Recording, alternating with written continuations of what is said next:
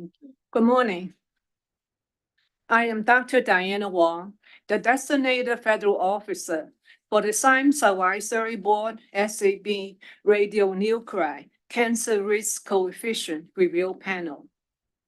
I would like to welcome everyone for participating in today's meeting. Before we start, I would like to take the roll call. I will start with the panel members in the room first. Dr. Yiling Xu, Present. Dr. Maya Atandilashvili, Dr. Roland Banky, Dr. Harry Coolings, Dr. Mark Little is not here yet. Dr. Qinghua Mao, Dr. Bruce Napier, Dr. Ruth Pfeiffer, Dr. Daniel Stram, Here. Dr. Daniel Strong, Present. Dr. Wei-Sheng Wang, Dr. Gail Woloschuk, Dr. Lydia Zabrowska. Thank you. Now I will call on those who participate remotely. Dr. Eric Grant, Here. Dr. Steve Simon. Dr. Steve Simon. He's not here yet. Here. Is I'm here? Okay, good, thank you. So we're only missing Dr. Mark Little. Maybe he will join us later because we have quite a few panel members traveling. So, and they come back very hectic schedule. So, good morning. Yes? Yeah, I know that his mom was at the end, and I think he made it back. So I think he's probably jet lagged. Maybe he fell asleep again. Maybe he join us later. After all this weather, we're not sure. That's sure now. Okay. Anyway, thank you for all the feedback. Good morning again. I am Dr. Diana Wong, and I am the designated federal officer, or DFO, for the Science Advisory Board Radionuclide Cancer Risk Coefficient Review Panel. In my role as the DFO, I would like to formally open this public meeting of the Radionuclide Cancer Risk Coefficient Review Panel. The purpose of this meeting is for the SAB Radionuclide Cancer Risk Coefficient Review Panel to receive briefings from EPA on the draft cancer risk coefficients for environmental exposure to radionuclides, also known as FGR-16. Listen to public comments and deliberate on responses to the charged questions. The SAB is an independent, expert federal advisory committee chartered under the authority of the Federal Advisory Committee Act, or FACA. The SAB is empowered by law, the Environmental Research, Development, and Demonstration Authorization Act, to provide advice to the EPA administrator on scientific and technical underpinnings of the EPA's decision. FACA and EPA policy require that SAB meetings be announced to the public in the Federal Register, and that substantive deliberations and interactions of EPA and the public be conducted in open sections where a DFO is present to ensure that the requirements of FACA are met. FACA also requires that public meetings provide an opportunity for oral and written public comments. There is a public comment period noted on the agenda for this meeting where members of the public can register in advance with the SAB staff office to make oral comments. We do not have registered public speakers today. However, there is another opportunity for the public to provide 5 minutes clarifying comments on the last day towards the end of the meeting. Members of the public who wish to provide clarifying comments on the last day can register with me at the meeting or send me an email. My email address is wong.diana-m@epa.gov. All public comments will be distributed to panel members, and they have been asked to take them into consideration as they respond to their charged questions. Public comments will be available on the SAB website along with all meeting materials pertaining to this advisory activity. Minutes will be prepared to summarize discussions and action items in accordance with requirements of record. The SAB staff office will work with the panel chair to have the official minutes certified so they can be posted on the SAB website. The SAB consists of special government employees or regular government employees appointed by EPA to their positions. As government employees, all the members are subject to all applicable ethics laws and implementing regulations. The SAB staff office has also reviewed other information related to the public statements expressed by experts on this panel related to the advisory activity under consideration. EPA has determined that advisors participating in this meeting have no financial conflict of interest or appearance of lack of impartiality under ethics regulation related to the topic of this meeting. Now, I would like to turn the meeting over to Mr. Tom Brennan, the Director of the SAB Staff Office, to give his welcoming remarks. Thank you, Diana, and welcome everyone to the SAB's Radionuclide Cancer Coefficients Review Panel. I'd like to start by thanking you, the members of this committee. I was at a wedding this weekend, and they made a point to kind of play a game and celebrate who traveled the farthest to attend the wedding. So I know this means something to folks in this room. The winner at the party was somebody from Missouri. But today we have several people that have come straight from Europe and another conference to be part of this. And I know it's probably hard. We got some stiff backs and some droopy eyes, but I want to say thank you for your commitment to supporting the EPA. This public service is just really instrumental, and not just the EPA, but also Department of Energy and U.S. Regulatory Commission, and your expertise is so appreciated. So I just wanted to start by thanking you. I'd also like to thank the Office of Air and Radiation, as they've led a team consisting of EPA, DOE, and the U.S. Regulatory Commission. It really, I can't even imagine the total number of employee hours that has gone into this project to get us here today, and the coordination between agencies, which is always a challenge. And so their efforts have made today possible. So I just want to point that out. Thank you, Office of Air and Radiation, and to the whole federal team to put this together.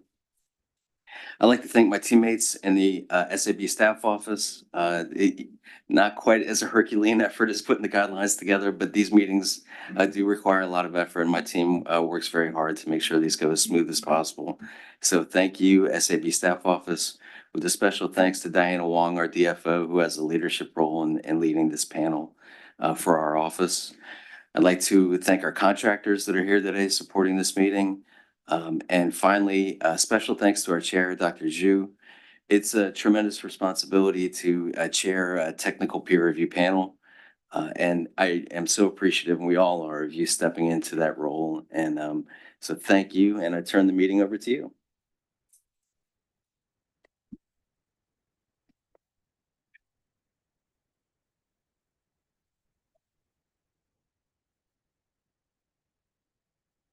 Well, thank you. Well, I excuse me if I'm a little bit slow because of missed the night of sleep. Well, thank you, Mr. Brandon, for your wonderful remark, and Dr. Wang for coordinating the panel.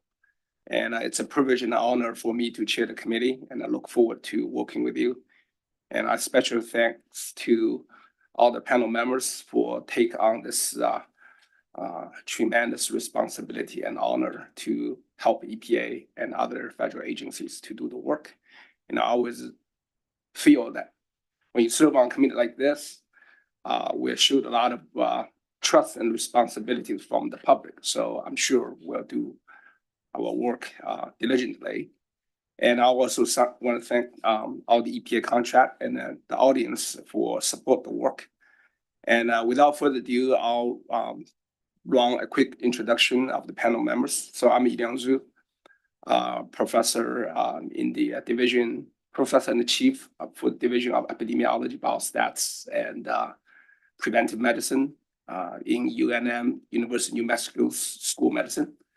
I bring to the table with some decades of experience of risk assessment, including exposure dose response assessments and science communication. And I also wear multiple hats in my regular academic positions. Without further ado, I'm turning this to Dr. Excuse me if I don't pronounce it correctly, but I'll try, okay? Avtendi Lashvili. I'll try. Thank you. Thank you. So I'm Maya Avtandilashvili from the United States Transuranium and Uranium Registries. I'm associate professor at Washington State University. And my expertise is mainly in internal radiation dosimetry and biokinetic modeling of radionuclides. Thank you. Yep. Good morning, Roland Benke, Director at Renaissance Code Development. I have a background in radiation detection, dosimetry, and risk assessment based in Austin, Texas. Good morning. I'm Harry Cullings, retired from the Radiation Effects Research Foundation in Hiroshima and Nagasaki, Japan.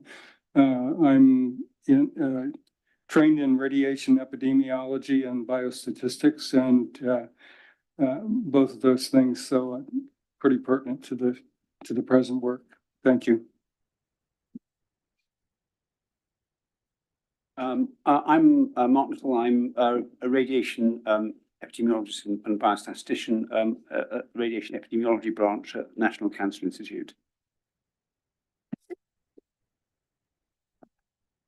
Yeah, my name is Jiu Mao. I'm from senior scientist from Lawrence Berkeley National Lab. Have many years experience to use mouse model to investigate the molecular mechanism for radiation-induced cancers.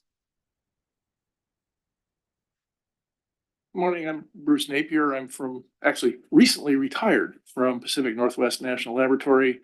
I'm an environmental health physicist. I'm actually a user of compilations such as this. I have got computer codes used around the world that incorporate Federal Guidance 13, so I'm pretty familiar with how it's used and what it's based on.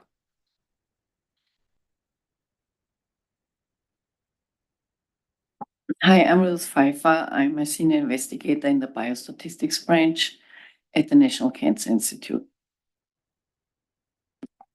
Hi, I'm Daniel Stram, not Strom. Although I've been called Strom occasionally. And I'm a professor at the University of Southern California. My area of expertise is biostatistics. And within the field of biostatistics, I've done over the years many aspects of radiation epidemiology, including thinking about how to deal with errors in dosimetry.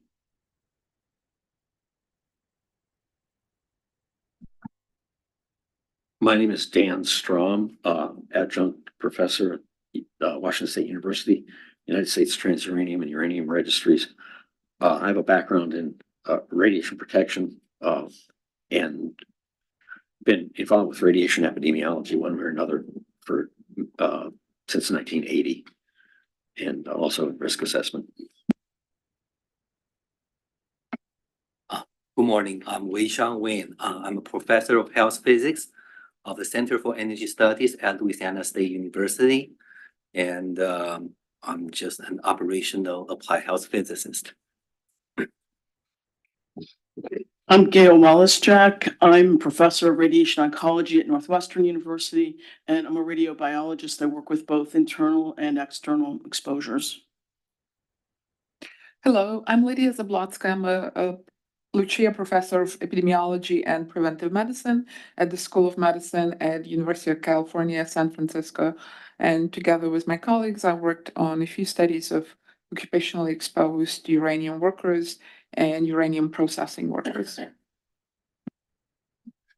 Thank you so much. Right.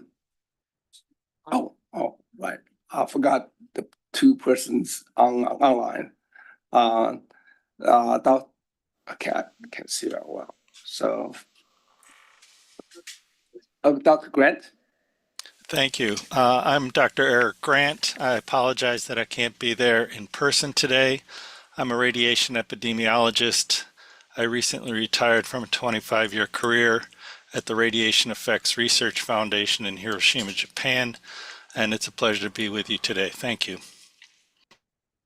Thank you. Dr. Simon. Morning. I'm Dr. Steve Simon. I'm a radiation physicist by training. I retired from 22 years at the National Cancer Institute, where I worked in radiation epidemiology, where I worked basically providing dosimetry support for radiation epidemiology studies across the spectrum of medical radiation, environmental radiation, occupational exposure. Thank you. Thank you. Without further ado, we're going to turn to EPA opening remarks. Dr. Armin. Yeah. Thank you. Yeah.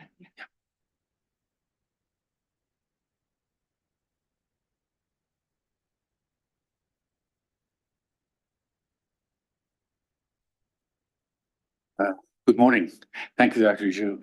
I'm Armin Ansari. I'm a director of the Center for Science and Technology within the EPA's Radiation Protection Division. And this is an exciting day for us. I mean, to be at this stage and being able to have this document before you, the Federal Guidance Report 16. And I have to tell you, when I first learned about the composition of this panel and the level and extent of expertise that it represents, I just couldn't be happier. So thank you so much for giving us your time and lending to us your experience, your expertise to make this document better. And I also want to thank Dr. Wong for actually bringing together this distinguished panel. The document that's before you, Cancer Risk Coefficients for Environmental Exposures to Radionuclides, is a major update to Federal Guidance Report 13, the document that Dr. Napier just mentioned. And before joining EPA, I had a 20-year career at Centers for Disease Control and Prevention. And in those years and the consulting years before that, we had copies of Federal Guidance Report 11, 12, 13 on our shelf, and we relied on them. We used them in many situations. And in those years, I wasn't aware and I really couldn't appreciate the amount of effort that goes into producing these documents and the meticulous process that they're put through. So this FGR 16 actually represents a multi-year effort and a significant investment on the part of this EPA program. I'm happy to say that my predecessor in this position, Mike Boyd, who oversaw this project from its genesis and is now happily retired, is able to join us today and share some information with you later this morning. So thank you, Mike. And I also want to acknowledge my esteemed colleagues at Oak Ridge National Laboratories, Center for Radiation Protection and Knowledge, and the EPA staff who contributed to the development of this document. Lastly, I want to say that this document, this project would not be possible without advancement in the underlying science of radiation biology, radiation epidemiology, internal and external dosimetry, and health effects modeling that actually lay the groundwork for this kind of project and make it possible. And members of this panel have made contributions to advancing that science. So thank you again for your feedback and your comments related to this document. and we look forward to them. And I'm not going to turn it over to my colleague, John Nagata. Thank you.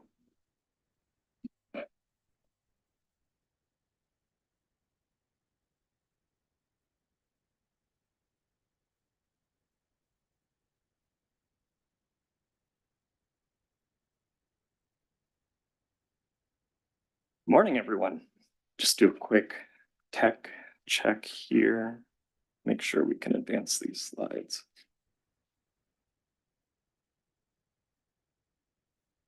All right, there we go. Good morning. I'd like to echo the sentiments of my EPA colleagues and thank you all for being here. It's a delight to see everyone in person and to have the opportunity to share FGR 16 with you and engage in some really meaningful discussions. My name is John Nagata. I'm a physical scientist at the EPA Office of Radiation and Indoor Air. And our goal for the next approximately 2 hours is to provide an overview of FGR 16. The presentations will expand upon those that we delivered at the April virtual meeting. And here's the outline of our talks today. These are intended to correlate roughly with the charge questions and the overall structure of FGR 16. I'll be providing a brief introduction, and then we'll go into exposure scenarios, which will be presented by Dr. Stunkel. We'll do biokinetic models with Dr. Leggett. We'll have dosimetric models for internal and external exposure by Dr. Jokish and Dr. Samuels, respectively. Cancer risk models will be Dr. Borrego. Application and limitations will be Mr. Boyd, who's joining us remotely. And we'll have Mr. Littleton provide some concluding remarks. I'll note that during the presentations, we did not allocate time between each one for question and answer. Rather, we ask that you make note of your questions, and we'll have a dedicated section after the break to address those clarifying questions. So with that, we'll get into the introduction discussion. Some of this content may be duplicative of that at the April meeting, but for the benefit of everyone in the room and for those who are tuning in remotely on YouTube, we thought we would cover some of this again. So we'll begin with the historical and statutory context of the report. As you know, EPA's mission is to protect human health and the environment, and the authority to address radiological hazards through the promulgation of standards and issuance of guidance and policy is derived from the Clean Air Act, the Safe Drinking Water Act, and other statutes as well. The historical basis for federal guidance for radiation protection, why we are producing this report, derives from the Atomic Energy Act, and that's the legislation being signed in this photo here, dating back to the 1940s, 50s, and 60s. This statutory authority was formerly held by the Federal Radiation Council, but it was transferred to EPA when it was created back in 1970. And at that point, EPA was given the responsibility of advising the president with respect to radiation matters and issuing guidance to federal agencies in the formulation of radiation standards and in the establishment and execution of programs of cooperation with states. As such, the primary audience for this guidance is federal departments and agencies in the US government with roles in radiological protection. However, the guidance is widely available to other stakeholders, including our state and territorial radiation protection programs, academic institutions, industries, and our international radiation protection colleagues as well. Federal guidance can be roughly broken into two flavors. We call the first presidential guidance, and these are policy recommendations that are formally issued by the EPA administrator, signed by the president, and published in the Federal Register. The other column of federal guidance reports are these technical reports, and these provide tools for radiation protection, such as dose and risk coefficients. Examples of some of the early federal guidance reports published by the Federal Radiation Council are shown on the right there. To highlight some of our more recent reports, which have already been alluded to in our meeting thus far, are FGR 15, our external dose coefficients, and those were published in 2019 and serve as an input to some of the external risk coefficients in FGR 16. FGR 14 is guidance for diagnostic and interventional X-ray procedures. And FGR 13, as we've discussed, it provided cancer risk coefficients back in 1999, and FGR 16 is an update to that report. So how do we get from science to policy? This slide aims to illustrate a generalized path that we take. While we strive to develop guidance, policy, and regulations that are based on research directly, rather we base our guidance and policies on synthesis and recommendations of authoritative scientific bodies, which evaluate the body of the scientific literature. So if we look at this diagram, starting on the left, radiological protection research is conducted and published in the peer-reviewed literature. This body of literature is evaluated and synthesized by organizations, for example, the National Academy of Sciences and the the UN Scientific Committee on the Effects of Atomic Radiation, or UNSCARE, to name a few. Recommendations are issued by organizations such as the National Council on Radiation Protection and Measurements and the International Commission on Radiological Protection. And these recommendations inform our federal guidance, policy, and regulations. A question arose at the April meeting as to why we use certain reports as the basis for our work, reports which some may consider to be outdated. The reason for our approach is actually tied to our authorizing statutes. The text in this slide is pulled directly from the Atomic Energy Act. It specifies that we, the EPA, should consult with the National Academy of Sciences, the NCRP, and other qualified experts in the field of biology and medicine and in health physics when developing our guidance documents. This is why we use the BEER reports, the biological effects of ionizing radiation, as well as ICRP publications as the basis for this report. Furthermore, the review by this SAB panel exemplifies our commitment to consulting with qualified experts in relevant fields for this work. Another point of discussion at the April meeting revolved around the use of these risk coefficients. So we hope to provide a little more context for how FGR 16 will be used, even if it falls outside the scope of the report itself. The risk coefficients in this report are intended mainly for prospective assessments of potential cancer risks from exposure to radionuclides in environmental media. The risk coefficients may be interpreted either as the average risk per unit exposure for a population exposed throughout life to a constant activity concentration, or for multiple or single acute exposures. Possible uses for these risk assessments may include establishing cleanup levels at contaminated sites, conducting regulatory impact or cost-benefit analyses, conducting environmental impact statements, notably applied to assessments under the National Environmental Policy Act, or NEPA, and conducting other risk assessment studies. The primary users of FGR 16 are federal and state departments or agencies with statutory authority to implement radiological protection programs. While it's recognized that there may be other users of this work, it was not developed with the intended use necessarily by academic researchers. So we'll briefly talk about the application of FGR 16 risk coefficients for the EPA Superfund program.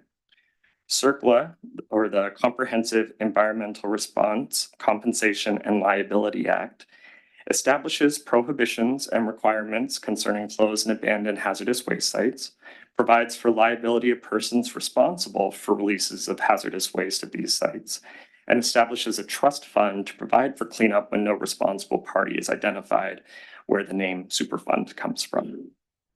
There are over 1,300 sites listed on the National Priorities List, and that NPL is a registry of sites with hazardous substances, pollutants, or contaminants throughout the US that warrant further investigation. Presently, about 70 sites on the NPL are known to have radioactive contaminants. Superfund is an example of a primary user of FGR-16 risk coefficients because of the need to estimate radiogenic cancer risks for implementation of a regulatory radiation protection program. So a little more in the context of the Superfund program. Risk coefficients are used for analyses of site-specific contaminants to inform decision-making processes. The National Superfund program produces analytic tools such as the preliminary remediation goal calculators, which are used to evaluate the risks to public associated with radioactive contaminants at a site. The goal of these assessments is to address radioactively contaminated sites consistent with EPA's guidance for chemically contaminated sites, accounting for the technical differences between radionuclides and chemicals. These calculators utilize risk coefficients, also referred to as slope factors, for site screening and establishing initial cleanup goals when applicable. They can help identify areas, contaminants, and conditions that do not require further attention, and they aid in establishing initial cleanup goals, which may serve as long-term targets to use during analysis of remediation alternatives. As such, the risk coefficients provided in FGR-16 and used in these calculators have implications for cleanup of contaminated sites across the United States. So while this summary of the EPA Superfund program was not intended to be exhaustive, I hope I gave you a little idea of how these risk coefficients are used when deployed to address real-world contamination scenarios. So shifting back to FGR-16, FGR-16, which will be the newest volume in the Federal Guidance Report series, provides cancer risk coefficients for estimating population radiogenic cancer risks, both morbidity and mortality, for environmental exposures to radionuclides. As we've said, FGR-16 updates and expands FGR-13, which was published back in 1999.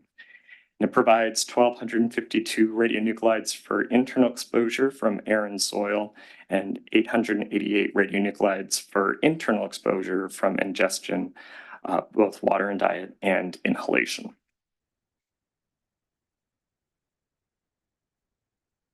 As we discussed at the April meeting, it's a non-trivial effort to develop these risk coefficients, and to reiterate, a lot of the heavy lifting to generate FGR-16 was done by our colleagues at Oak Ridge National Laboratory's Center for Radiation Protection Knowledge, and several of them are joining us here today.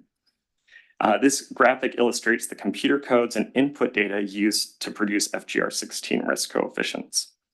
The dark blue boxes each represent the computer code modules produced by Oak Ridge and which perform the necessary calculations.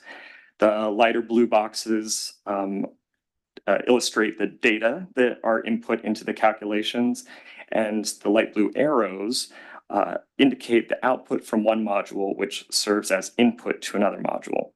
Of course, at the end, we want to produce a risk coefficient, which provides either the risk per unit activity intake or the risk per unit activity concentration in the environment for internal and external exposures, respectively. And this is our crazy everything on one slide. We're not going to go through all of these components now, but over the next few presentations, we'll be describing how these various data sources and models fit together to produce the FGR-16 risk coefficients. This is again a duplicate slide from our April meeting, but just to provide a brief reorientation to the report and also the order of our presentations today. We have the introductory chapter. Chapter 2 provides the many tables of the risk coefficients. And I should again reiterate that these risk coefficients provided in the report are not final. We do anticipate making changes and recalculating some of the values based on the input from this panel. Additionally, we know that an issue with FGR-15 will require us to retabulate the risk coefficients in table 2.3, which is the external risk coefficients. Moving back to the list here, chapters 3, 4, and 3 is the exposure scenarios, which we're going to cover in the next presentation. 4 is biokinetic models.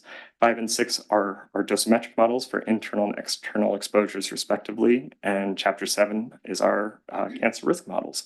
And we round it out with some example calculations in an appendix and provide the end matter with a glossary and references with a total page count of around 274. So quite a few pages to get through if you're trying to read the report in its entirety. So I'd like to thank you for this opportunity to provide some introductory remarks. I'm now going to turn the mic over to my colleague, Dr. Stunkel, to review the exposure scenarios in FGR 16.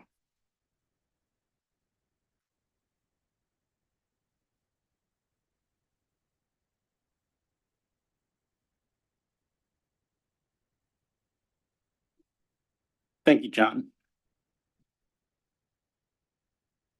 Okay, so this presentation describes the exposure scenarios for which risk coefficients are calculated for either a lifetime exposure as an external exposure or a lifetime internal intake, either through inhalation or through ingestion.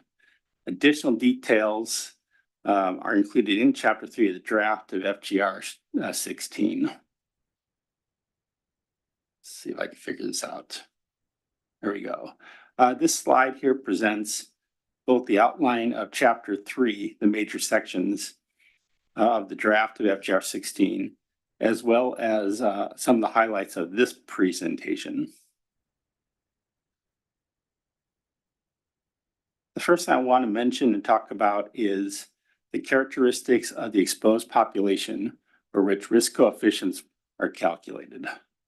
We'll have several slides talking about the source of information for that. The physical characteristics of the reference female and reference male at different ages are described in ICRP publication 89.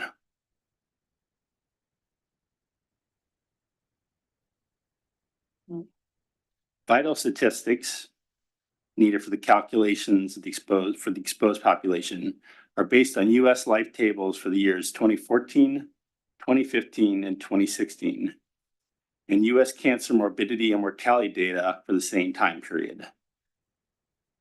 That is, it's assumed that 1, the exposed male and female are subject to the risk of dying from a competing cause, and a competing cause is any cause other than a cancer produced by the radiation exposure hypothesized in the tables, as indicated by the life tables.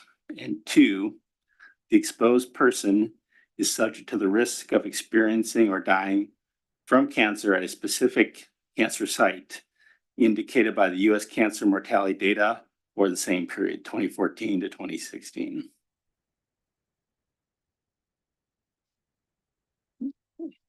Sex-specific survival functions, that is the fraction of the population surviving to different ages, for a stationary population are shown in the figure to the right, and also are included in the report itself in 5-year intervals in table 3-1.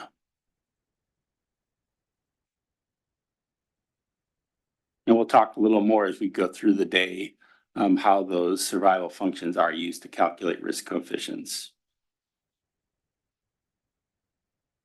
So for either internal or external exposure, the risk coefficient for a given radionuclide assumes that only the radionuclide present in the environmental medium is factored into the calculation.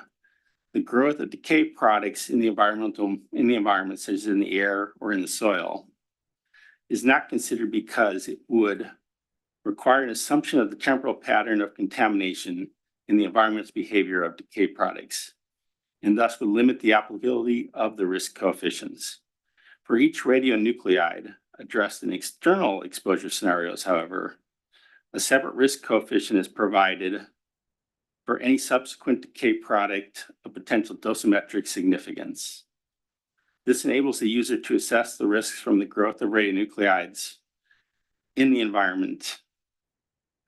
For internally deposited radionuclides, however, also the calculation of tissue doses includes the contribution from any decay products produced in the body after the intake of that particular radionuclide.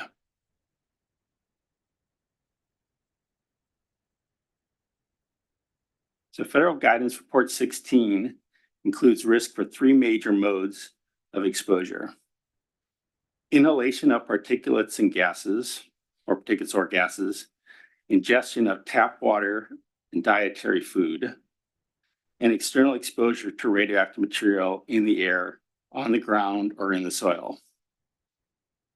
The question often comes up, why do we have separate risk coefficients for tap water and also for dietary food? And because the risk coefficient is for a lifetime intake, separate calculations have to perform because the relative contribution to, or the relative intake changes over your lifetime. So you may drink more water in the early years of your life and less in later years. Or you may, for example, eat less food in terms of calories at certain times in your life than at other times. So the risk coefficients, so they use the same methodology, use different consumption factors or consumption functions as a function of age. And that's the reason we have two separate tables, one for food and one for drinking water.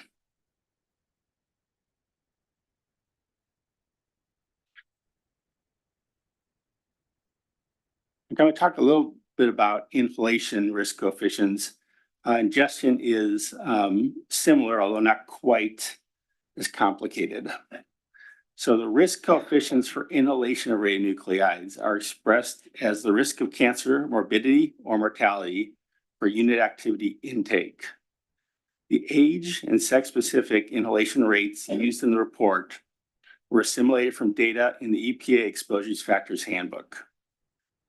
Risk coefficients for inhalation are based on the activity median aerodynamic diameter, otherwise known as the AMAD, and that value used is 1 micrometer or 1 micron. The fraction of inhaled activity deposited in the lung is in part determined by the assumed AMAD.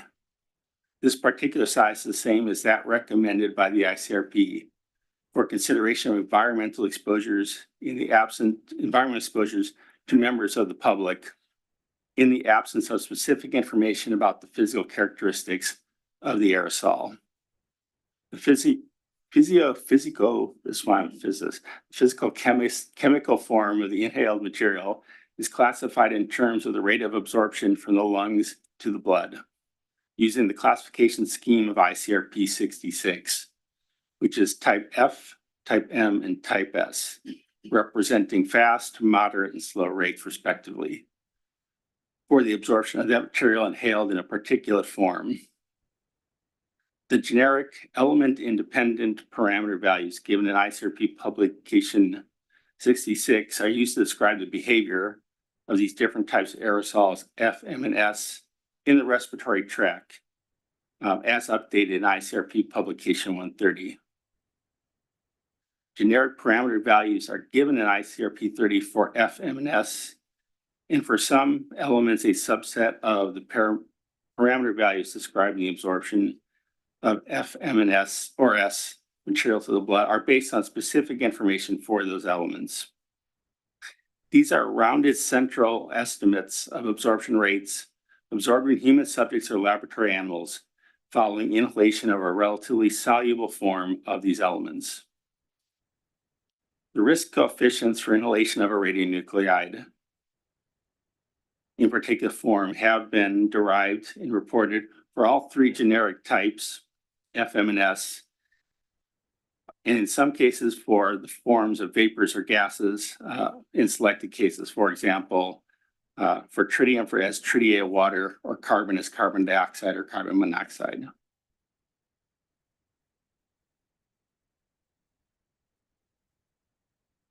Risk coefficients for external exposure to radiation from radionuclides in soil are expressed as a risk of cancer mortality and morbidity again per unit time integrated exposure to that radionuclide in the soil. The exposure rates used in the calculations are age and sex specific values tabulated in Federal Guidance Report number 15. For reference, individuals standing outdoors with no shielding. Risk coefficients are tabulated for two different external scenarios. One for ground surface and another for soil contaminated to an infinite depth. In both cases, the contamination is assumed to be of an infinite lateral extent, and the ground surface source is represented as a planar source covered by 3 millimeters of soil, representing ground roughness. So now I'm going to turn it over to my colleagues at CRPK.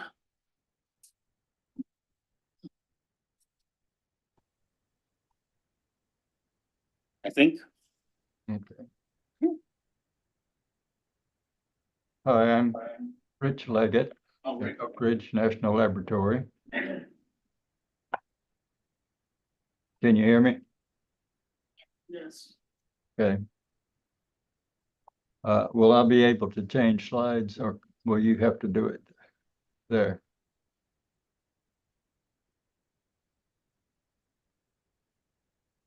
You can share your screen or I can control for you.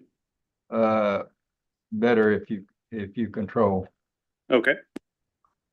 Okay, I'll give an overview of the types of biokinetic models used in the derivation of risk coefficients in Federal Guidance 16 for inhaled or ingested radionuclides, and compare them with models used in Federal Guidance 13. We can't hear it. Can you getting a little closer to the microphone? Yes. Let's try. Yeah, that's better. Okay. Next slide, please. A biokinetic model for a radionuclide is a mathematical representation of the time course of distribution, retention, and excretion of the radionuclide after its entry into the body or after its production in the body by decay of another radionuclide. The latest age-specific compartmental biokinetic models of the International Commission on Radiological Protection are used in Federal Guidance 16. Next slide.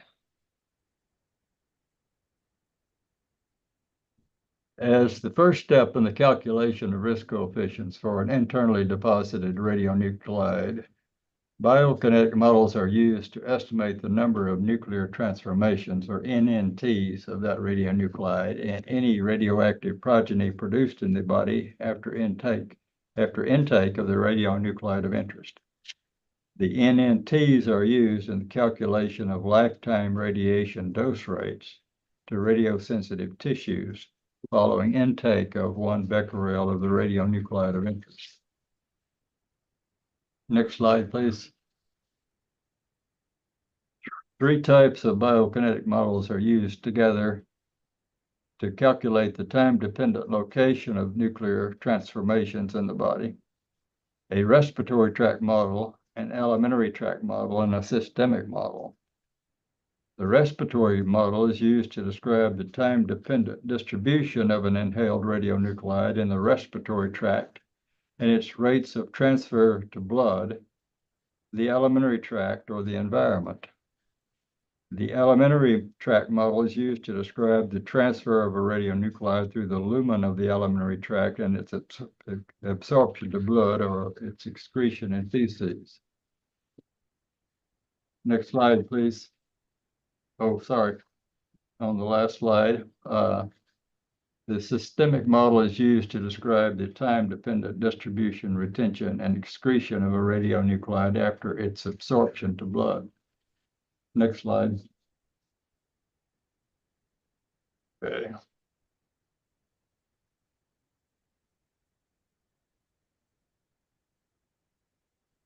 Good. Lost my script.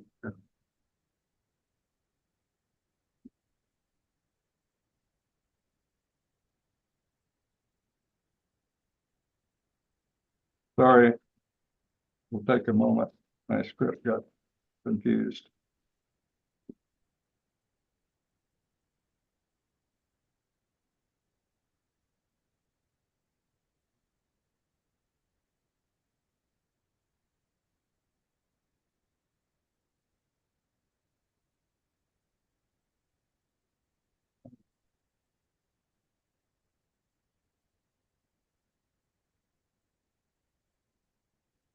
respiratory model used in Federal Guidance 16 calculations is the latest version of the ICRP's Human Respiratory Tract Model, or HRTM. The HRTM was introduced in ICRP Publication 66 in 1994 and updated in Publication 130 in 2015. The original version was used in Federal Guidance 13. The figure shows the directions of movement of inhaled particles in the Federal Guidance 16 version of the HRTM, including rates of clearance to the gastrointestinal tract via the esophagus and clearance to the environment by nose blowing, for example. The numbers beside the arrows are rates of particle transport in units of per day. The Federal Guidance 16 version of the HRTM does not differ greatly from the Federal Guidance 13 version. The model structure was modified a bit, and some particle transfer rates were revised. A notable revision was an assignment of slower transfer of particles away from the alveolar interstitial region and the deep lungs to other regions of the HRTM. In addition to inhaled particles, the HRTM is applied to inhaled radionuclides in gas or vapor forms, which typically are assumed to have only a short retention time in the respiratory tract. Next slide.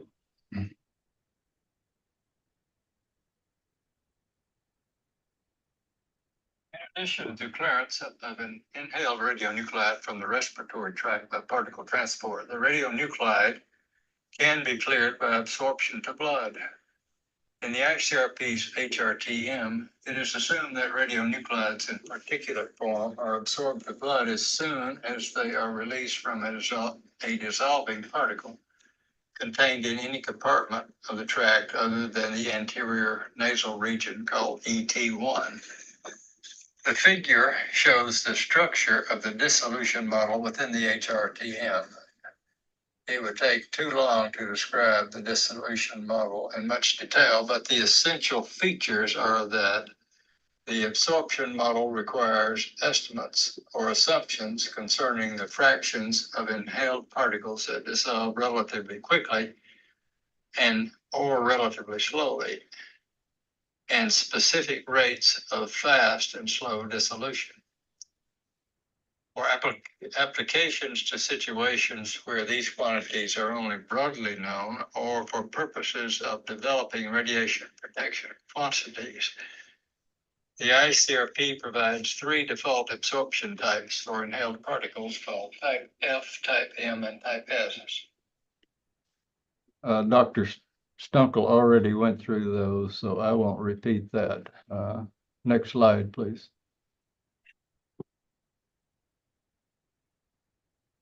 Turning to alimentary tract models, Federal Guidance 13 used the gastrointestinal tract model introduced in Publication 30 in 1979 and shown in the figure on the left.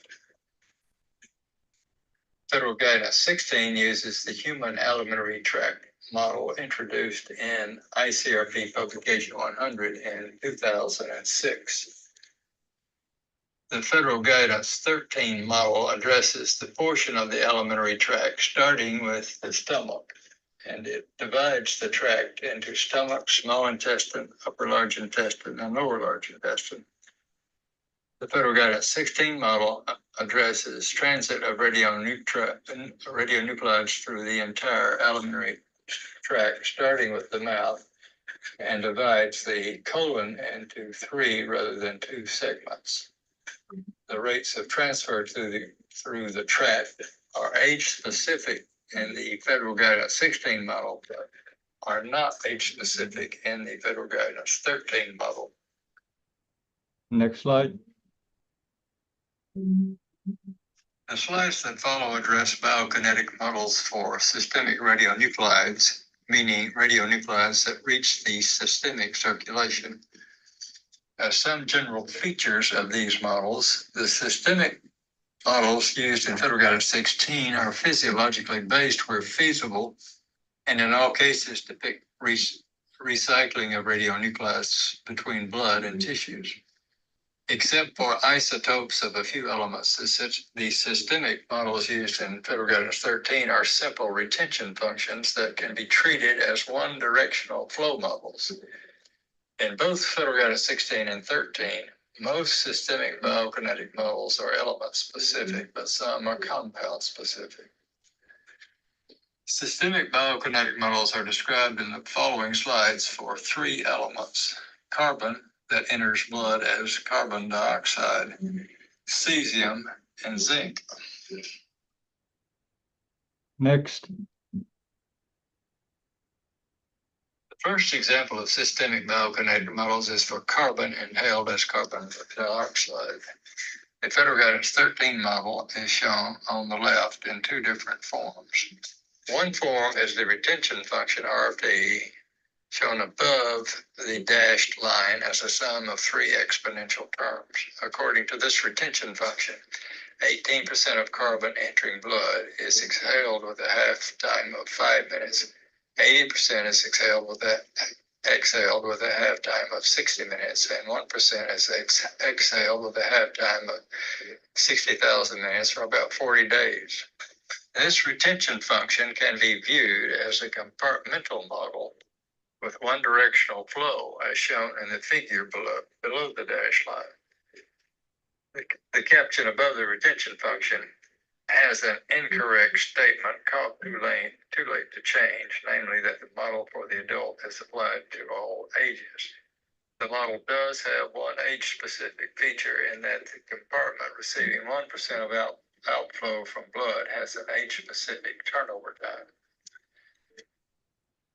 The structure of the federal guidance 16 model for carbon inhaled as carbon dioxide is shown on the right. The federal guidance 16 model differs from the federal guidance 13 model in that it depicts recycling of carbon between blood and tissues. It has more components of retention. It distinguishes between retention in bone and soft tissue. It addresses paths of removal from body other than exhalation. And it is based on a much more expensive set of data than the federal guidance 13 model. Next slide.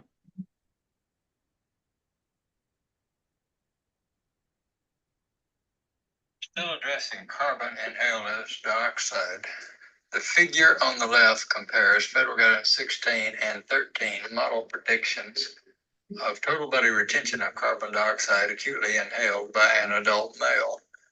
The federal guidance 16 model predictions of retention are higher than those of the federal guidance 13 model for all times after intake. The figure on the right illustrates the federal guidance 16 model fit to one of the many data sets underlying that model. The data are for healthy human subjects and represent recovery of carbon-14 that was continuously infused as carbon-14 bicarbonate over a few days. Carbon bicarbonate and carbon dioxide reduced to the same form when entering blood. So these data are applicable to inhaled carbon dioxide.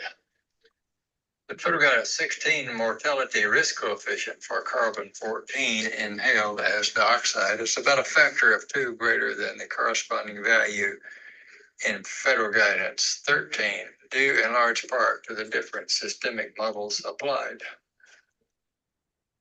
Next.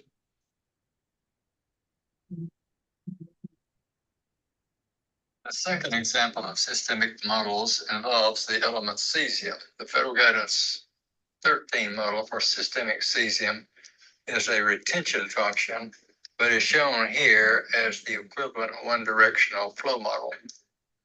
The model is age dependent and is based on observations of cesium retention in healthy infants, children, adolescents, and adults.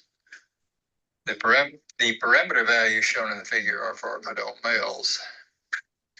The federal guidance 13 model is adequate for most radiation protection purposes, but it has 2 weaknesses. First, the federal guidance 13 model assigns a uniform distribution of cesium in the body, which is inconsistent with available data. And second, as assumed for most radionuclides in Federal Guidance 13 and its underlying ICRP reports. Radioactive progeny produced in the body are assigned the biokinetics of the parent, which generally does not agree with observations. For example, cesium-137 decays to the short-lived radionuclide barium-137M, which has a half-life of about 2.5 minutes. Data for laboratory animals indicate that barium-137M produced in the body migrates rapidly from cesium-137 and distributes much differently from cesium, despite its short half-life. The weaknesses in the Federal Guidance 13 model have a noticeable effect on derived risk coefficients. For example, if we had used the Federal Guidance 13 systemic model for cesium instead of the Federal Guidance 16 model and calculations of risk coefficients for ingestion of cesium-137 in food, the Federal Guidance 16 mortality risk coefficients would be lowered by about 35%, and risk coefficients for some tissues would be lowered by 50 to 65%. Next.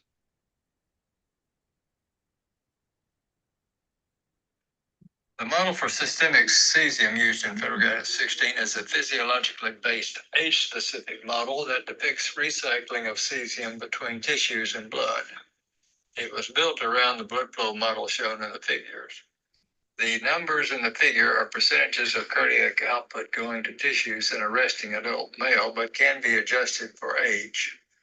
To apply the blood flow model to the biokinetics of cesium, the uptake rate of circulating cesium by tissue was estimated as the cardiac output in blood volumes per day times the fraction of cardiac output going to the tissue times the tissue-specific extraction fraction of cesium from blood. The rate of return from that tissue to plasma was calculated from the inflow rate to the tissue and the portion of total body cesium in the tissue at equilibrium. The equilibrium distribution of cesium in the adult body, at least, is known from autopsy measurements of stable cesium and cesium-137. Next. A key parameter value in the derivation of transfer coefficients for cesium is the tissue-specific extraction fraction, meaning the fraction of cesium taken up by a tissue as cesium makes a single pass through that tissue, moving from arterial to venous blood. The table shown here lists reference tissue-specific extraction fractions for cesium. Note the wide distribution of extraction fractions, such as 20% for kidneys and 0.2% for brain. These values are based on a large literature on tissue extraction of cesium and its chemical and physiological analogs, potassium and rubidium. These three elements have been used over many years to study factors determining cell discrimination between chemically or physiologically similar elements. Next.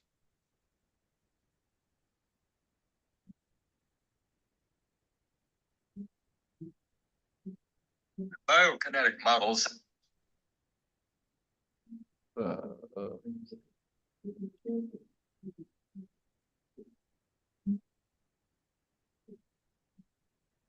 that we refer to as physiologically based are some combination of physiological and anatomical components and fits to empirical information, meaning reported quantitative observations of the element of interest or its chemical and physiological analogs.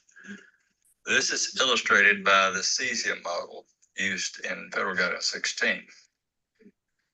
The figure shows the blood flow model underlying the cesium model with observed relative losses of cesium along three excretion pathways shown at the bottom of the figure. Based on reported measurements, excretion of cesium in urine represents, on average, about 85% of total excretion. Feces represents about 13%, and sweat and other minor losses represent about 2%. The absolute age-specific rates of loss along these paths was set for reasonable consistency with mean observed total body retention of cesium. Next.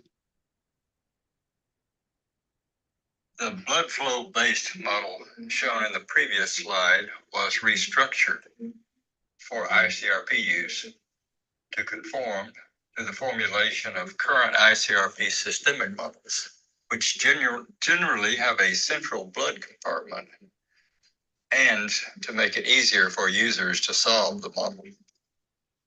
The predictions of the restructured model are virtually identical to those of the underlying blood flow version for cesium isotopes, with half-life of at least 10 minutes, which is the cutoff half-life for radionuclides addressed as parent radionuclides in ICRP reports on environmental and occupational exposure, and in Federal Guidance 16.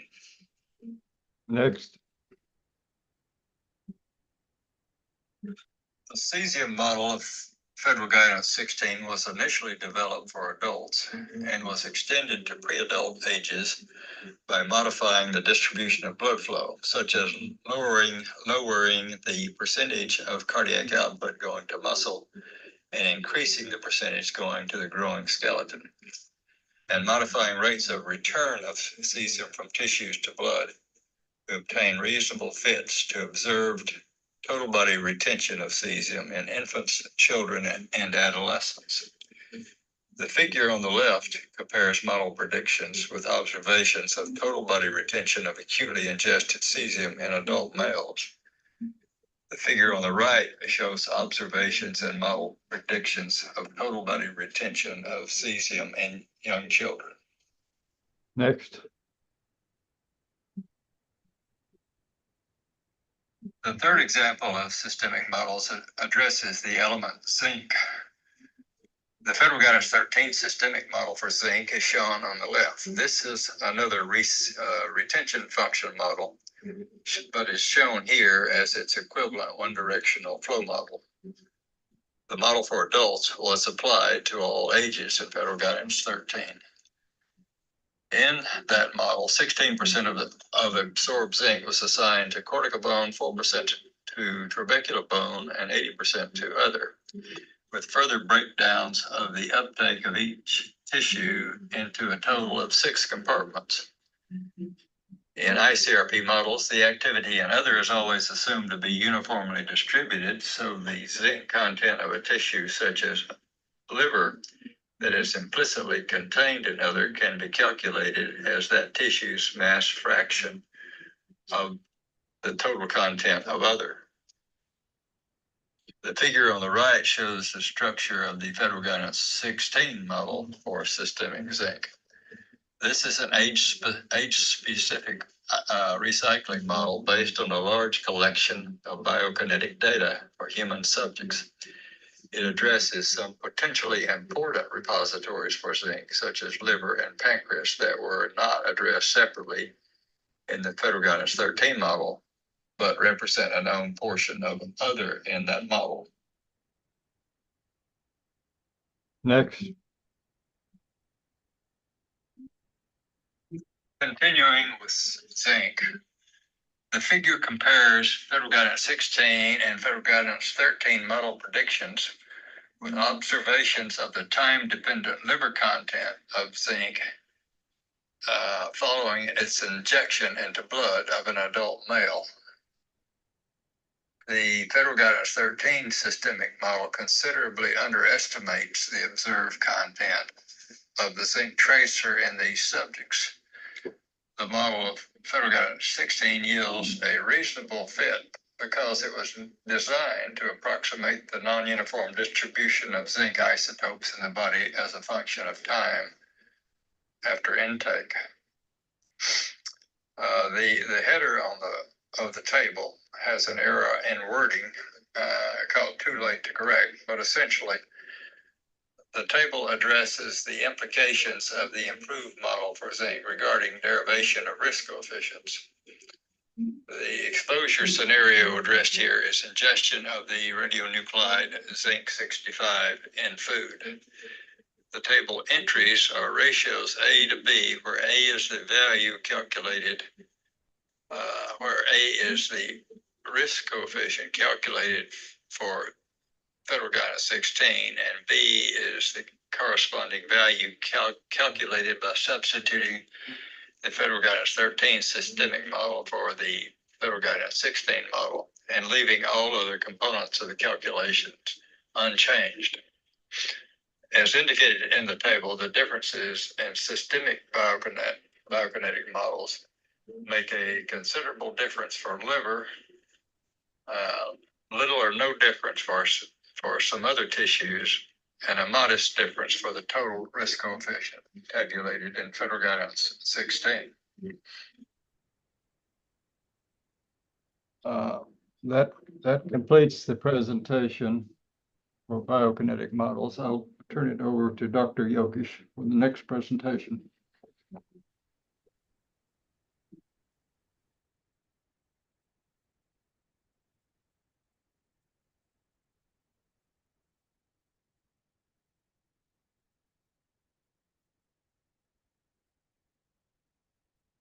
Good morning. My name is Derek Yokish. I'm at Francis Marion University and have a joint appointment at Oak Ridge National Laboratory. I know nothing is quite as exciting as listening to us read from scripts, especially if you're jet lagged. I'm afraid I don't get to spare you of that, but I do have more equations and plots to look at. So my role is to now take you through a summary of the models and data we use to compute the dose quantity of interest for environmental radionuclides taken into the body. And since we just heard about the role biokinetic modeling plays in this calculation, my focus will be on the energy absorption side of the calculation.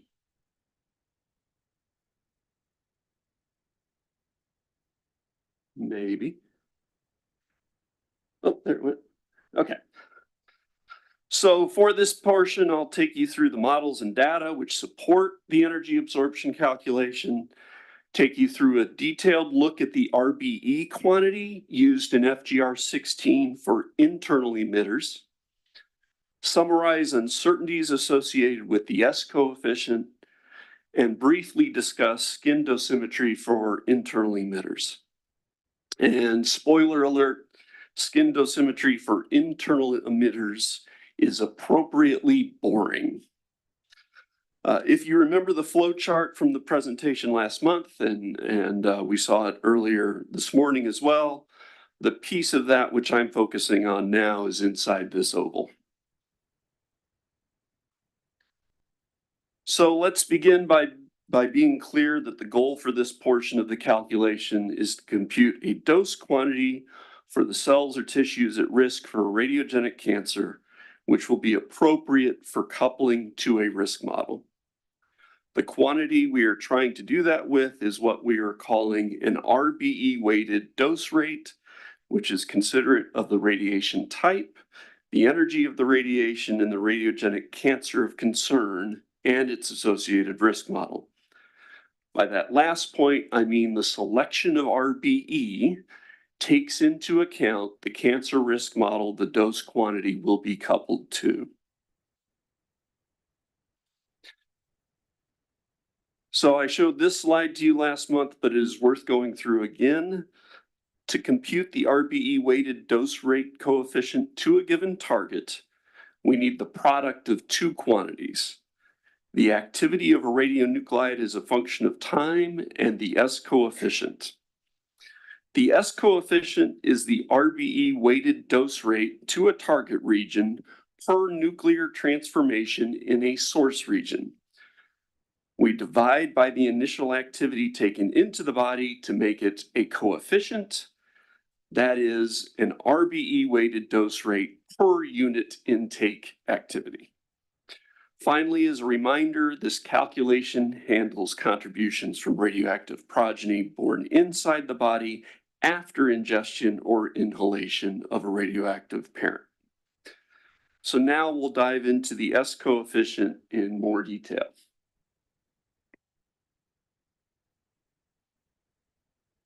The S coefficient is specific to a radionuclide, reference age, and source target combination, but the quantity can be computed independent of activity distributions. It is summed over the various radiation emissions of a given radionuclide. It is the product then of the RBE, energy and yield of the emission, and a quantity called the specific absorbed fraction. RBE depends on radiation type and cancer of concern, and for photons and electrons is a function of energy. The specific absorbed fraction, or SAF, gives the fraction of energy emitted from a source region, which is absorbed in a target region per mass of that target region. The SAF values used in FGR16 come from ICRP publications 133 and 155.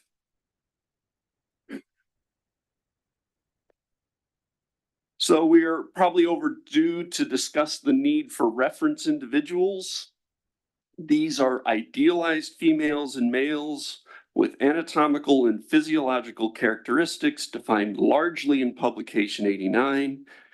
In this sense, the reference individuals are theoretical constructions designed for the purpose of radiological protection. Reference individuals do not equal reference phantoms, though phantoms can be designed based on the parameters of the reference individuals. I've always thought the most appropriate photo illustrative of the reference individuals isn't of a phantom, it's the cover of publication 89, a document full of data tables.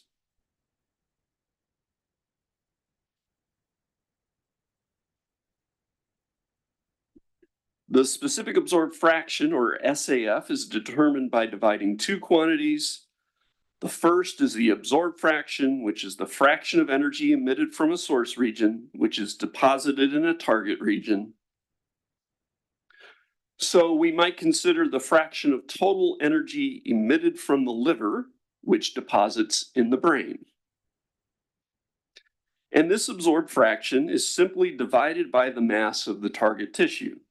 Sticking with our liver to the brain example, we would divide by the mass of the brain since it's the target tissue. The SAF set used in FGR16 calculations is significantly more expansive than in the past. When you consider the number of source and target region combinations, the 12 reference individuals, and the 4 radiation types, the SAFs alone account for more than 3 million individual data points.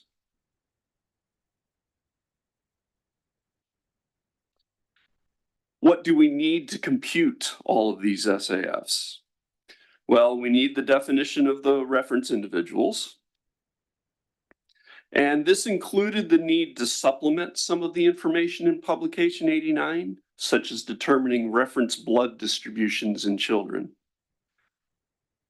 We need anatomical models of tissue geometries and compositions, and these fall into 3 general categories. The whole body voxel phantoms of ICRP publications 110 and 143. Image-based microstructure models of the skeleton. And mathematically defined stylized models in the GI tract and the lung. Finally, we need to couple the above to a radiation transport engine such as those shown here.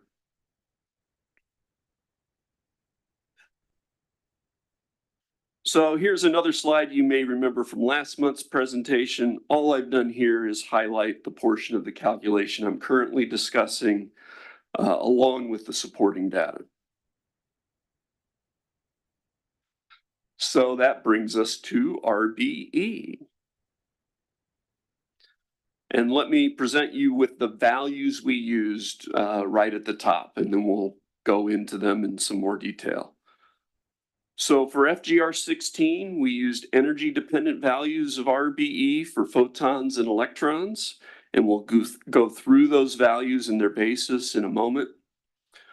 For neutrons coming from internal emitters which undergo spontaneous fission, we will use an RBE of 10 for all cancers. For alpha particles, an RBE of 2 is used for leukemia, 10 for bone cancer, and 20 for all other cancers. On the far right column in this table, you can compare to the RBE values used in FGR 13. Finally, note that the risk coefficients for the 28 radionuclides capable of spontaneous fission will get revised as the current draft contains values which had the alpha RBE as a placeholder for neutron RBE.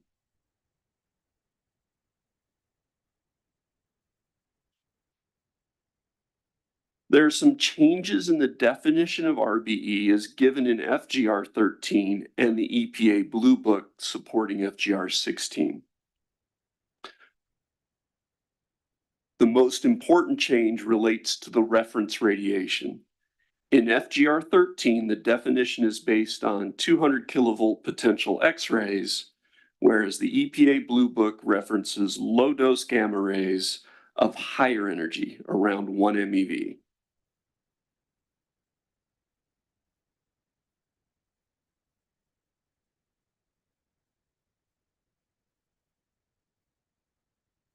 The electron and photon RBE values are functions of energy and come from a 2015 Bellamy et al. Paper. The density of ionizing events is not uniform along an electron's path, with greater density occurring at the lowest electron energies, or in other words, the LET of an electron changes during the course of its energy loss. Given experimental evidence for a relationship between RBE and LET, it's desirable to allow electron energy to inform RBE values. And of course, since photons are indirectly ionizing, depositing their energy via production of secondary electrons, it follows that RBE would be dependent on the photon energy. So the Bellamy et al. Paper uses an empirical relationship between electron energy and RBE, combined with electron and photon physics simulations to arrive at electron and photon RBE values, which are dependent on energy.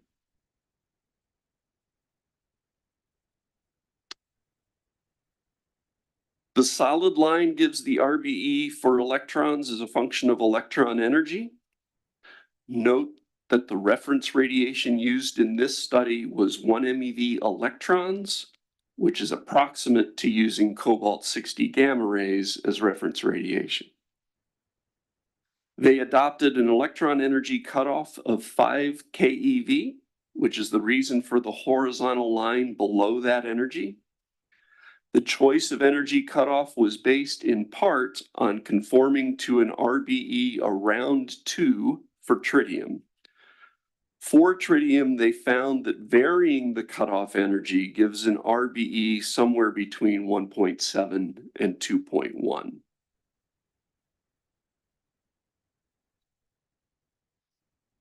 And this figure provides the same information for photons. You will note here some comparisons to published experimental RBEs for photons of varying energy.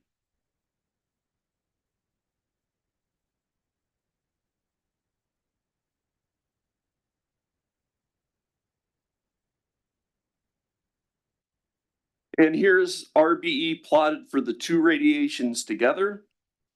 You'll note the peak in the photon RBE taking place just under 100 keV. This is due to the most likely photon interaction changing from the photoelectric effect to Compton scattering. As that transition takes place, the secondary electrons produced switch to lower energies and therefore higher RBE. In other words, an 80 keV photon will produce a higher energy photoelectron on average than it will a Compton electron.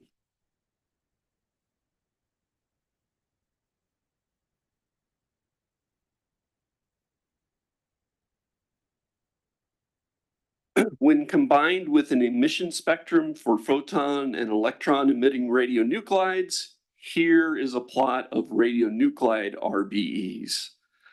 The highest radionuclide RBEs are associated with those undergoing electron capture. Tritium sits just slightly higher than 2.0, and the vast majority of electron and photon emitting radionuclides have RBEs between 1.0 and 1.3.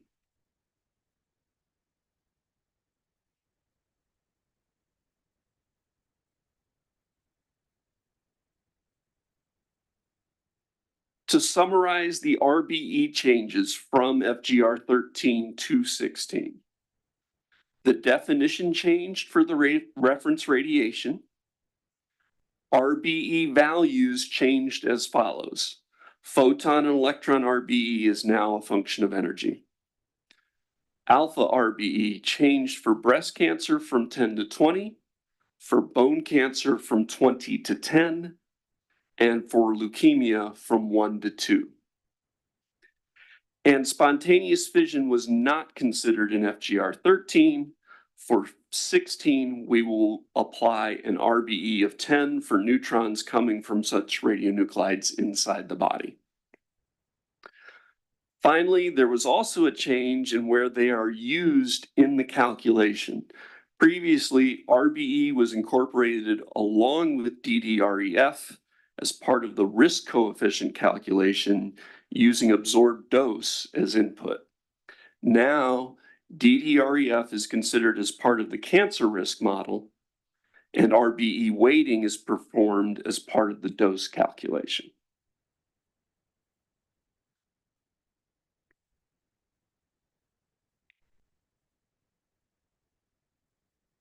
I wanted to summarize uncertainties associated with the RBE weighted S coefficient. And we can go through each quantity and talk about their relative uncertainties. The properties of radiation emissions, energy and yield associated with radionuclide decay have low uncertainties. The largest relative uncertainties would be for low yield emissions, but of course, these are the same ones which negligibly contribute to the S coefficient. Uncertainty in the specific absorbed fraction can come from a couple of places. There is some uncertainty associated with radiation transport simulations, but that uncertainty is low for the dominating sulfur radiation geometries. In other words, even though uncertainty may be larger for the SAF for the liver irradiating the brain, that dose contribution is not nearly as important as the contribution from material in the brain irradiating itself, which has a low uncertainty. Of course, there is some uncertainty associated with modeling decisions regarding the size or mass of the tissues. And the largest contribution to uncertainty in the RBE weighted S coefficient is associated with the RBE choice.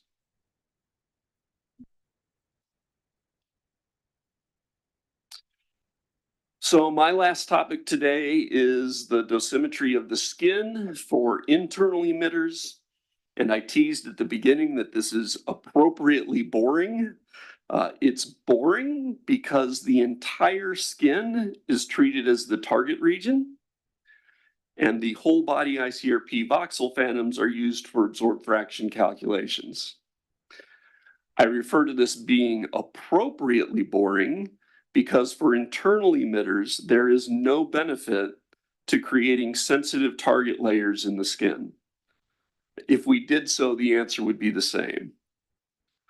This would not be true, for example, if we had internal emitters which preferentially distributed in different source regions of the skin.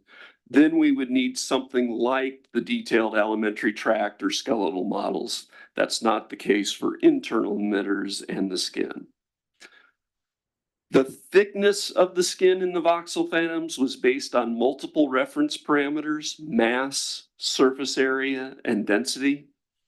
And when building the voxel phantoms for children, they were sensitive to the need to have an approximately linear increase in skin thickness with age. The skin thickness in the adult is larger than the modelers would have liked. They were limited by voxel resolution and geometry, but should have negligible impact on on internal dosimetry for the skin. As is often the case for skin dosimetry, this issue is more important for external sources of radiation. And remember that these same voxel phantoms are not used for the FGR15 external dosimetry of the skin supporting FGR16. So with that, I will turn it over to Dr. Kaylee Samuels.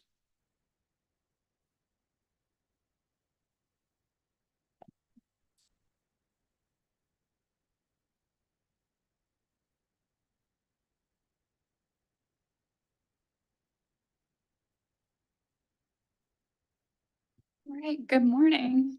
I'm Dr. Kaylee Samuels from Center for Radiation Protection Knowledge at Oak Ridge National Lab, and I've been asked to speak to you today to give a summary of the external dosimetry methods and models that underlie the risk coefficients that we're presenting in FGR16.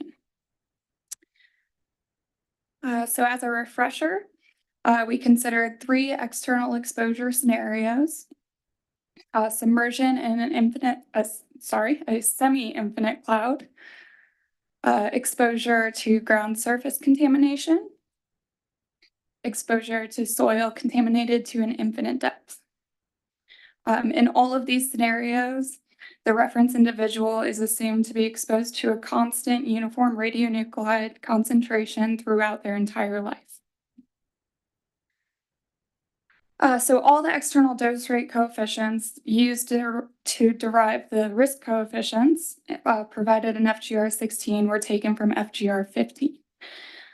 These dose rate coefficients relate the environmental concentration of a radionuclide to the tissue dose rates in an exposed reference individual.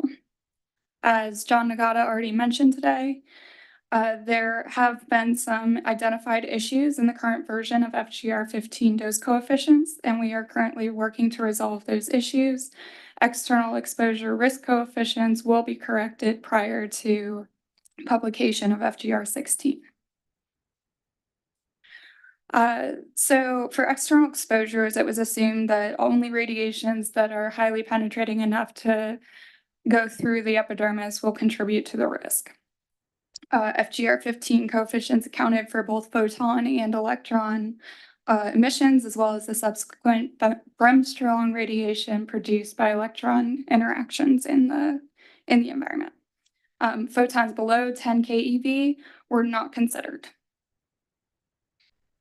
Unlike the internal dosimetry methods, neutrons accompanying spontaneous fission were not included in the FGR15 dose rate coefficients. This is expected to result in a significant underestimate of dose for only 5 radionuclides: plutonium-244, curium-248, curium-250, californium-252, and californium-254.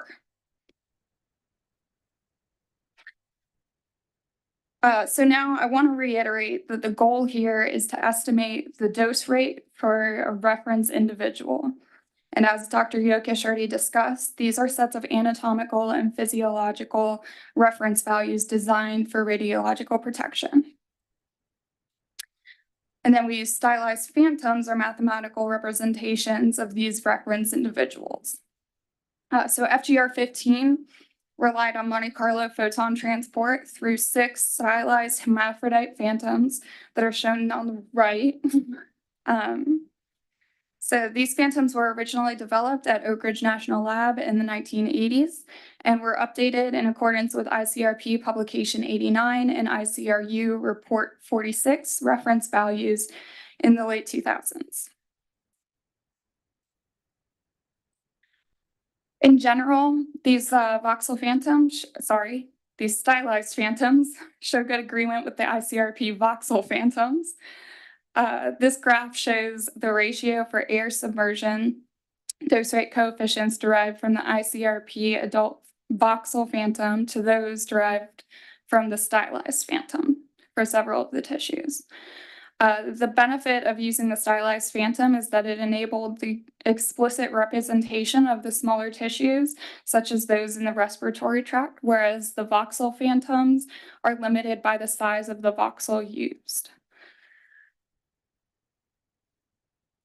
So Monte Carlo simulations were used to estimate the dose rates in sensitive tissues of the reference individuals standing on a surface and exposed to monoenergetic photons emitted from radionuclides either in the soil or in the air.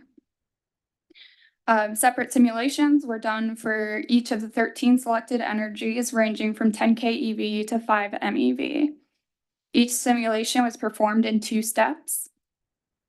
The first step simulated radiation transport through the environment or through a pseudo-infinite environment and recorded the angle and energy of incidence on a relatively small coupling cell that was still large enough to fit the adult phantom inside. The second step used the records that were created in step 1 to continue the photon transport through the phantom, which was now placed inside the coupling cell. In this step, we recorded I'm using a royal we here for the record. I will probably do it several times.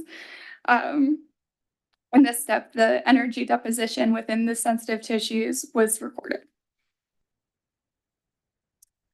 For the submersion in a semi-infinite cloud, a simplified geometry was used to represent, which actually represented an infinite cloud.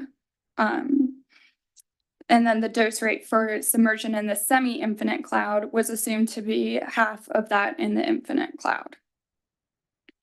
This approach has been used in the past and has been shown as a good approximation for energies above 20 keV. This graph shows the ratio of dose to air at a point 1 meter above the ground in a semi-infinite cloud to the dose at any point in an infinite cloud. Ryman et al., who developed this data, suggested that below 20 keV, where it increases, the error is expected to be offset by the shielding of the body itself. For radionuclides in soil, contamination was modeled as planar sources at depths of 0, 0.2, 1, 2.5, and 4 mean free paths. The 4 mean free paths is assumed to essentially be the same as an infinite depth. Dose rates for volumetric sources were calculated as the integral of interpolator results over depth. Exposure to ground surface contamination was modeled as planar source at a depth of 3 millimeters. This was to account for the shielding provided by terrain irregularities and from surface vegetation. So the skin dose from electron sources was not modeled in Monte Carlo. Rather, this collisional component of the skin dose was derived using a point kernel approximation that was also applied in FGR 13. The results of this are shown on the right for ground surface contamination, soil contamination to an infinite depth, and air submersion. The range of electrons is sufficiently short that it can be assumed that the dose from collisional interactions is negligible for less superficial tissues.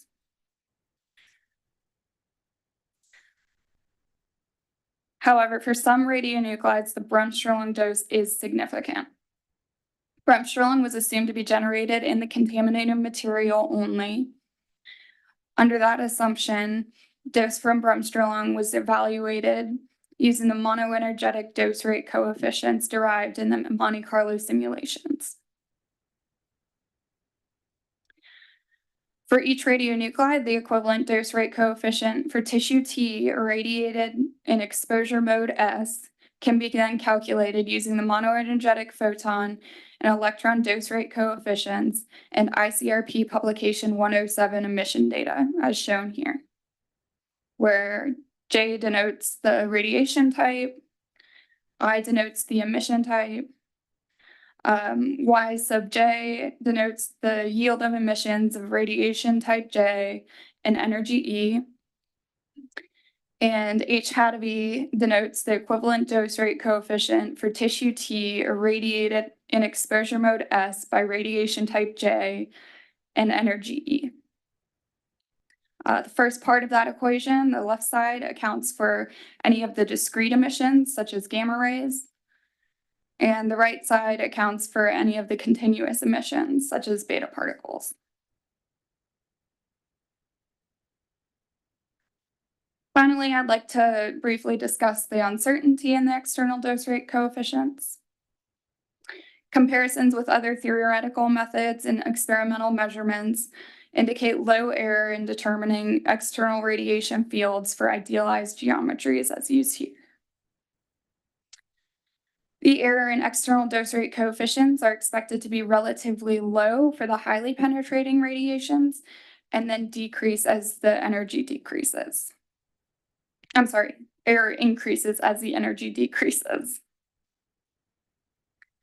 So what that brings us to is that the error in the external dose rate coefficients is expected to be relatively low for the highly penetrating. I'm sorry. There's greater potential for error in the radionuclides with low dose rate coefficients than those with high dose rate coefficients. In application, however, the greatest uncertainty in the external dose rate coefficients is coming from the exposure mode that we use, the idealized exposure mode, not from inadequacies in the dosimetric models themselves. Thank you for your attention. And now I'll hand it back over to EPA.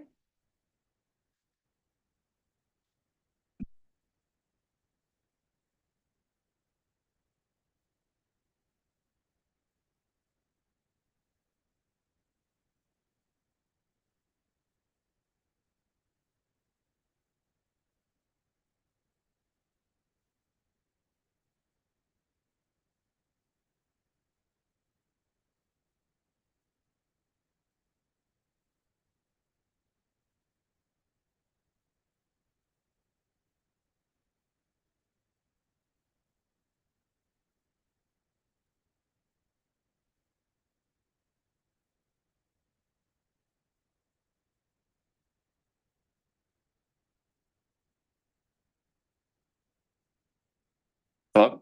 Okay. So good morning, everyone. My name is David Borrego. I'm a physical scientist at the United States Environmental Protection Agency. And today I'll be providing an overview of the radiogenic cancer risk models in Federal Guidance Report 16. But before we get started, I do want to take this opportunity to introduce Dr. David Powell, who is online. Dr. Powell, who may be familiar to many of you, is the author of the report, as well as the EPA radiogenic cancer risk models and projections for the United States population, known colloquially as the EPA Blue Book that was published in 2011.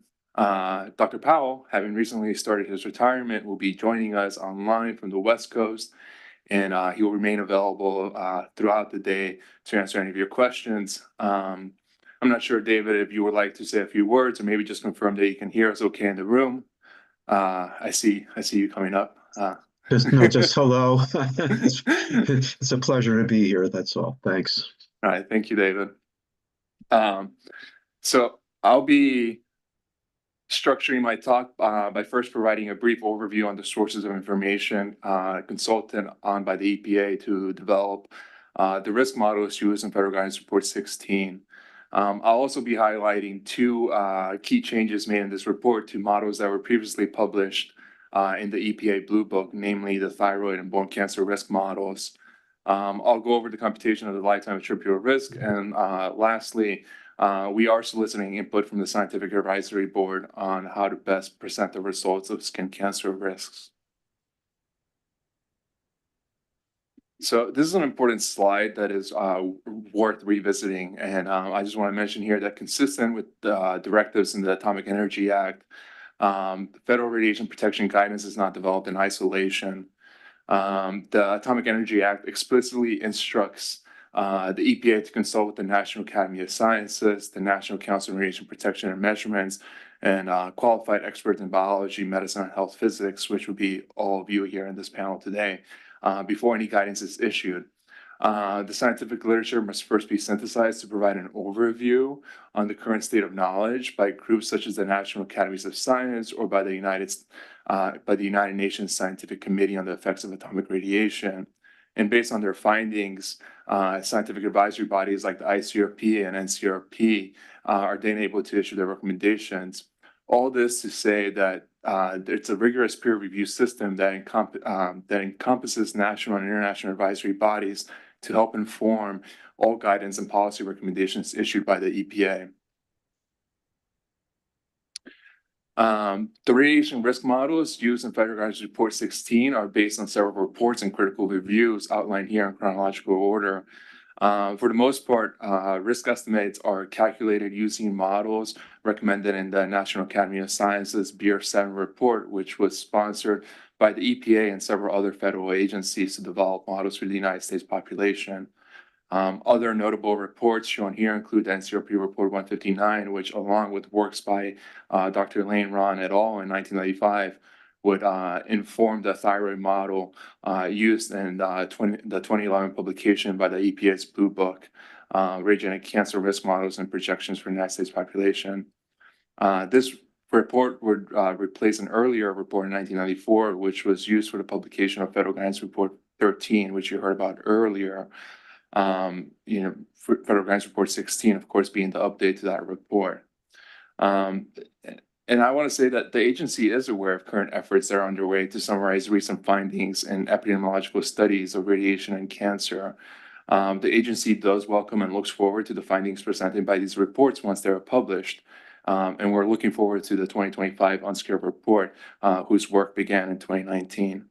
Last on the list is the 2020 NCI monograph, which systematically reviewed new studies since the publication of BEER 7 to assess studies reporting excess cancer risk from low dose exposures.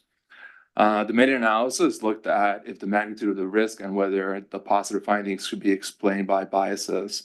And the authors of that report concluded that these epidemiological studies directly support excess cancer risk from low dose ionizing radiation and were statistically compatible with the cancer risk of the atomic bomb survivors. So briefly, I would like to mention more recent research that may impact EPA radiation risk models in the future. I also want to caution that the studies mentioned here are by no means the results of an exhaustive or systematic literature search. Rather, they are simply being selected for illustrative purposes to highlight recent publications of important epidemiological cohorts that may help to better inform our system of radiation protection and low dose research. Interpreting the findings from these studies into a common framework for estimating radiogenic risk is an arduous and difficult task, as many of you may know. And there has been no comprehensive review by either the National Academy of Sciences or UNSCEAR of results from epidemiological studies of the effects of radiation on cancer since 2008. The next review by UNSCEAR is not scheduled to be completed until 2025, and work has only begun on several ICRP task groups on related topics. Currently, there's no such review being undertaken by the National Academy of Sciences.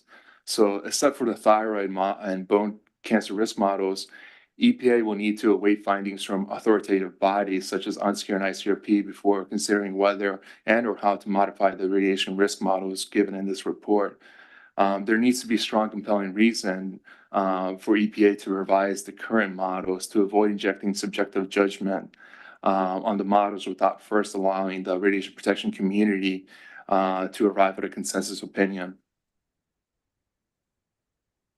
So for cancer sites other than thyroid, bone, kidney, and skin cancers, The EPA risk projection for low LET radiation are based on the risk models recommended in BEER-7.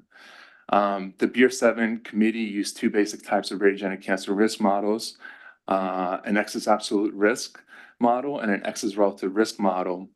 Both models can be applied to estimate mortality and incidence rate for a given cancer type. The excess relative risk is the ratio of any excess cancer rate due to radiation divided by the baseline cancer rate in the population, while the excess absolute risk is simply the difference in cancer rates attributable to radiation. One important update from Federal Guidance 13 is that the BEER-7 models were exclusively based on analysis of the ABOM survivor incidence data. This differs from EPA's previous risk models, which for most cancer sites were derived from Ellis lifespan study mortality data. All the main features of the excess relative risk and excess absolute risk models are shown here with age and time patterns illustrated on the next slide.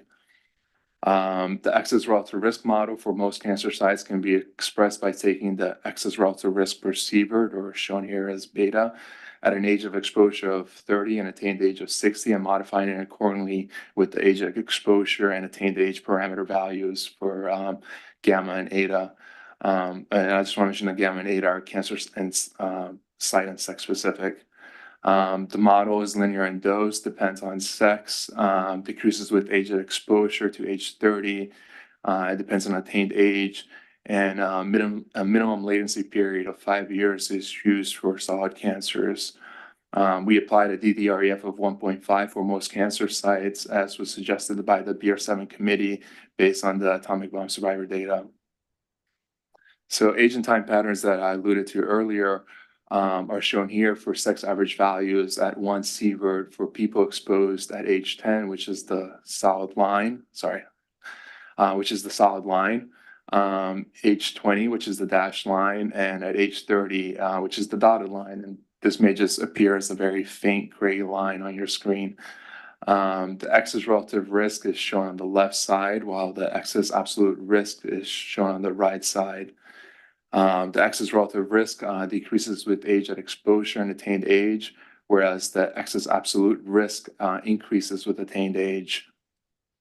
So the calculated lifetime attributable risk approximates the probability that an individual will develop cancer associated with an exposure to radiation. It includes incident cases that would have occurred later in life without the exposure.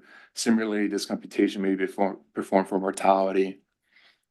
Separate evaluations of the lifetime attributable risk were made for most cancer sites using both an excess absolute risk model and an excess relative risk model. So for a person exposed to a dose D at an age E, the lifetime attributable risk is given by the following formula, where M here is the excess absolute risk at an attained age of A from an exposure age E. And S of A is the probability of surviving to an age A, or to the attained age. And here, the summation, we do apply a latency period of either 2 years for leukemia and 5 years for solid cancers, and that's going to be that capital letter L here. These quantities are sex and site specific, and results from these calculations feed directly into the calculations of the risk coefficients provided in Federal Guidance Report 16. A lot more details about how these calculations are performed are given in greater detail in the Appendix A of the EPA Blue Book. So as in BEER-7, the EPA Blue Book provides models for estimating risk as a function of age at exposure, age at risk, sex, and cancer site. Notable extensions to the BEER-7 methodology include addressing risk to high LET radiations, providing estimates of risk for basal cell carcinoma, kidney cancer, bone sarcomas, and cancers from prenatal exposures. And then use of an alternative model to estimate the thyroid cancer risk was based primarily on a report from NCRP. The risk models for thyroid and bone cancer have been updated in Federal Guidance Report 16 from what appears in the Blue Book, and I will discuss that next. So for thyroid, there was compelling reason to update the model, given that the model appearing in the Blue Book was based on an NCRP 159 report. And at the time, there was already relevant information to update the pooled analysis performed by Elaine Ron et al. In 1995. The supporting documentation for the model appearing in the Blue Book was improved with recent publications by Viga et al. In 2016 and Furukawa et al. In 2013. And I'll talk a little bit more about this in the next slide. So EPA really took this as an opportunity to update the thyroid model based on additional persons' years of data. The bone cancer risk model adopted by EPA remains on data from a cohort of patients administered with radium-224, as described in the Blue Book. However, the earlier model contained two sources of a bias, which are now addressed in the revised model, and I'll explain a little bit more about that in the next couple of slides. So for federal guidance 16, we did make use of updated mortality and incidence data selected, and these represent an update from the 2000 US vital statistics used in the EPA Blue Book. So the EPA risk model for thyroid cancer incidence is similar to a model recommended by NCRP in 2008, which explicitly accounts for the dependence both on age at exposure and time since exposure. Both are primarily based on a model derived by Lubin and Ron in 1998, and this is from a letter that was submitted based on a subset of pooled thyroid incidence studies. The Lubin and Ron model did not provide estimates of excess relative risk for age at exposure greater than 15. And for these non-childhood exposures, the EPA model borrowed from the BEER-7 model, which stipulates an 8% per year decrease in excess relative risk with age at exposure. So while the NCRP model appeared reasonable, the report did not provide an explanation for the minor discrepancies with Lubin and Ron in 1998, or how the results were extended for age at exposure greater than 15. So the more recent publications by Furukawa et al. In 2013 and Viga et al. In 2016 provided an opportunity to update the thyroid model described in the EPA Blue Book. Sorry, I forgot to advance the slide. The results from Viga et al. Provided risk at childhood exposures, while the study by Furukawa et al. Provided information on how the risk decreased with attained age.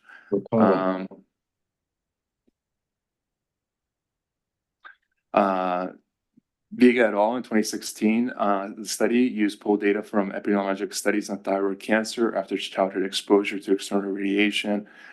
In total, 12 eligible studies were included with over 1,000 thyroid cases and 5.3 million person years of follow-up. This study represented a doubling of the amount of data analyzed by Ron et al. In 1995, whose findings informed the earlier model in the EPA Blue Book. And one more thing is we also found that there's little evidence to suggest that the risk for developing a radiogenic thyroid cancer differ between irradiation from an internal or external source. So after the publication of BEER-4 here, Nicola et al. Provided, I'm switching gears and now I'm going to talk about the bone cancer risk model, but after the publication of BEER-4, Nicola et al. Provided updated epidemiological analysis for patients administered with radium-224, and this was based on improved dosimetry, especially for those treated as children. The results of these studies informed the bone cancer risk models in the Blue Book.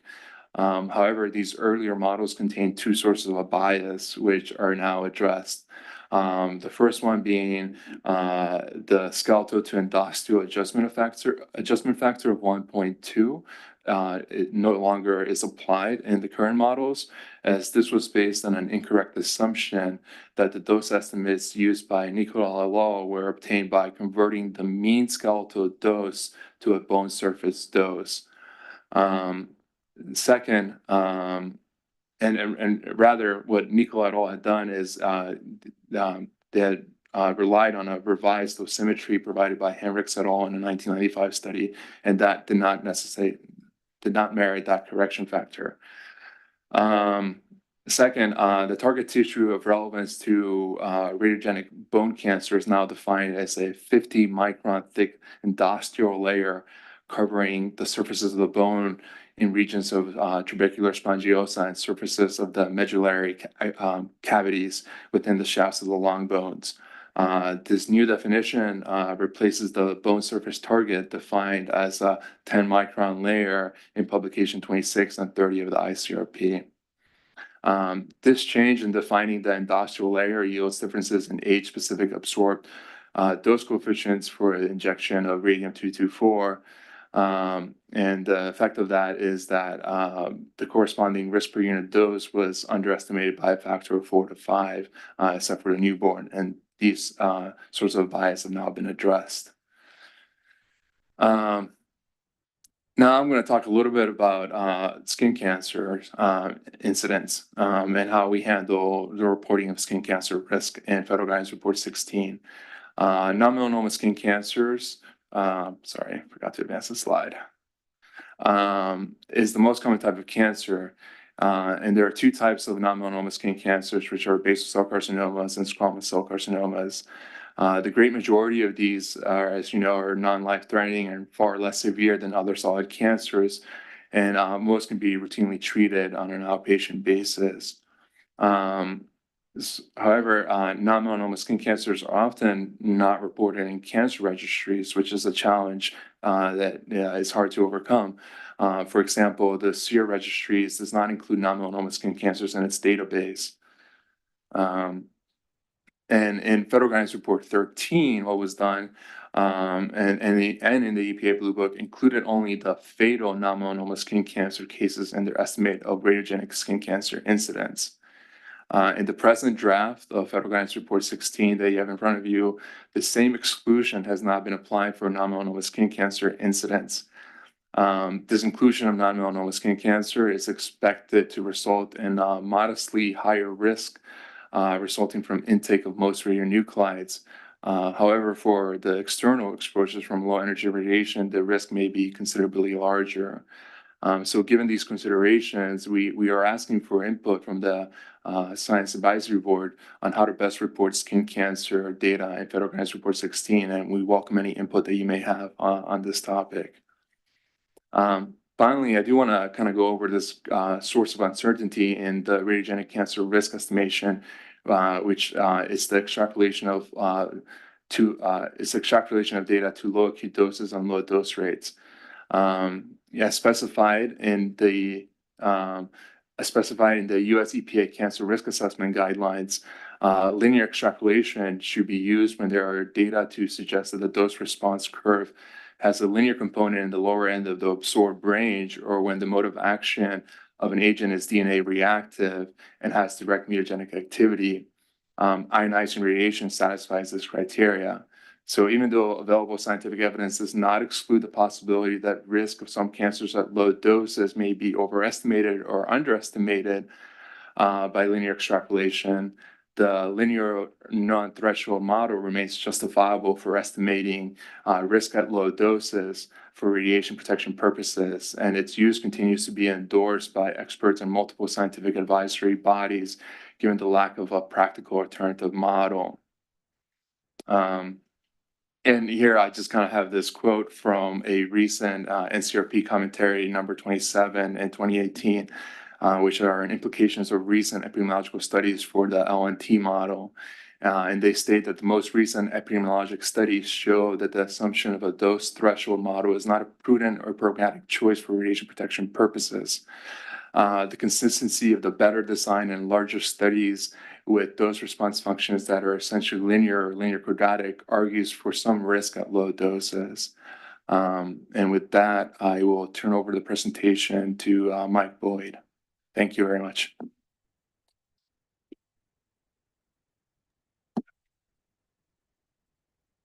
Great. Can you hear me okay?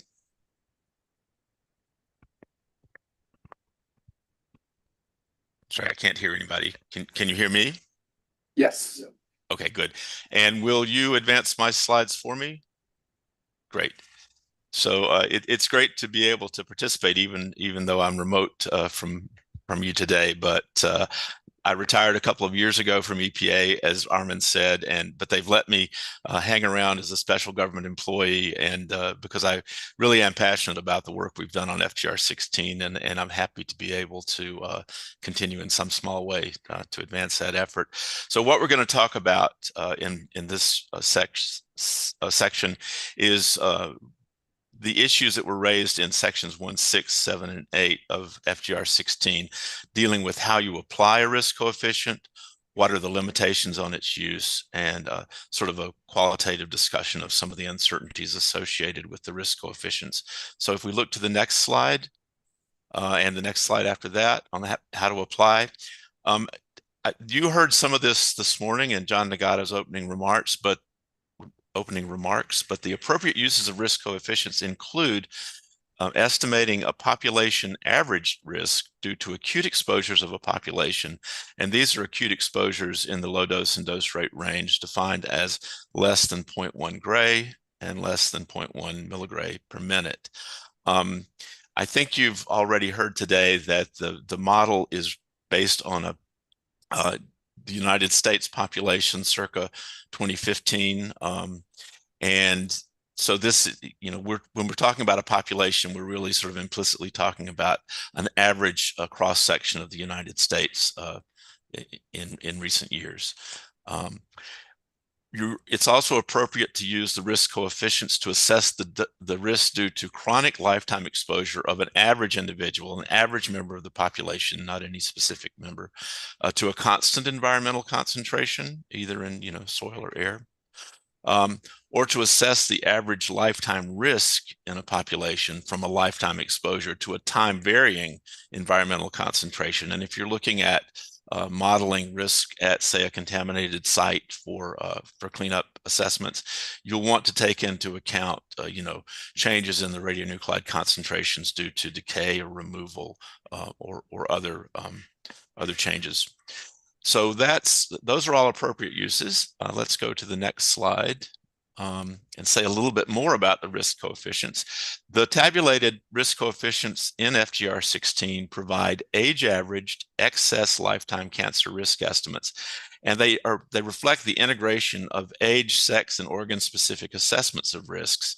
And all of this information can be made available in the old FGR 13. We provided a lot of information in background on a CD supplement back using the technology of the early 2000s. But what we have presented in the tables in FGR 16 are these roll-ups, the age-averaged risk coefficients for the population. And excess risk means the risk above the average background cancer incidence or mortality rate for the organ or tissue of interest.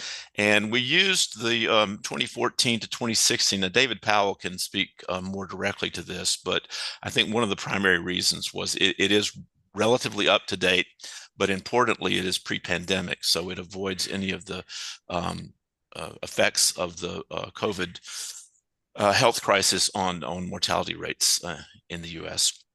And we also, and I know there are some people that will take particular issue with publishing risk coefficients to 3 decimal places, or 3 significant figures, I'm sorry, but we provide those to avoid unnecessary round-off errors, and there's no indication of the level of certainty intended from this practice. And in fact, we expect that when a risk assessment is completed, that it'll be reported to 1 or at most 2 significant figures. And examples of when you might report to 2 significant figures would be if your risk comes out to 2.55 times 10 to the minus 4, and you've got a Superfund criterion that says you should clean up to below 3. So you might want to this is an off the cuff remark, but you might want to report that as 2.5 times 10 to the minus 4 as an example. So anyway, let's move on to the next. And so what are some of the limitations? As I said, the risk coefficients are intended for estimation of prospective risks in a hypothetical or large existing population. Typically, we would assume that you're looking at a cross-section of the US. Either, the hypothetical population would be the one that we use to derive the risk numbers. And the large existing population would be just a large group of representing a good cross-section of the US population. They are not intended for application to specific individuals and should definitely not be used for that purpose.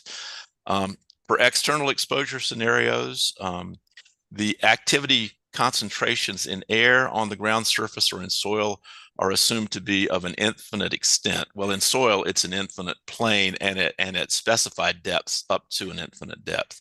So this is, this does not provide any modification factors or tools that you could use to account for finite areas of contamination for occupancy, time spent on the site, and shielding. Those are the responsibility of the user. But I would note that these are frequently applied in actual risk assessments where you will, there are in the Superfund program, there are some default exposure factors for occupancy and shielding indoors. And there are some other tools provided by DOE for modifying areas of contamination, but this is really the responsibility of the user, and those tools are not provided in FGR 16. And again, risk coefficient should be used with caution when the acute doses exceed our definition of a low dose, which is greater than 0.1 gray, and when the dose rates exceed 0.1 milligray per minute. These cutoffs certainly would not affect the underlying mortality of the population. But if you were to be trying to apply risk coefficients to very large doses where significant alterations in the underlying mortality rate could be affected, then that would be an inappropriate use of the risk coefficient. But I think almost everyone uses these risk coefficients in low dose and low dose rate environments where it is appropriate. Okay, next slide. So a little bit about uncertainties. I think David Borrego mentioned some of this. I'm just going to be addressing this at a qualitative level. Both David Powell and Rich Leggett have experience with addressing this for FGR 13 as well. But the risk coefficient does involve important uncertainties stemming from limitations in the underlying biokinetic, dosimetric, and radiation risk models that you've just heard about this morning. And these are largely independent of the exposure scenario.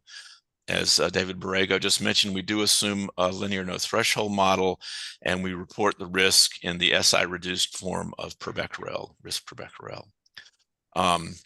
Risk estimates are modified by a dose and dose rate effectiveness factor of 1.5 as recommended by BEER 7. Obviously, if you went with the ICRP value of 2, this would have, this would change some of the outcomes. Age, sex, and organ-specific risks are calculated using dosimetric and biokinetic data for reference individuals and applying radiogenic cancer risk estimates derived from the epidemiological studies of relevant cohorts.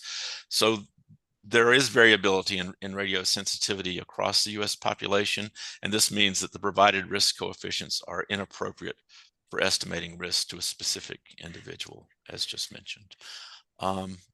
I think I have one more slide. So how do we expect folks to use the risk coefficients in 16? We expect people to have an appreciation of the many sources of uncertainty and variability associated with estimating radiogenic cancer risk, but we believe that providing these central estimates of risk will meet the needs of the FGR 16 user community, which are really regulators who need it for setting and determining compliance with standards and goals, for rule makers who want to perform economic impact assessments, and really for informing stakeholders and decision makers about the magnitude of risks in the environment from certain radionuclide contamination. That's very cursory, and I know that we might want to delve into this a little more after the break, but I think I'm now ready to turn it over to Brian Littleton for a summation. Thank you.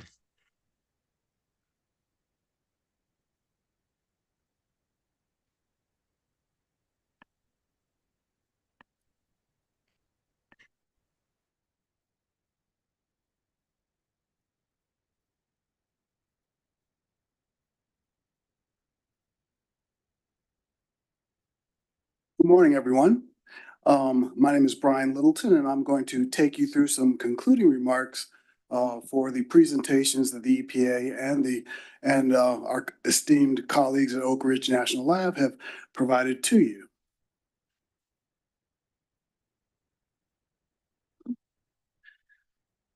First, the outline of what I'm going to talk to you today, and I'm not going to go into a lot of detail because my remarks are really going to be summing up mostly what you've heard throughout the day and previously in April, are going to talk to you about the Federal Guidance 16, it updates Federal Guidance 13. Going to talk to you about quality assurance and quality control, and then talk a little bit about intended use, but I think we've hit on that several times today. And then we'll have questions for the panel as we go forward. Federal Guidance Report number 16 provides cancer risk coefficients for estimating population radiogenic cancer risk, morbidity and mortality for environmental exposures to radionuclides. It updates and expands Federal Guidance Report number 13, which was put out in 1999, and it includes risk coefficients for 1,252 radionuclides for external exposure and for air and soil, and 888 radionuclides for internal exposure from ingestion, both water and diet and inhalation.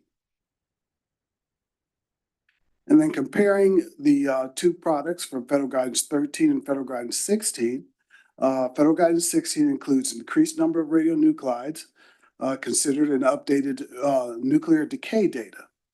It also includes updated biokinetic models, updated dosimetric models, and updated U.S. population demographic data. And finally, it includes updated cancer risk models based upon about 20 more years of data, including a lot more data that we've incorporated into this product.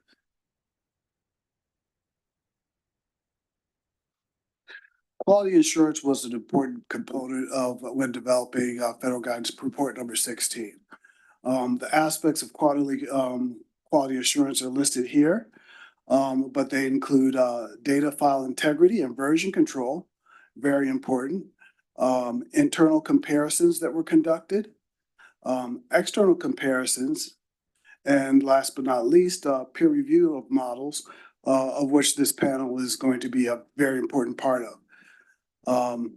All these result in a high quality risk coefficients, or will result in the high quality risk coefficients that the agency puts out in its final Federal Guidance Report number 16. Data file integrity and version control. We started off with using a lot of the data started off with ICRP data for input files. We used the original files and they were unaltered. There were no edits or made to accommodate Oak Ridge National Lab's codes initially. Then we began, I guess, editing and modifying the data for the use of the Federal Guidance Report number 16 codes. These codes, and to keep track of all the changes that were made, we used a Git repository. This repository does a very good job of maintaining and a retrievable archive of changes made to the data files and to the codes. It logs in all the changes that are made and keeps track of who makes the changes. So if there's any doubt, we can go back and see where the changes are made and question why the changes were made. It prompts for descriptions associated with any change, so we can add that into the data that we for the codes. And it is stored on a cloud so that multiple users can input data into this into the Git repository. Some examples are the SAF data and the QCal S coefficient and dose coefficient modules that are part of inputs for Federal Guidance Report number 16. The second major component of quality assurance was internal comparisons. Well, when developing new codes, they are benchmarked against existing codes and or data. And a typical example of this would be in developing the risk coefficient module for QCal.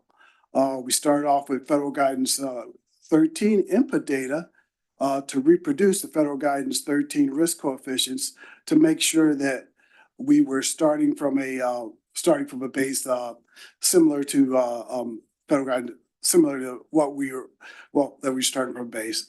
And then two codes were written by two individuals when developing our codes, and they were cross-compared along the way.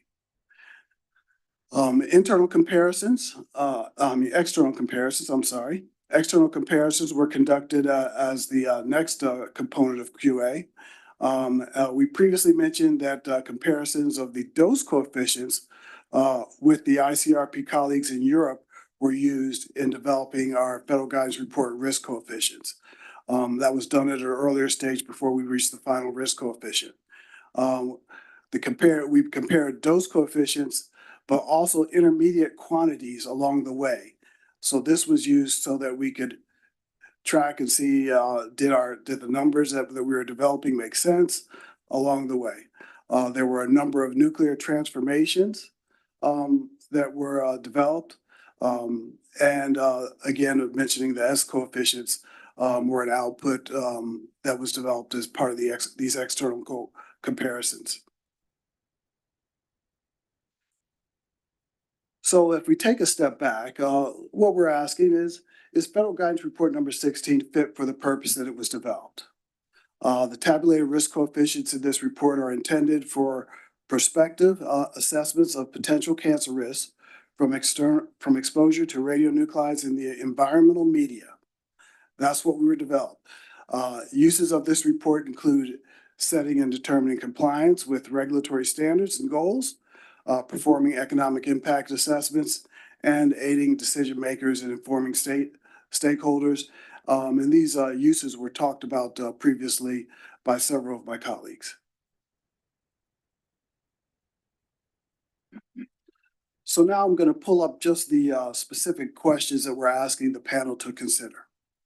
The first question talks about Federal Guidance 16 models and data. Are the updates to the exposure scenarios appropriate, and have they been described in sufficient detail? Are the updates to the biokinetic models appropriate, and have they been described in sufficient detail?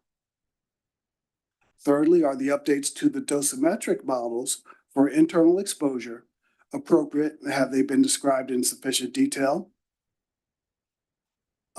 Fourthly, are the updates to the dosimetric models for external exposure appropriate, and have they been described in sufficient detail? And lastly, for question 1, are updates to radiogenic cancer risk models appropriate, and have they been described in sufficient detail?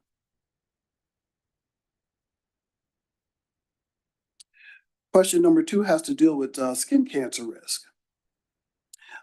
First question that we're asking here is, are the underlying assumptions about skin dosimetry and skin cancer models adequate for their purpose?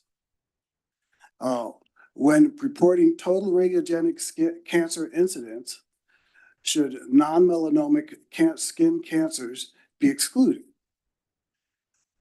Should basal cell carcinomas and squamous cell carcinomas be handled differently with regard to inclusion in the total radiogenic cancer risk incidence?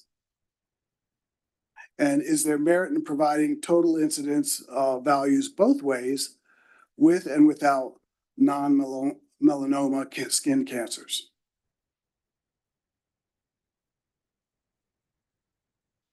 Question number 3 talked about the limitations and appropriate use scenarios.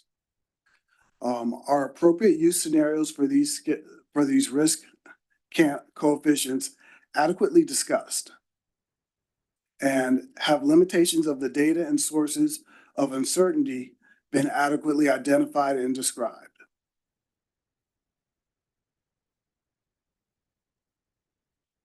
Question number 4 talks about the Federal Guidance Report number 16 and its clarity. Is FGR 16 comprehensible? Is it accessible and appropriately written for the intended audience? Are there any issues associated with writing, organization, formatting, navigability, et cetera, of the report and late tables are the examples, and the examples are included in Appendix A. I believe there are 5 of them. Useful and appropriate for demonstrating the use of Federal Guidance 16 risk coefficients in the range of applications. And lastly, while the terms incidence and morbidity are sometimes used interchangeably, the latter may imply attributes that are not quantifiable. When discussing risk estimates to quantify new occurrence of disease, are the terms morbidity and incidence appropriately used in this report?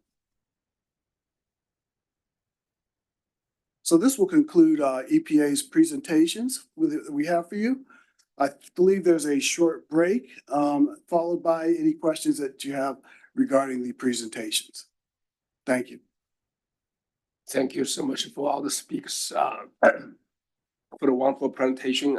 We are amazingly punctual at 11:30. So we're gonna take 15 minutes break and come back at 11:45 for clarification question for EPA and the Oak Ridge lab.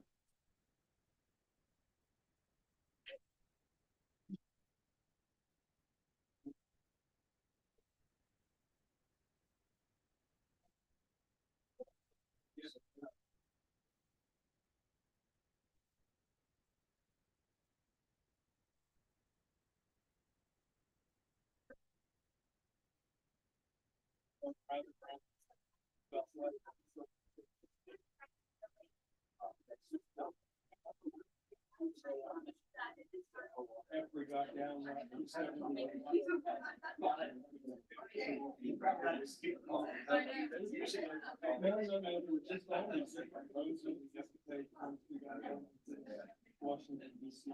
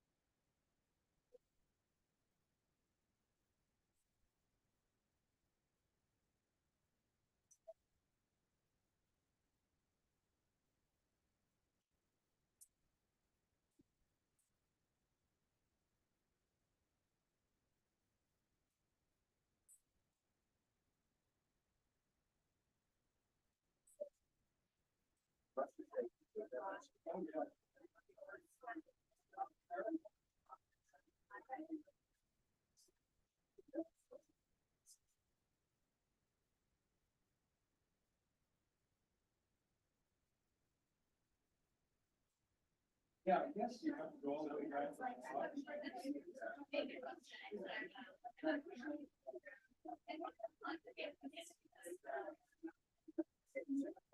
Oh, I thought this way.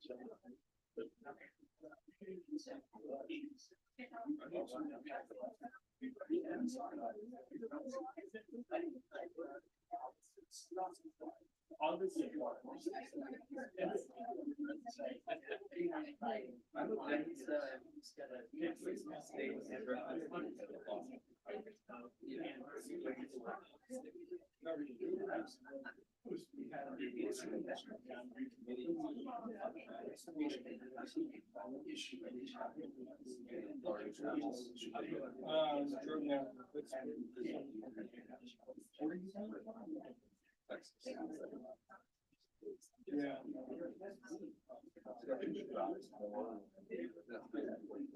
Yeah.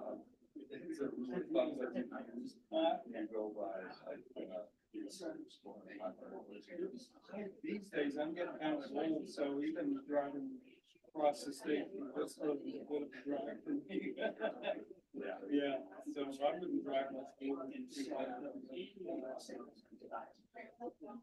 Yeah. One person.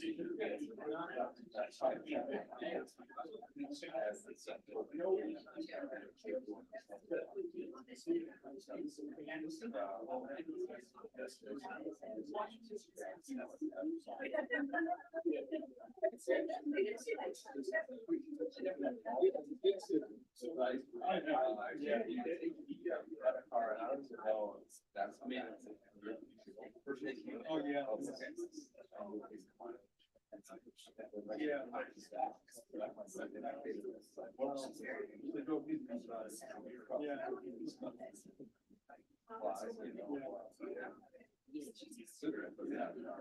Yeah.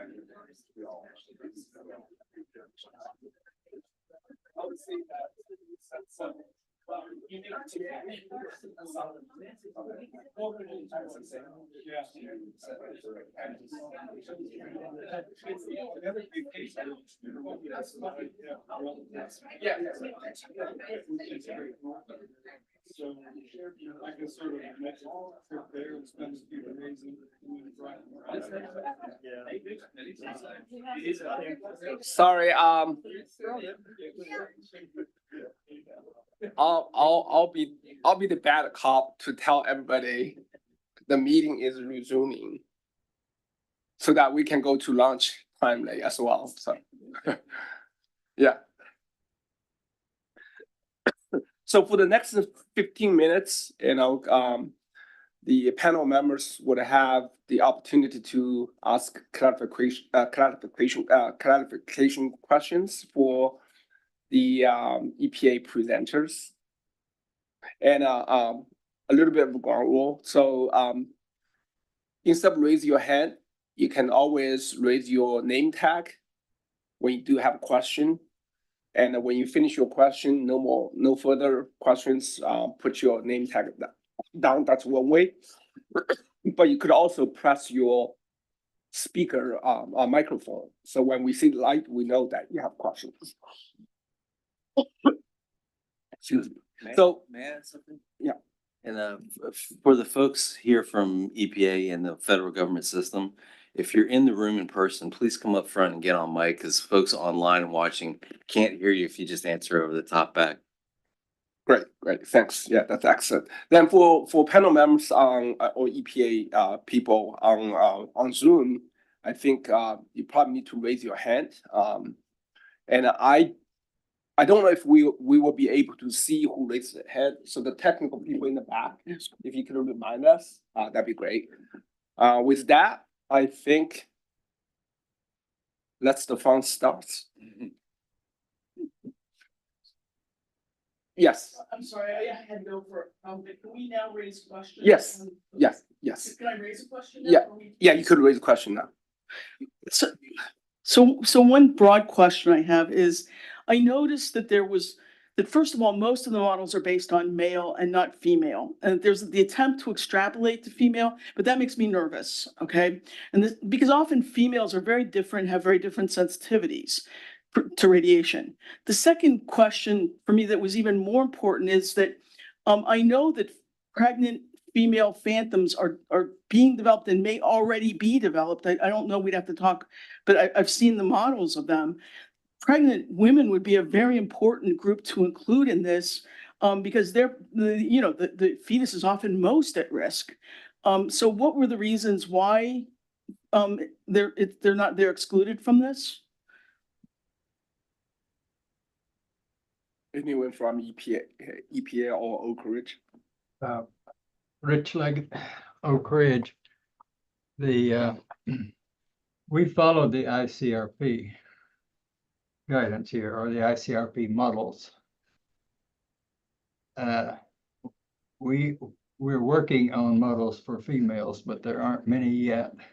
We could have put in a few, but the decision was made to go with the ICRP models. Those models are mainly based on data for males, because for many years, most of the volunteers or most of the people who were measured were males, and eventually we'll get to where we have valid, and we have very good models for females too, but also a lot of, I don't know how many, I can't say what percentage, but many of the biokinetic models are based on some mixture of male and female data. So when we knew there was a difference, like for iron or cesium, those were two cases, we know there's a difference in the biokinetics. The rule was in ICRP to use the model for male. Can I just state that this makes EPA look very bad in today's culture to not include females, or at least a point that we are planning to, would be very important. I think that it's a very bad situation the way this reads now. So Rich talked about biokinetic modeling. I wasn't sure whether your question regarding models for females was specific to cancer risk models, biokinetics, or dosimetry. It's broad in all three? Okay. examples, right? So Rich talked about the biokinetic models, where I completely agree. We should be doing, where data is available, we should be doing more biokinetic modeling of females. As he pointed out, there are biokinetic models where female data is considered, right? So it would be an incorrect statement for us to say that all systemic biokinetic modeling is male only, ignoring the female. It's kind of a case by case basis. On the dosimetric modeling side, the energy absorption side, we are modeling females, right? So the whole body voxel phantoms, we have male and female. The skeletal models, we have female specific models separate from male. Even the stylized models try to do sex specific modeling. And then I will defer to someone else on the cancer risk modeling and sex. I'm the wrong person to answer that question. So, and then the last part of your question about pregnant phantoms, we do not currently have those. They are in development for ICRP in Korea right now. So to pause and include those would be a significant delay. Thank you. Thank you. Yeah. I think To add to what Dr. Wallace-Jack just said, in my comments, I find EPA is totally lacking the pathway for the nursing mother and the nursing infant, the lactating mother and the nursing infant, which EPA has protected women from pesticides since 1970. But because ICRP never heard of the lactating infant except for one ICRP publication 95, it's really not in the OIRs. There's a bunch of stuff that might be coming out in the EIRs, but they're only draft. And I saw a reference for publication 155, for example, that that isn't out. I mean, where did you get that number? It's, so I just to add to what Gail said. let me suggest one thing, that while EPA and Oak Ridge people are here, maybe we can spend a little bit more time to ask clarification questions in terms of charge questions, so on and so forth, and their presentation. And in the remaining duration of the meeting, we'll be able to deliberate on all these issues. So I think that let's focus on, do we have any concerns or questions about their presentation in terms of charge questions, so on and so forth. So that's my okay, Dr. Simon. Yes, thank you. Thank you very much.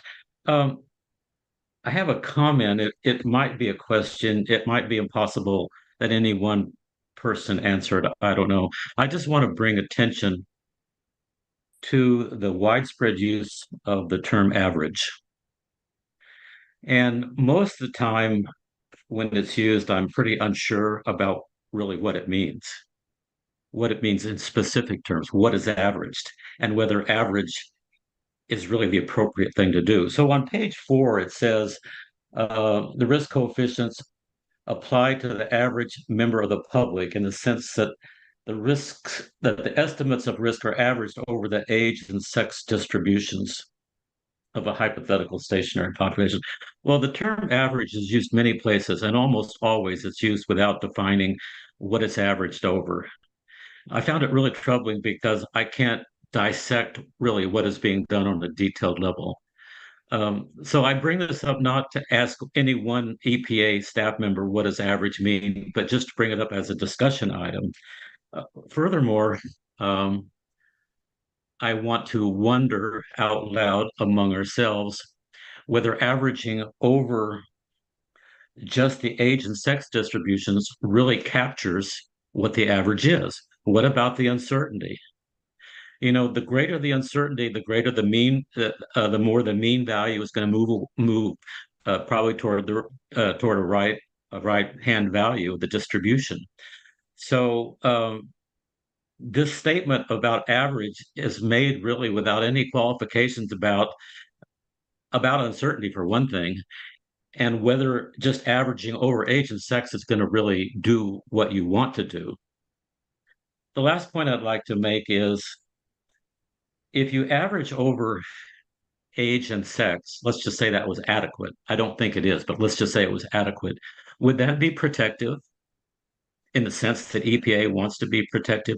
Would there be age and gender categories that would be at higher risk that EPA might want to focus on, might want to protect as opposed to the average of everything? I think it's just worth some thought.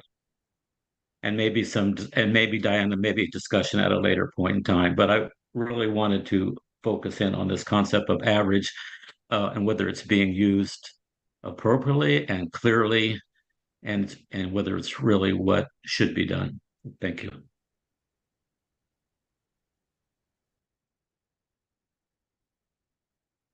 Yeah, Dr. Mao. yeah, I try to follow this kind of average issues. Can we provide some competent individual, like a 95 competent or 90 competent individual for each kind of parameters we estimated for the EPA for that, rather just give our average risk on that.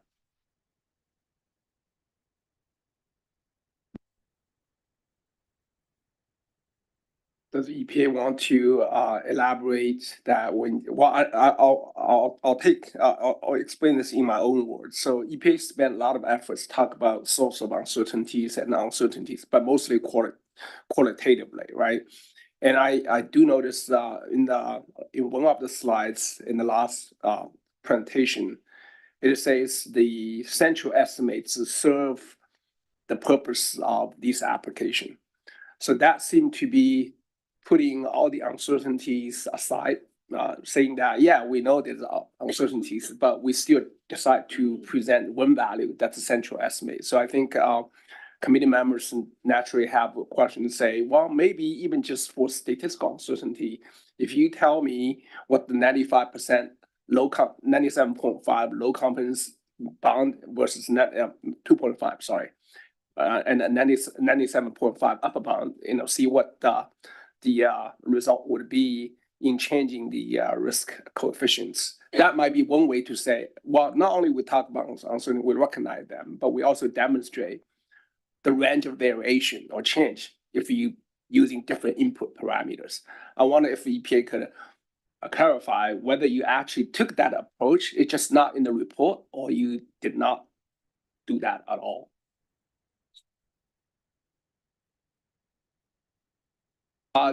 David, good to see you. Yeah, I'll take a stab. First of all, let me try to answer one question, which is, I think, easier to answer, okay? Because um, you're raising these uncertainty topic is really, really difficult to address. So the Gail mentioned, this whole thing, this whole issue of, you know, risk, the risk. We didn't address to her satisfaction this whole issue of sex, and so forth.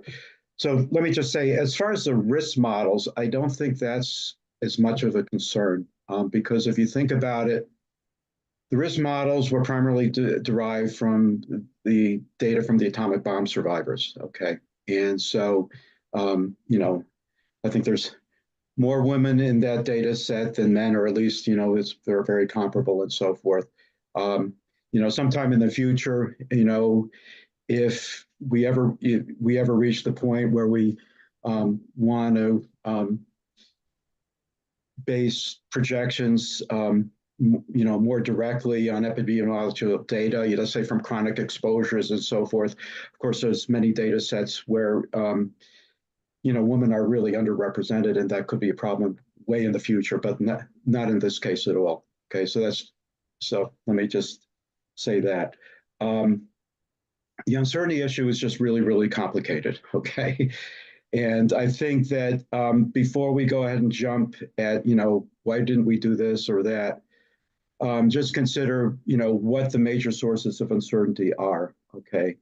And I think, of course, many of those sources of uncertainty deal with, for example, the biokinetic and dosimetric models for over 1,000 radionuclides for different exposure situations and so forth. We did do, in response to questions about uncertainties for the FGR13 report, there was a report that was submitted, ORNL did this report, which tried to tackle that, and so one thing to keep in mind is that this is the ORNL report that appeared in 2007. I think I noticed that Dan Strom had some comments about that.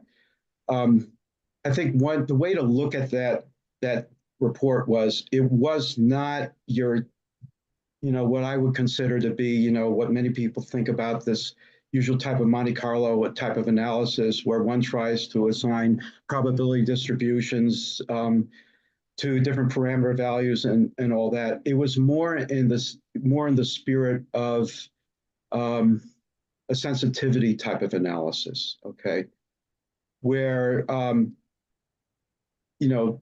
alternative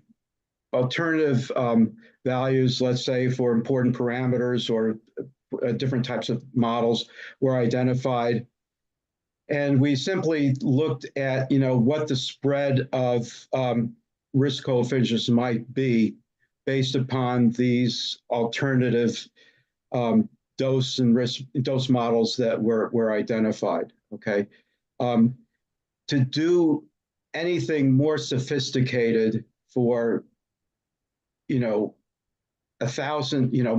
something like 1,000 different radionuclides and so forth, just simply would not be doable. Okay, and that's what I want to say about that. As much as we would love to go ahead and assign subjective distributions to this and that and so forth, you can do it for some things, but it's just really, really, really difficult.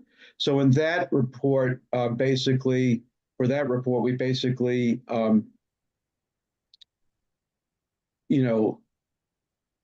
identified, we identified lower and upper bounds based upon, what proportion of these, let's say, plausible alternative situations yielded values below, let's say, the 5%, what we call the 5% lower bound and above the 95% upper bound. But I would just really, really caution against going a little bit too far with, trying to identify, let's say, mean values based upon, the type of approach that I think some people are thinking of there. It's just really, really difficult to go ahead and quantify uncertainties for this type of situation. Of course, the uncertainties that you can quantify, let's say, reasonably well, just would be the ones associated with, let's say, sampling variability. And, the rest is just a whole lot more difficult. Thank you, David, for the explanation. Well, we can definitely deliberate on that, see what would be a reasonable approach to acknowledge and addressing uncertainty. Bruce? While we have the EPA management here, and it's related partially to this uncertainty discussion, and it's related to something that's bugged me about Federal Guidance 13 for a decade. We have, for ingestion, we have drinking water and we have food. And I understand the truly elegant convolution of consumption rates and age and dose factors and risk factors. And I actually took some of the Federal Guidance 16 draft values and put them next to each other in a spreadsheet and looked at the ratio between drinking water and food. And they range for the couple dozen nuclides I looked at from 10% to 60%. And my question kind of for the management, is there a regulatory driver for having separate water and other consumption risk factors? I mean, we have generic inhalation, generic, quite idealized external soil. For ingestion, we have drinking water and we have food. And as a risk assessor, I have always done drinking water and food kind of combined. And given that the uncertainties on these range from factor of 2 to a factor of 10, is a 10 to 60% difference between these two scenarios important? Could we combine and just have inhalation, external, and ingestion, which is the way ICRP tends to do things, rather than breaking ingestion into these two components? Because I don't understand why particularly in an acute scenario, if somebody drinks a becquerel of something and eats a contaminated carrot with a becquerel of something at any particular age, why the risk would be different.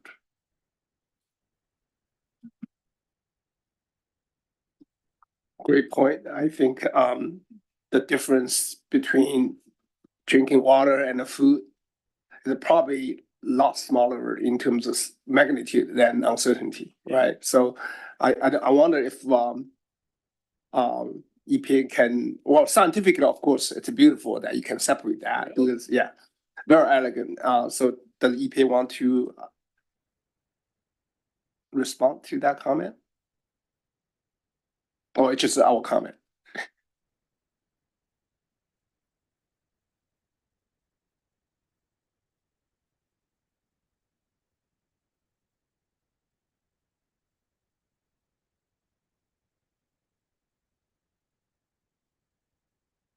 So it's the Oak Ridge side. Yeah, I'll speak to the scientific side of it, not the regulatory side of it.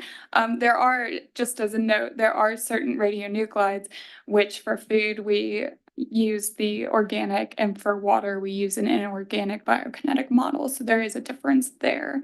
But as for the EPA regulatory side, I'm gonna let them speak to that. And I do agree with you. It's more of an impact if you're looking at chronic intake as opposed to acute intakes.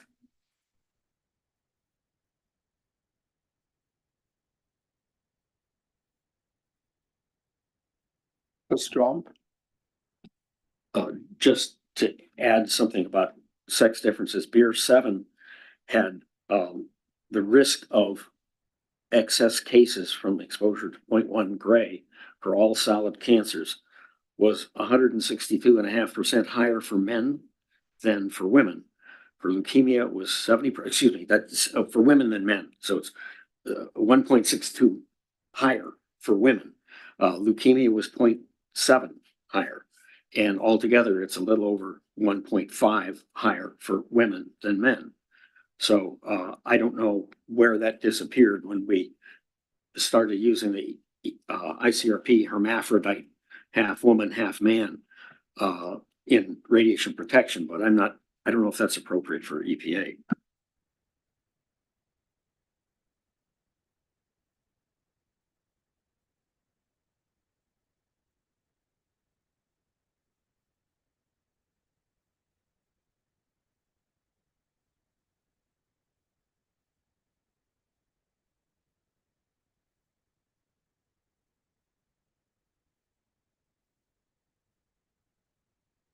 EPA can give us the response tomorrow morning because every day we start the morning with follow-up section. So you can, tonight you can go back and think more about it and give us the response tomorrow morning. Would that work? Okay, good. Not the middle. Yeah, I mean, well, bearing on this, focusing on particular groups. I mean, another very important group, of course, are those exposed in childhood, and the risks are much higher for lots of cancers. Per unit dose. In childhood, thyroid cancer is and leukemia, things are the two that really come to mind. On a completely separate matter, I was wanting to ask about the guidance as to the sort of documents that we should be relying on for the risk models. I heard rather different things from different of the introductory speakers. So one seemed to be implying we should be using, as far as possible, the ICRP, beer, and UNSCIR, the unholy trinity, if you like, and but various others were mentioning other possible sources of data. And in particular, reference was made to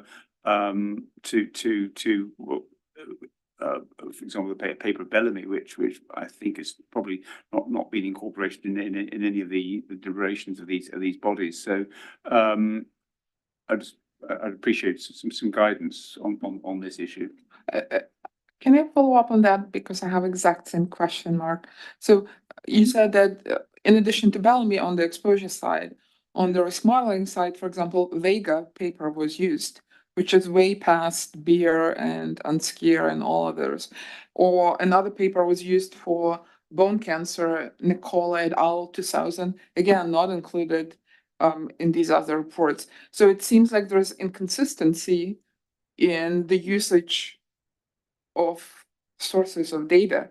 So I think, and section 7.10 addresses it. So maybe section 7.10 needs to be expanded and clarify why it's okay for some cancers and not for others. Do you have a follow-up? No. Sorry.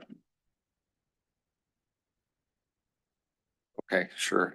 I have clarifying questions, but the presentations were so good, I'm going to attempt to answer my own questions. But I can tag the individual presentation so that it's at least an individual to start. So first off, there's a question on Dr. Samuel's presentation because it relates to external irradiation and skin dosimetry.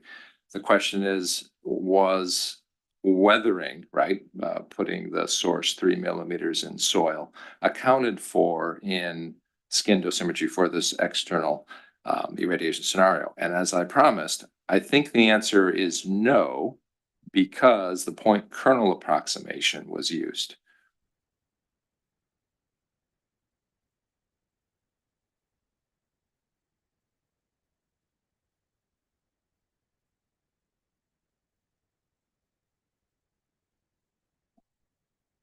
So, yes, you're correct. It was not accounted for. So with the electron dose, you're talking about the collisional aspect of it, correct? So as I think you mentioned in your comments, in your preliminary comments, you're gonna get a different value, a different for each radionuclide depending on the energy. So FGR 15 took a conservative approach, and the electrons were assumed to be emitted for soil, were assumed to be emitted from the ground surface.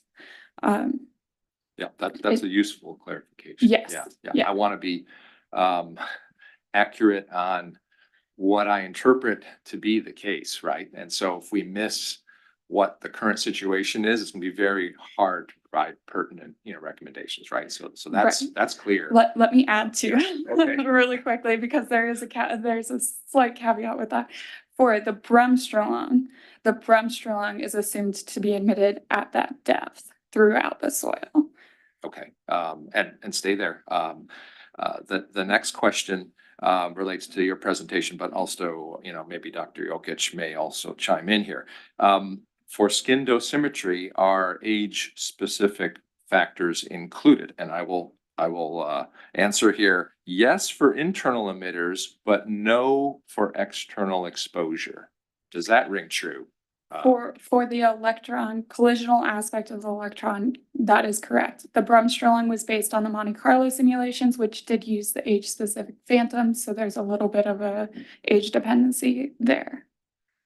Okay, thank you. And another clarification that I should have given, for the adult female, the 15-year-old hermaphrodite phantom was applied.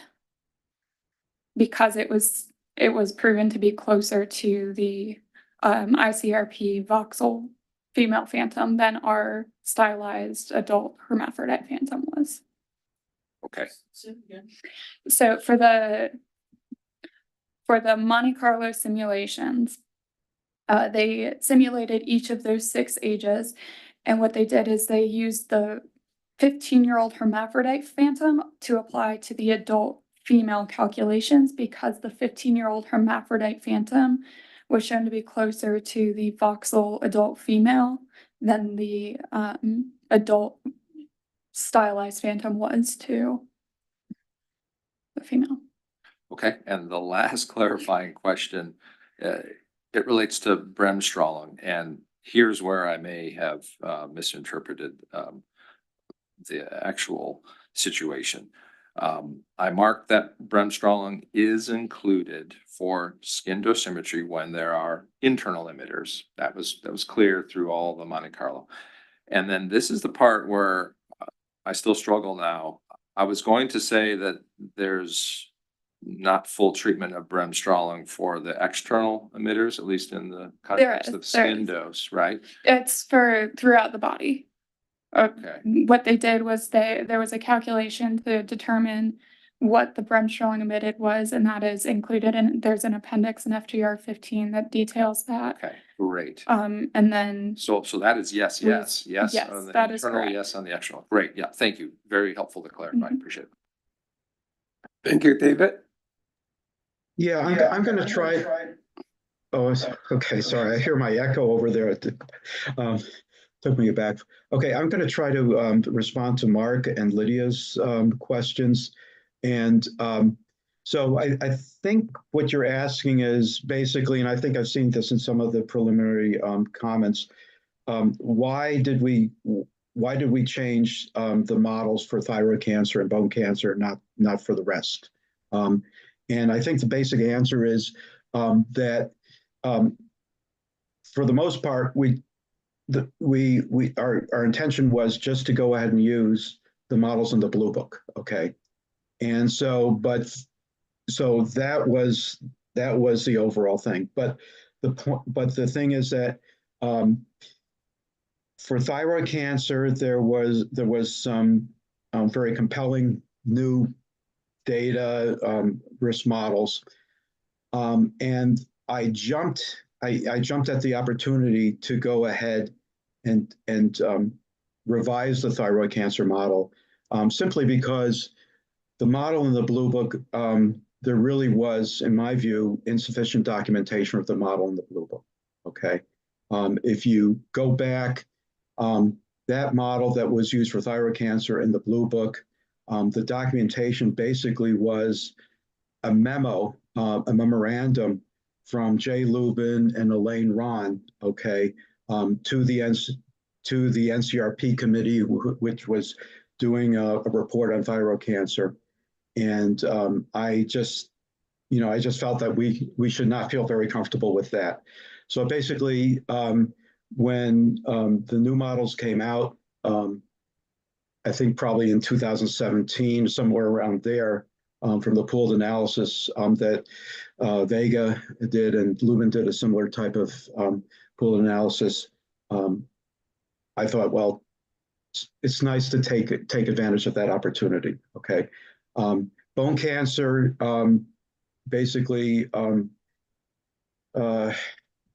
wish I could think of a better way to put it, but there was a mistake in implementing the bone cancer model in the Blue Book, and simply what we did was, for the FGR16, we decided to correct that, and that's basically it. So hopefully that. Let me know if that clarifies, the issues. Clarifies that issue. Okay. Yeah, I'm curious as to why you used the 2009 NCRP report as the basis for the thyroid cancer update. I mean, given that there was a much later, well, not much later, but 4 or 5 years later, the analysis of Vega et al. Which updated just about everything, which I think went into the NCRP report. Wouldn't that have been a better basis to use for thyroid models?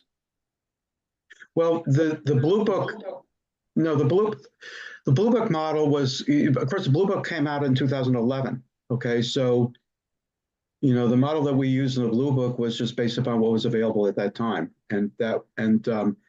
So for the Blue Book, we referred first to the models which were presented in an NCRP report for thyroid cancer. I don't know what year that came out, probably around 2009 or something like yes, that. NCRP 159 is to 2009. Yeah, and then the model that we used for FGR16 was based upon the results reported by Vega, in the I think that was in 2017 or something like that. When did Vega come out? Yeah. And okay, also, so in that case, yes, yeah. You did the Vega. Yeah, we did. Yeah, it was based upon two two pieces, two journal articles. So there was the Vega and also the Furukawa. So we used, Vega provided information on what the thyroid cancer risk would be for childhood exposures. Okay. Yeah. And then Furukawa provided information on how those risks depend upon age and exposure. Sure. Yeah. Okay. Can I have a follow-up question? I understand the explanation, but then that leads to the next question. If you're saying that Vega and Furukawa provide very good evidence, does that mean that the latest report from the LSS grant and all the others for solid cancer, they are not as good? Or so we need to be very systematic. So we either would say, okay, this is a quality of evidence in addition to BR7 and ICRP reports, and then if some study reaches it, then we include it. Because then if we don't do that, it's non-systematic approach. Okay. Or if you're saying some models are better in the Blue Book and some are worse, then we need some system to evaluate and say, in the Blue Book, some models are better than others based on these criteria. Because otherwise it becomes non-systematic, sort of like pick and choose approach, and some other people could come and question. I'm sure they will have exactly the same questions that Mark and I and others are having. I'm sure we could go ahead and try to go ahead and, specify the reasons, work on the wording there. I mean, I think to me, the reasons are fairly straightforward for those two models. I mean, thyroid cancer, we simply didn't have adequate documentation, okay? And the Blue Book, you know, there was, what can I say? I mean, you know, something needed to be corrected, okay? And I don't think either of those type of things apply to any of the other models. Dr. Simon, is your question related to this? Yes, No, go ahead. it's different. No, if not, let me jump on this one. I think this discussion raises a general approach issue. That is, within EPA for chemical risk assessment, the agency is gravitating or actually moved towards systematic review approach in terms of risk calculation. So I think so my question to EPA is that in this update from FGR 15 to 16 or 13 to 16, did the agency at any step consider or use the systematic approach to look at the new evidence in terms of what study to include, what study not to include, what data source to include, what not, right? So I think the agency need to elaborate. So why, well, for this project, agency needs to elaborate why EPA in general is moving towards systematic review in terms of gathering, evidence. And this project is not, to give justification. But at this point, I mean, I'm not in the mode of deliberation, but rather asking EPA. But sounds like from you, David, we did not do systematic review to gather and evaluate all the available evidence, but rather choose the one that we think or the agency think would help the most. Yeah. Maybe somebody else could weigh in on this also, okay? But to me, I think we did basically follow a systematic review type of approach in that, if you think about it, when almost all the models were based, almost all the risk models were described in the Blue Book, okay? Almost all of the risk models in the Blue Book were, at least in some sense, based upon a systematic review. I mean, not all of them, but most of them, okay? In that, what the Blue Book fell into the heels from Beer 7, okay? And so we relied on Beer 7, to do that type of work for us. And so what we're doing, and so in the meantime, there hasn't been any type of authoritative review, okay? We're looking forward to an UNSCEAR doing an authoritative review that, should come out somewhere around in 2025, okay? So, but in the meantime, we've identified, there's, at least to me, it was, I think there are some fairly obvious reasons why it would be worthwhile to go ahead and revise the thyroid cancer model and also for the bone cancer model. And other than that, we're sticking with the models that are in the Blue Book. I don't know if that answers, satisfies. That's my. Well, you definitely clarified some of the issues that we have in our mind. I wonder if Dr. Daniel S. Strom and Daniel have the similar question on this one. If not, then I would rather go to Dr. Simon. Yeah, I just had a comment on this question. Okay, go ahead. The systematic review, that means to me meta-analysis and basically dealing with published risk estimates, but not the full model, not the data to be able to do the kinds of analyses that that are really needed to adjust for, you need to get age specific rates and you need to get and to do that by surveying the literature in a systematic review, or I'm particularly thinking of meta-analysis just of the published risk estimates, that's gonna be insufficient soon.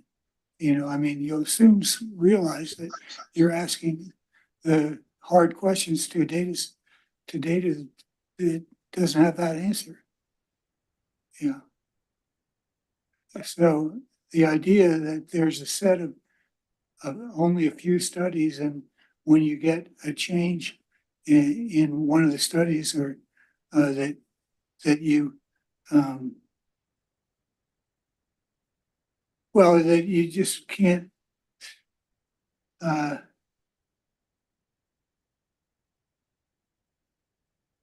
um, it's a meta-analysis. You know, you're dealing only with what's it's one risk parameter usually. That's a great comment. Say within the agency, in terms of all these systematic review protocol, meta-analysis and systematic reviews are not equivalent. You know, only when you have enough quantitative data, you move on to the next phase of systematic review. That's meta-analysis. But to answer Lydia's question, even when you decide what study to include in this update, that's essentially qualitative and both quantitative and qualitative review, and doesn't even touch upon meta-analysis. So we're not really arguing. I guess my question really is that we want to see it's well documented how you arrive at this point. We're not necessarily saying, hey, you pick a wrong study, right study, but only when you did a more systematic review, you can convince the audience. We include the study, include that study upon a set of objective criteria that we can all agree with. So that is a clarification question. And we're gonna I think all right, so I guess I have to go Dr. Little, you have a follow-up question, I assume? Yes. Okay, let's be brief. But just briefly, following on from Dan's point, I mean, it seems to me that what we're dealing here though is we're relying on BS7, which is now 20 years old, using mostly more instance data, as we've heard, and we've now got much more recent follow-up of the same data, the same instance data, using improved dosimetry and of course extra years of follow-up. So it seems to me, why use BS7? What's the point in using this outdated analysis? Okay, so we're gonna move on to the next topic. I do think it'll be helpful for EPA to clarify that, right? I mean, if not, I mean, you could address the limitation, in terms of approach. Dr. Simon, and I think we, for the sake of time, we probably would take one more question, and then Dr. Daniel Strom, then we'll go for lunch. We almost thank break you, our Dr. Tu. tradition, being punctual. Okay, Dr. Simon. Yeah, sorry to make your lunch later. I wasn't going to ask anything this detailed. I have a question. I have concerns about skin dosimetry, and I wasn't going to ask anything this detailed until Roland brought up this subject. So I think I should go ahead and ask it. I have concerns about both skin dosimetry and skin risk assessment. The skin is unlike any other organ of the body. It's the largest. And it points in all directions. So I find it. I'm I'm not convinced that the dose to the skin can be characterized in an appropriate way. And I'm not convinced that the risk to the skin can be characterized appropriately given that problem. So let me ask those that are experts, what is the range if you take small parts of the skin and you take any exposure scenario that you want, what is the range of the smallest dose to the largest dose? Numerically, what would that range be for small areas of the skin? Is it going to be a factor of 5, 10, 100, 1,000? You have skin, you have under the arm, between the legs, you have on top of the head. So can anyone answer that? Or is that completely ignored? Is the skin just treated as one large organ and all of the energy is absorbed in it and it's divided by the mass of that organ? is there any ever consideration given to the dose to smaller parts of the skin? So no one's answering. So if the range of dose is large, then how is the risk characterized? Is there any evidence base that says that the skin reacts to the average skin dose, or does it react to the highest or the low dose? That's a good question. I just don't understand the technical basis for skin dosimetry for external. Thanks. Well, I think one answer to your question is I think that applies to every organ in the body. For an internal emitter, you But not could to the take a same degree. microdosimetry approach and Okay. talk about doses to small regions of that tissue. I do think for skin, I think part of what you may be getting at involves the exposure scenario definition, which obviously in FGR16, we're using some very uniform concentration distributed source exposure scenarios for external skin. So it's not the same as an example, and I know you're not advocating for this, but we're not doing hot particle on the surface of the skin type dosimetry, and I know that's not your question. But it does get easier for us because we're not doing that, right? I think your question's a good question, right? What's the range in dose to the skin for small regions of the skin for some of these uniform exposure and situations we're describing? So I don't know if part of that's my answer is helpful on that point or not. Dr. Samuels, do you have anything you?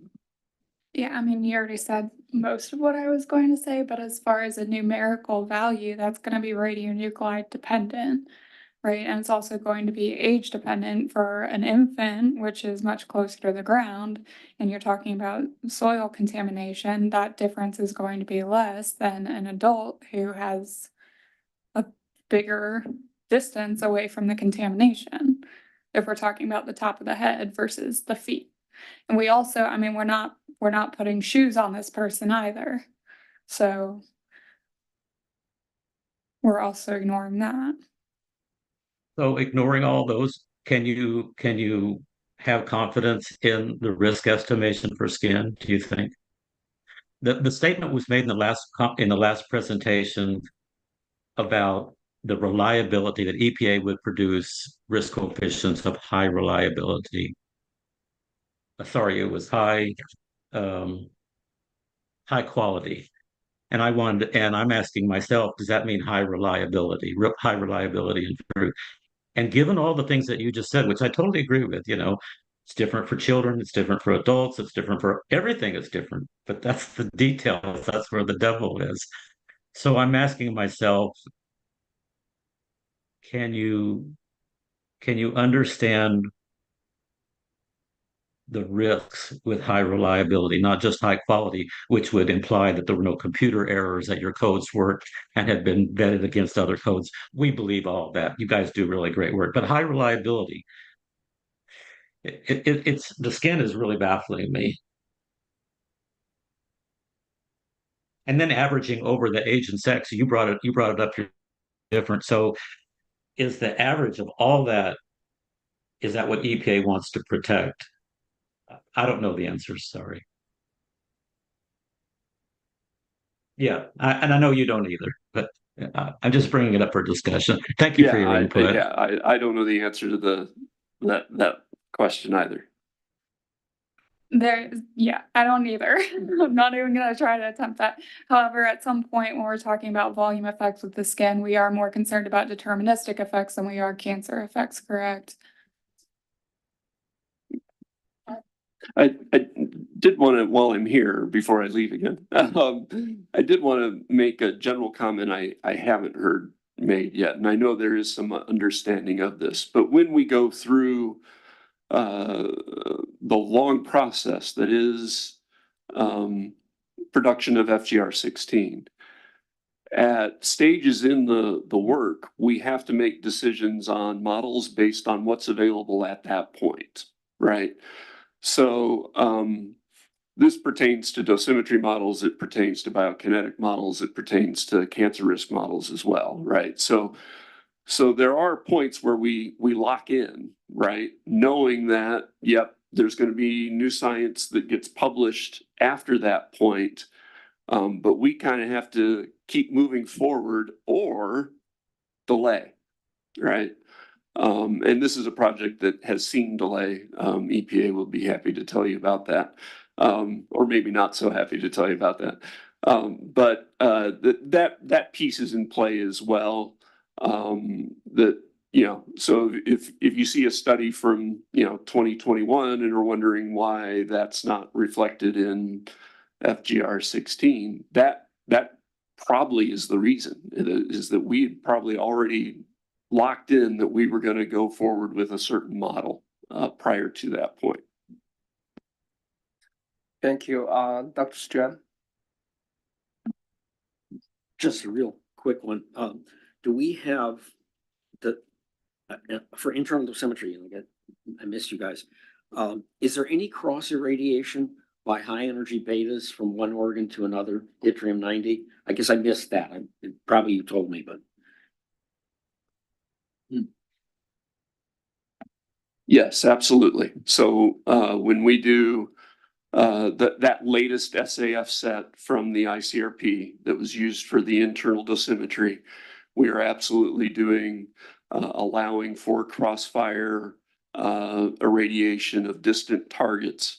And yeah, you picked one of my favorites where, if you get strontium-90 into the body, it's basically a carrier to the bone, and it's yttrium-90 that delivers the, 90% of the dose.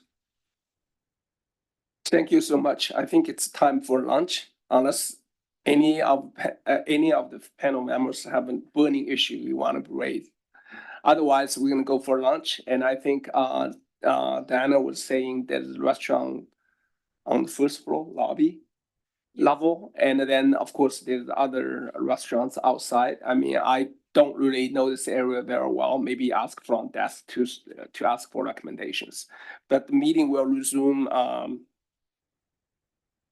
2 o'clock. Can I add that we have a map of local restaurants on the table right here that our contractor helps Okay. support us with. Great. Yes. All right, we can continue our clarification question if we need it. Otherwise, we'll go into the phase of deliberating the charter questions, starting from 1A. All right, see you guys.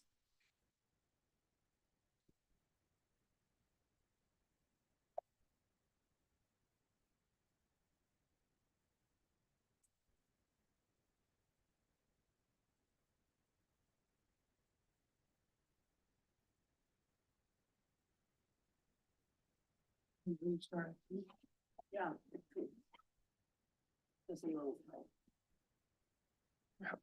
Over an hour. So we can leave computer here. Yeah, I think I just grabbed a sandwich. Yeah. It doesn't have enough time, you need. You're tired. I probably grab something and see if I can take a nap. Yeah, I'll just go downstairs. Great, thank you. Just take the elevator down to the Okay. main. Okay. Water with me. Yep.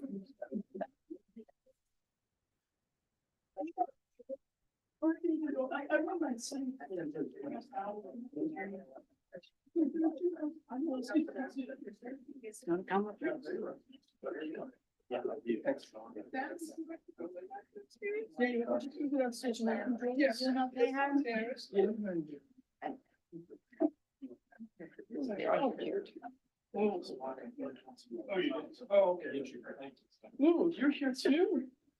Where else would I be? We're going downstairs.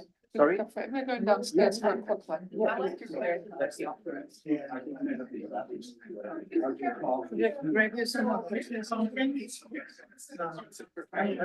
have to walk around. My back is actually bothering me on the sitting, so I don't want to sit. Yeah, I want to do this swimming position.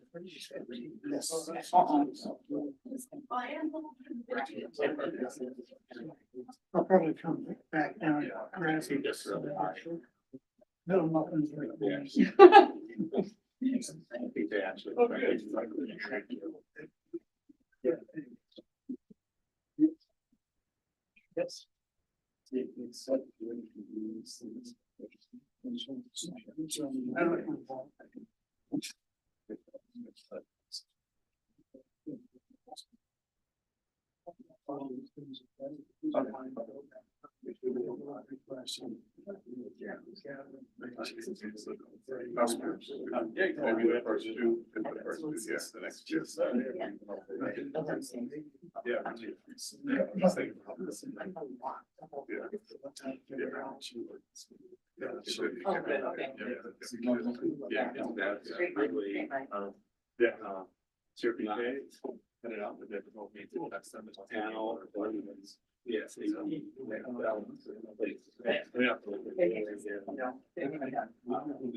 Yes.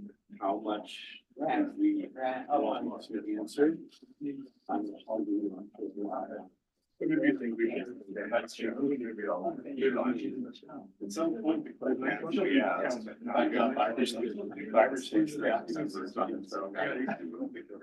What do you guys do outside the manage? What is your agency? Hey, David, we're on lunch for David, can you hear 70 us? minutes. You're on mute.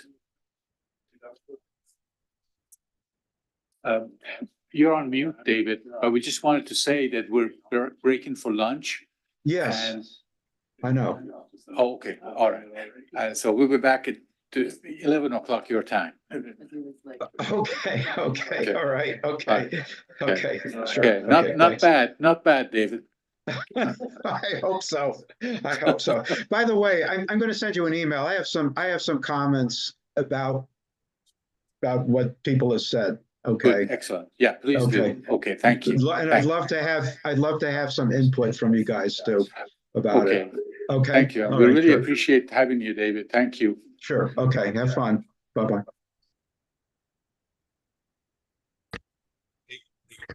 Hey, Armin, it's Mike.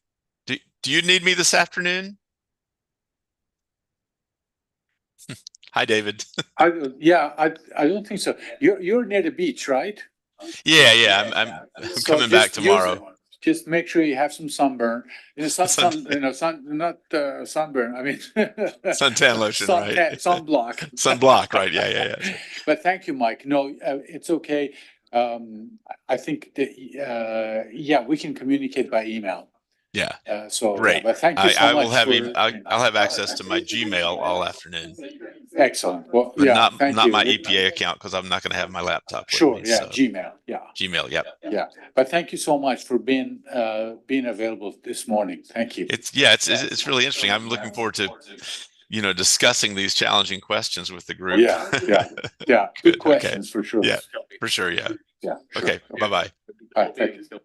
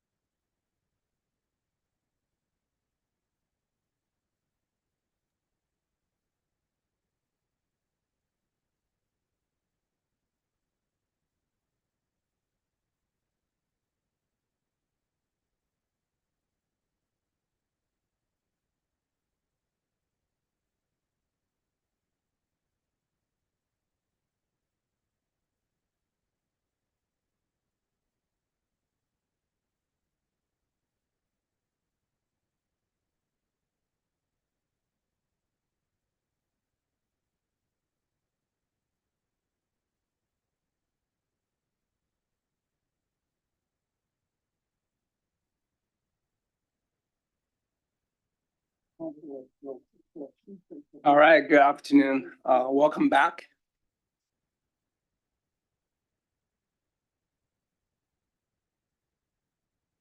So we're gonna start our panel deliberation on the charge questions. Just a remind that this is a public meeting, so that deliberation process involves public. This is not closed door deliberation, okay? Our first agenda in the afternoon is public comments, but we have not received any registration, so we'll skip the public comments section and move directly into the charge question number 1A. So hopefully we'll finish our deliberation 30 minutes earlier and dismiss the panel.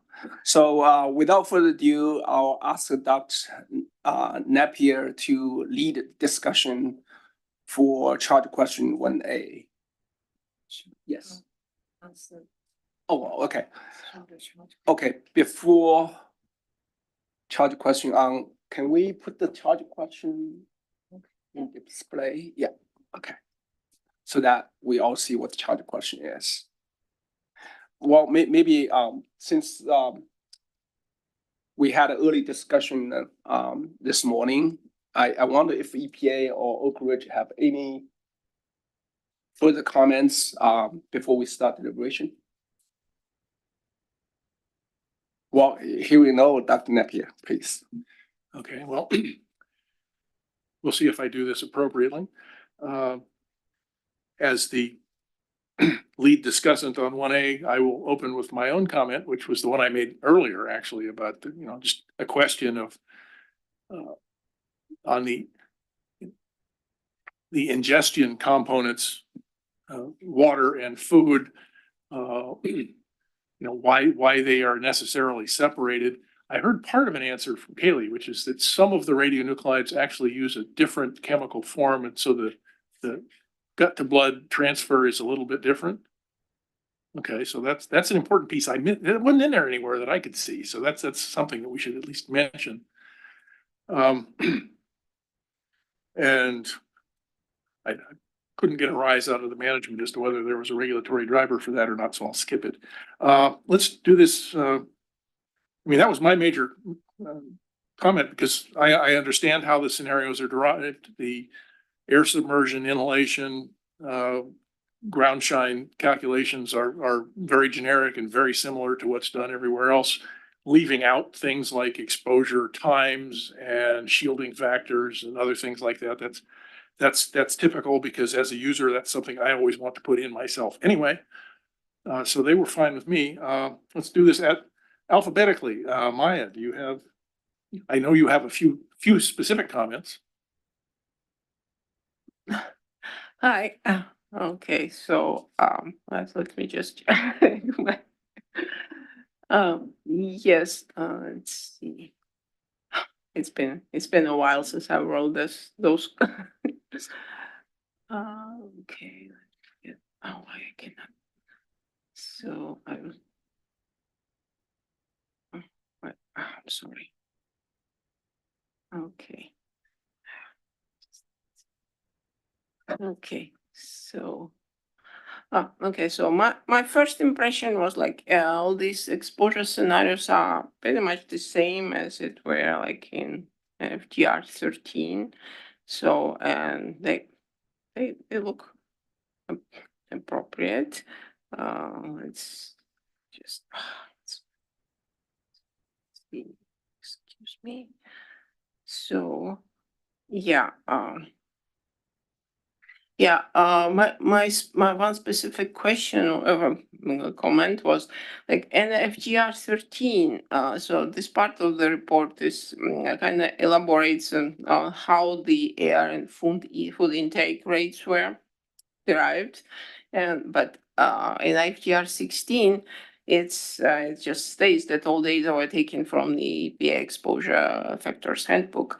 I didn't have a chance to look at that handbook. My question is, are there the sufficient detail in the handbook for some interested? Yeah. interested parties just to look at it, how these rates were derived. I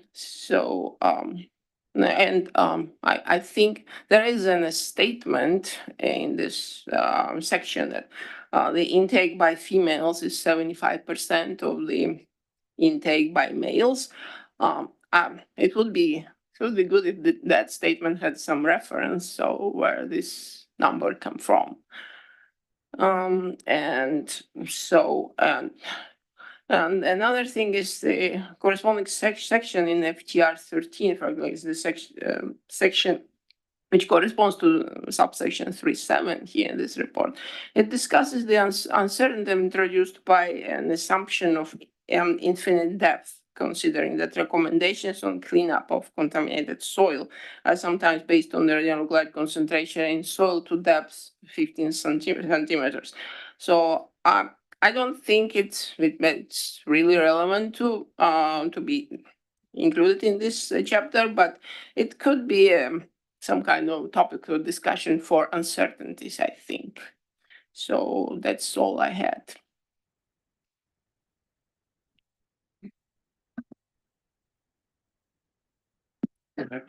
Anybody want to respond to Maya or add to it? I know that Dan has kind of something similar, and Dan Strom is next alphabetically. Okay, Dan, you have anything to add? Not to what Maya said.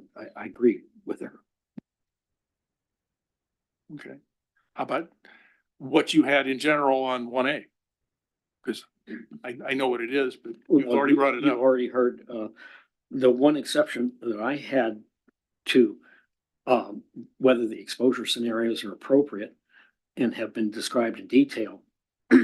I, talked about the lactating mother, breast milk, nursing infant exposure pathway, which is really covered in 1B in my comments. And I believe this is because ICRP largely ignores it, but in any case, EPA, the radiation part of EPA ought to look at the chemical part of EPA and see how they deal with it. I, in my comments, also gave one of the models. Exposure, though, to breast milk can be found in Chapter 15 of EPA's Exposure Factor Handbook. I give the link in my comments. In Chapter 3, Section 3.4 of the Exposure Factors Handbook covers exposure rates to pregnant and to lactating women.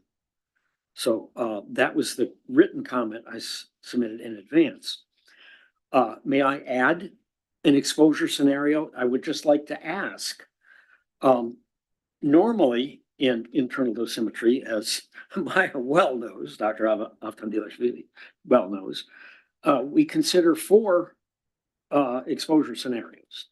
They're inhalation, ingestion, dermal exposure, you get it on your skin, and entry through an open wound or injection just directly into the body. Okay, environmental, EPA could maybe mention that and say it's not important, but anyway. But the dermal exposure is not unimportant, and it's required to be considered by the United States Nuclear Regulatory Commission when you decommission a nuclear power plant, or when you're actually doing an environmental impact statement to build a nuclear power plant. And that's the concentration in water.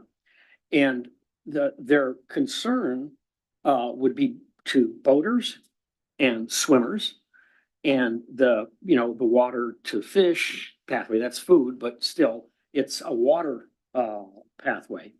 And of course, NRC goes on to look at what we call bugs and bunnies, in other words, non-human biota. That's not EPA's charge here, but dermal exposure is important for tritiated water. It's doubtful that you get a lot of that, but tritiated water goes right through your human skin. If you get into, you go in, you look at the scenario for skin exposure. I remember doing a risk analysis where somebody fell in a spent fuel pool at Fort St. Vrain reactor, and they had a lot of tritium in their spent fuel.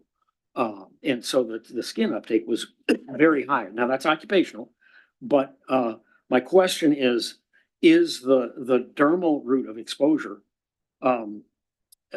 getting contaminated soil on your skin, that's, well, everybody's gonna laugh at me, but we have intake, the word intake. And I coined the term on take for getting something on your skin. This is Health Physics 2002. It's not new. 22 years ago that was published. But in health physics, we talk about the intake. That's so many becquerels in chemical form, physically, whatever. But the on take is how much you get on the skin, right? And so this is of concern for contaminated soil. For example, if you're you're out in your garden and you're working and there's, let's say, uranium in the soil or something, you actually get a dermal exposure from that.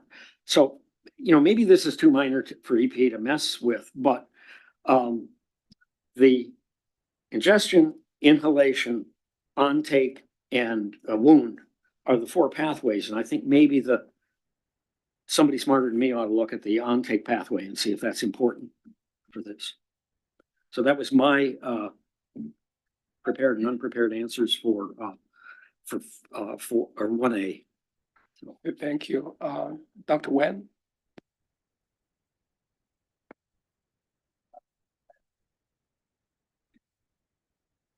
I thought you have some written comments.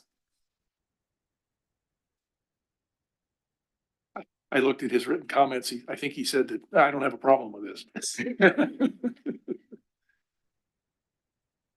Yeah.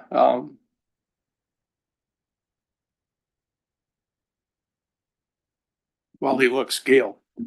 Yeah, I had some of the same comments that Dan had. I had the dermal, but not just dermal, but transdermal too, because you can have cuts on your skin and have significant intake because of that. And if you do talk about like an accident where somebody falls into radioactive dirt or something like that, you can have significant uptake. I mean, that seems to me to be a missing point. Now, maybe he's right, maybe it's just minor, but I was concerned about it.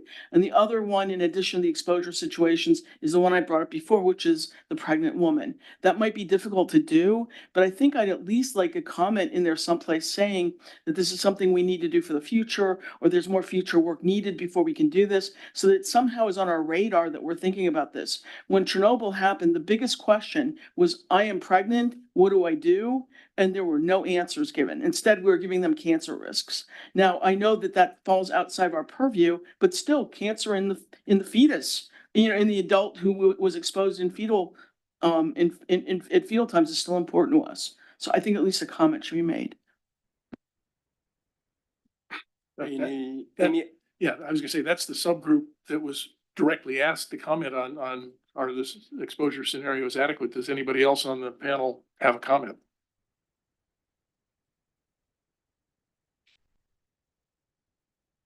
That hasn't already been brought up? I guess not.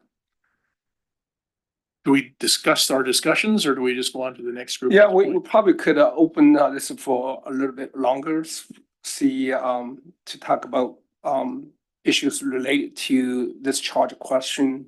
So I have a general comment. If you look at the charge question, it says that is the update of exposure scenario adequate, right? Appropriate, they use the words. Also being described in sufficient details. If I could extend from this word appropriate, that means have we examined all the available solid scientific evidence up to date? Or versus say, I have appropriately update exposure scenario in the cases that I choose. So that could open for further discussion. Dr. Simon. Thank you. Let me just react to Dan's comments and to others' comments. There actually are a number of minor ways that people can be exposed. They might fall under ingestion or inhalation, but they're generally not accounted for explicitly. For example, people can consume dirt, consume soil. It's been known about for many years under different scenarios. People can smoke contaminated tobacco or other products for that matter. there's all different kinds of swimming. There's all different kind of minor path. I've been asked about people that do pottery and are in contact with clay. So there's all kinds of minor pathways, and we don't expect, and I think we agree on this, we don't expect EPA to account for all these for the general population.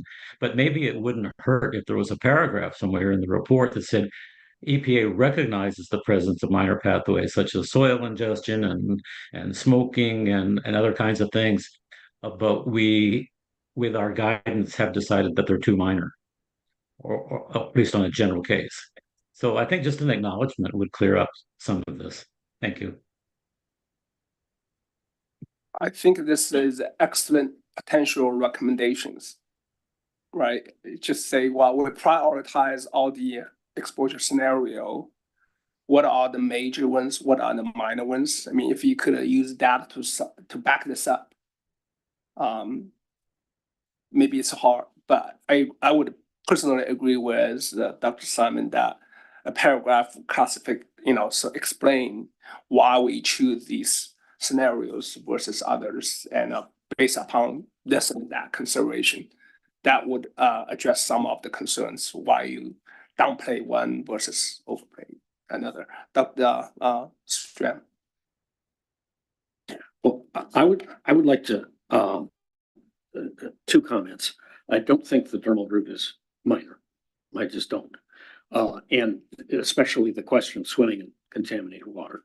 But Steve, I appreciate your comment, but I believe that we should check the exposure factors handbook, EPA, and see what it says about swimming, because I'm sure it's there for chemicals as an exposure route that is very, very significant. So that's my comment. But may I ask a process question at this point? The process problem I have is that Dr. Avtandilashvili and I both decided to submit our analysis of these comments in the form of PowerPoint presentations. I'd like to see her presentation on the screen. And when we get to mine on 3B, I'd like to see it on the screen. And I'd also like to see the revised written comments projected, because there's lots of people who took the time to show graphs and data. And in my case, for my response to Dr. Avtandilashvili's thing, you'll see all of my stuff on her PowerPoint. So can we bring that up before we get to hers, and respect the fact that Microsoft Word is not the only way we communicate? Thank you. Most definitely. We can project the comments on screen when. Did you give the slides? Okay. Will you please show the slides? 1B? Yeah, 1B. Yeah. Unless anybody else has something on 1A, we can move to 1B. And I do have a general question for EPA. Is the 2011 version of the exposure factor book the latest? I suppose that is. And I wonder how frequent the exposure handbook is being updated. And do we believe that the 2011 version is up to date in terms of scientific evidence? I don't know if I don't follow, the versions of the exposure handbook. I know it's very comprehensive. Anyone could comment on that? Thank you.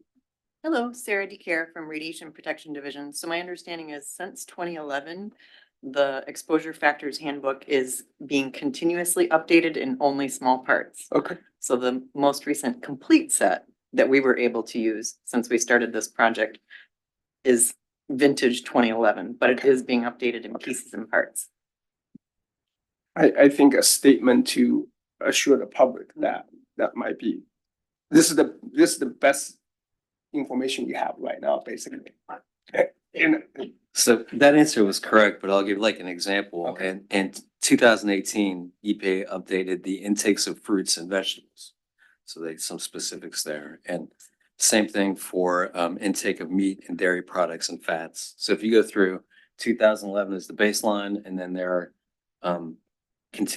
new updates in sections. Those are basically available online if you go to the online version of the handbook. Yes. So the latest section or chapter would be on that That's available correct. online, but That's not correct. not in hard print. Okay. That's very helpful. Okay, looks like we're very efficient.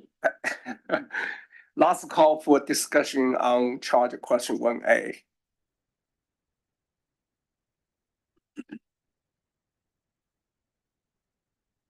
All right, let's move to 1B.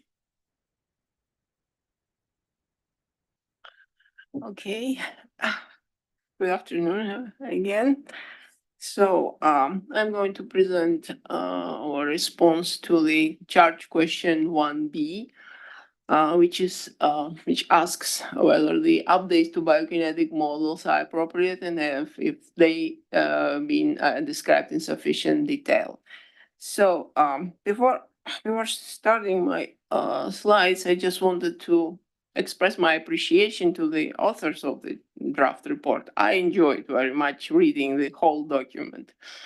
So, and as you can see, our team is very small, so only Dr. Strom and I. So my response will be probably short. So please next slide, please. So, and the general response, which we both had, and Dr. Strong will correct me if I'm wrong. So that's the models in this report, which are the latest ICRP model, ICRP publication models, which are up to date and appropriate. And then overall, they were described in sufficient detail. But I will have just a few specific comments. I will talk about the next slides. Next slide, please. The first comment, it's the one which Dr. Strom just brought up in this morning about the pathway, which is not addressed in this report. It's from nursing mother to infant through the breast milk.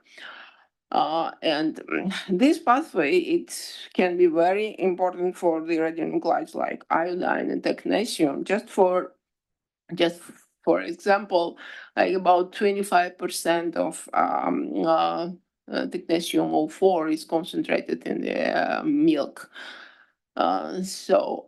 This issue was addressed in ICRP publication 95. And Dr. Strom, in his unpublished work, proposed including this pathway in the general system of biokinetic models, which was published in ICRP 130. Next slide, please. And to continue on this topic,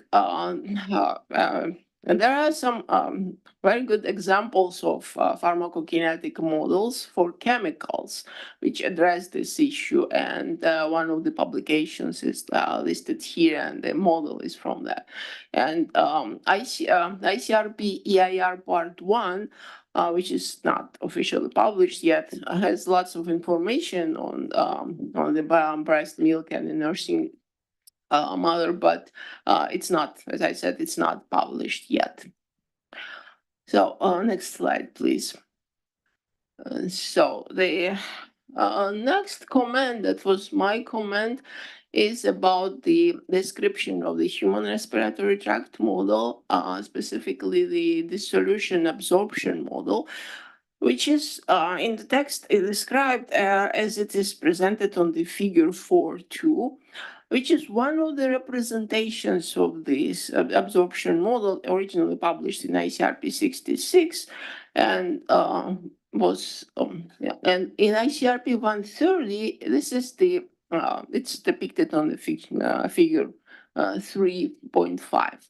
On the other hand, the generic absorption parameters, which were taken from ICRP 130, as well as the element-specific absorption parameters taken from ICRP 134, were tabulated as it is in the another representation of the absorption model with different sets of the parameters. And to me, there is like, it lacks the transition from, for example, figure 4.2 to the tables. I think that a little bit more explanation is needed. What is the relation between these two sets of the parameters? Next slide, please.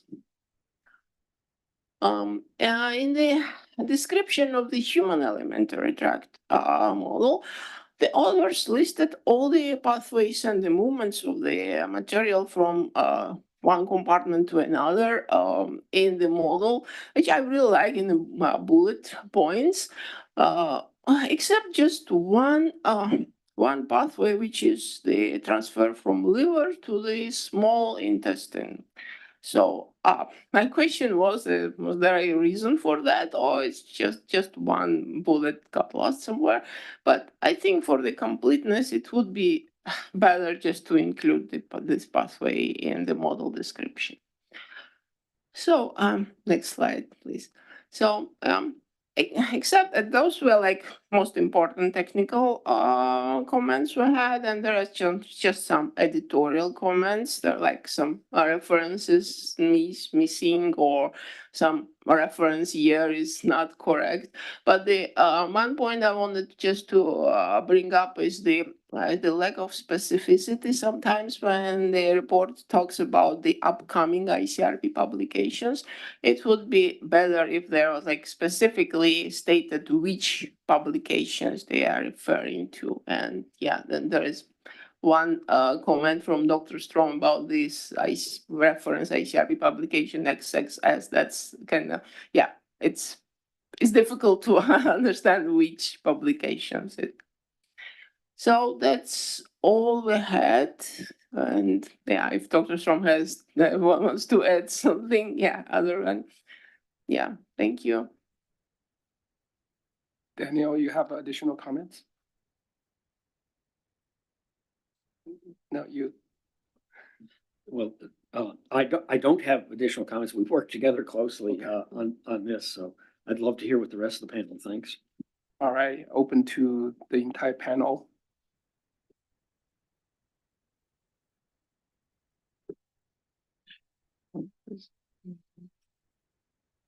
I have a generic question. I mean, I like the comments in terms of a missing component in the kinetic model.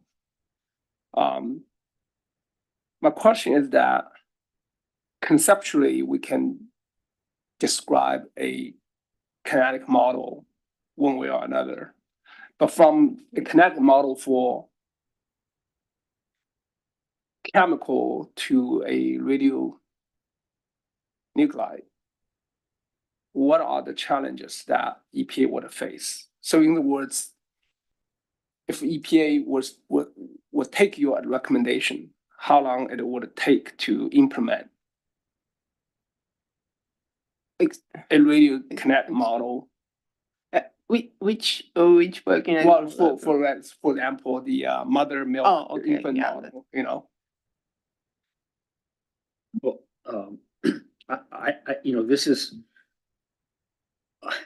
this is normally not EPA's job to invent a new model, right? Right. And this is why EPA goes to ICRP and NCRP and the scientific literature generally.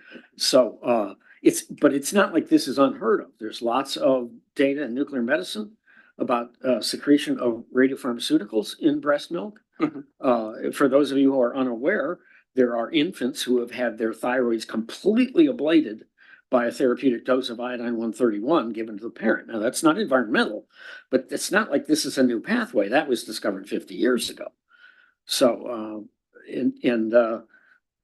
just one comment about the protecnitate. This is just an accident that Dave Moeller asked me to look into protecnitate at Yucca Mountain. And I did this research, and it turns out TCO4 minus is a negative, it's an anion. It's the same size as iodine. And your thyroid treats it the same way as far as uptake. It is not organified in the thyroid. So it comes back out. But that's not in the ICRP model anywhere. So I would leave it to, I mean, there's a huge brain trust of brilliant internal dosimetrists in this room, far out of my league, but maybe that's not, maybe that's for FGR 19 or something. Anyway, that's my. Okay, so I guess that we come to a point that is scientifically, there's substantial justification for you to consider a biogenetic model like that. But practically, what we like EPA to do in the next step, instead of say, okay, FGR 19 is something you can consider, right?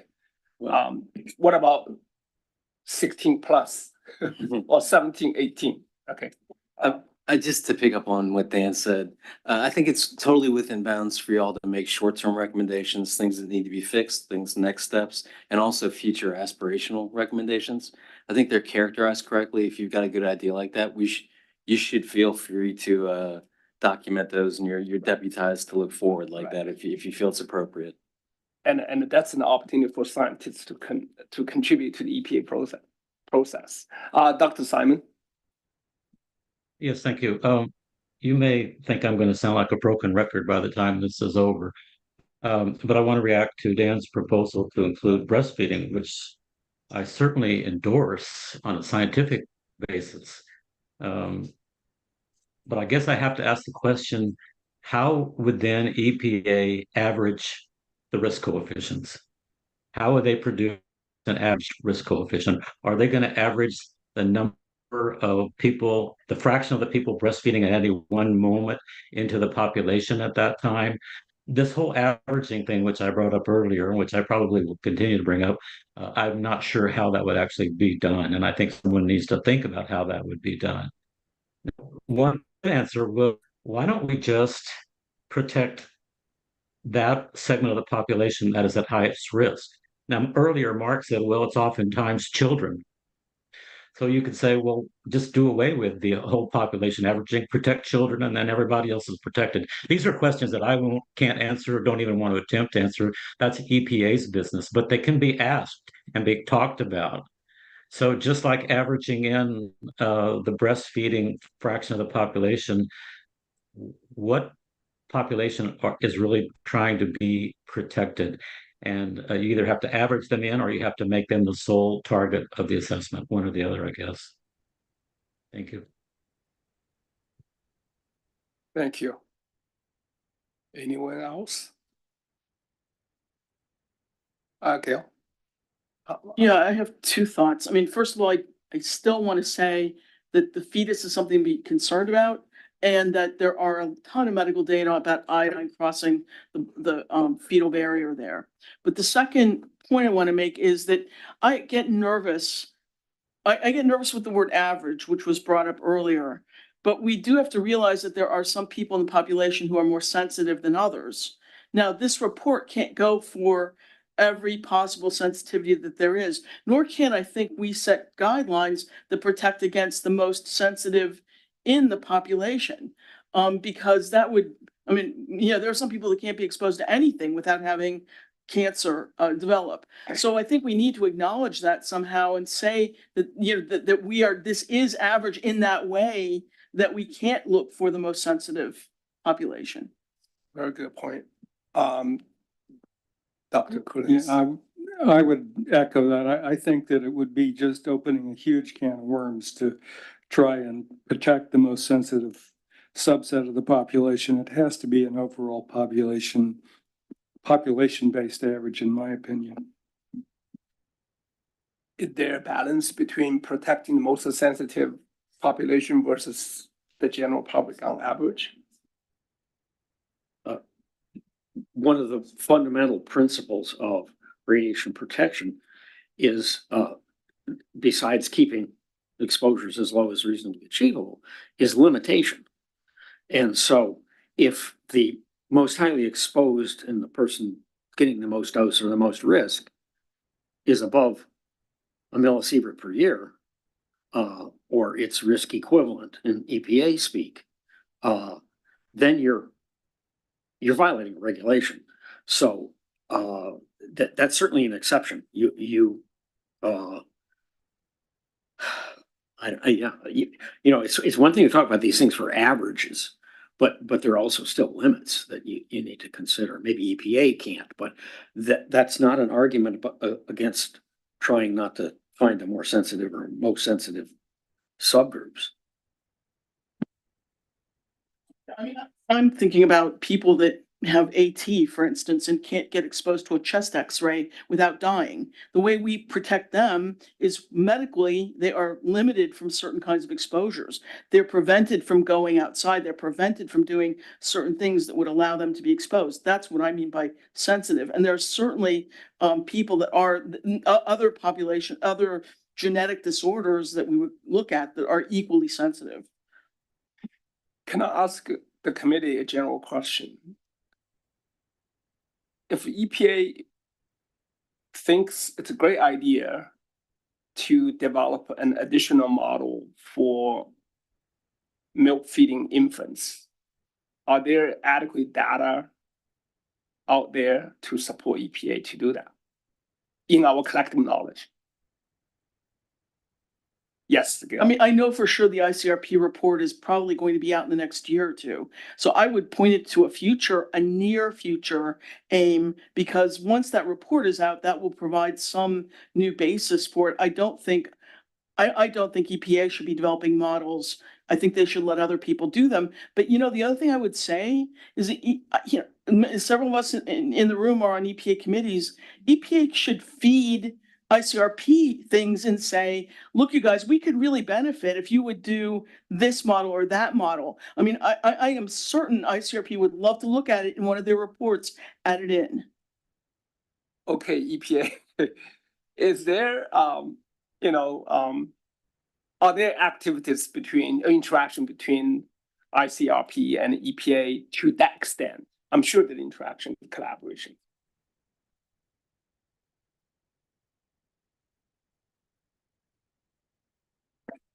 We have EPA staff that serve on ICRP task groups, but I don't think we've ever exercised that option of maybe suggesting. But that's a good suggestion. Identifying a need and making a recommendation. This is something that would be useful to look at. We can certainly do that. Yeah. Closer or more intensive interaction, collaboration between EPA and other agencies would be something that we hope that could be implemented, and EPA will ultimately benefit from that. I saw someone raise a hand. Forgot. No?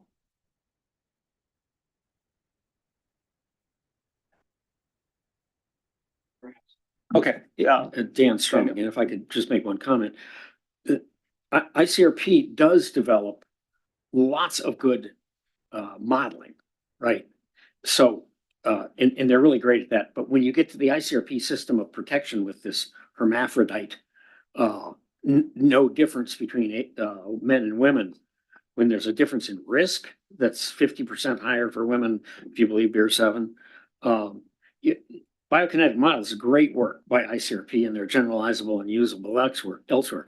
Their radiation protection system is not going to protect people of different sexes to the same level of risk. So it's not a risk limitation system. It's the ICRP's isn't. So the EPA does deal in risk, of course, because there's no dose for chemicals, no grays and sieverts for chemicals.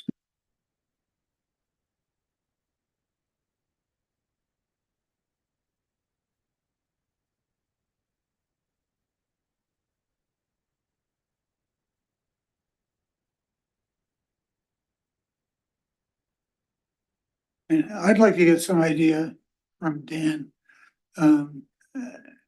just how sensitive how much additional cancer is there due to pregnancy? Can you stay closer to the mic? Yeah, I mean, I'm trying to figure out what the size of the problem is, is it a large problem that we're missing by not including the the pregnant women or the fetus? Is this, or is this something that's interesting, but not, shouldn't influence the overall risk estimation? So basically you're saying that EPA got to justify their prioritization based upon the scale and the scope of the problem. And that way you justify why you put most resources here and there, right? It can, it's nice to know about something that increases risk in a, important sample, but we're talking about populations here. If I may respond to that, first of all, I'm not the guy to ask how big that would be. I would look at somebody who knows the size of the population and all this other stuff. But I'm gonna show my ignorance here, but it has been my experience that 90% of what EPA does is Superfund. And the other 10% is Office of Radiation and Indoor Air, and in the RAD business anyway. And what I can't remember is the exact language in CERCLA about there are maximally exposed individuals in CERCLA. There are sensitive subgroups in CERCLA, if I am not mistaken.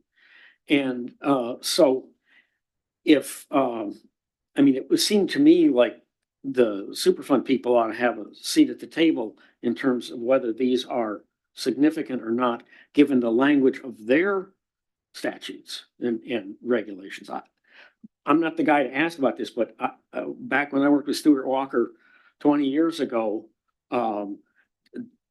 Superfund was just off on its own, its own business, and they have a lot of money. They go through, it's a much bigger deal than other stuff that EPA regulates, the cleanup. So to answer Dan Stram directly, I'm not the guy to answer your question about how big in effect this is and whether or not it would be relevant to, for example, another part of EPA that uses risk.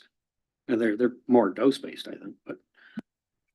Well, I want to add on this, that EPA has done something like that in its endocrine disruptor program. They actually look at the thousands of chemicals and identify those that had the largest production and the largest commercial and a residential use, then just decide to prioritize their resources on top of 50, top of 100, such as, that might be an approach that addresses Dr.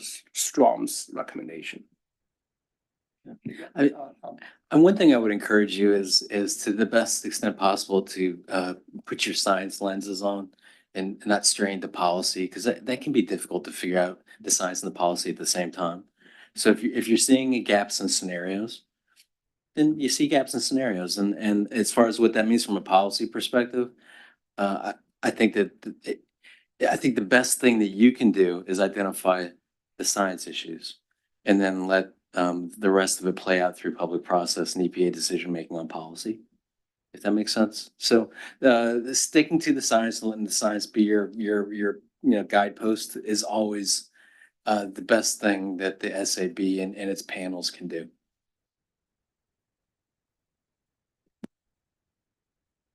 To answer your question. That makes a lot of sense. All right. In my defense, I was answering his question, which is probably also a policy question. I mean, I didn't mean that in a mean way or anything. It's just, it is difficult when you start to put all that together at once. And what we're here to do is to tease out science issues. So I remember ground rule, whatever we say, whatever other people say, it's not about you, it's about science, right? So that way we feel free, we're free to say, hey. Okay. Yeah, that wasn't very good at you, did.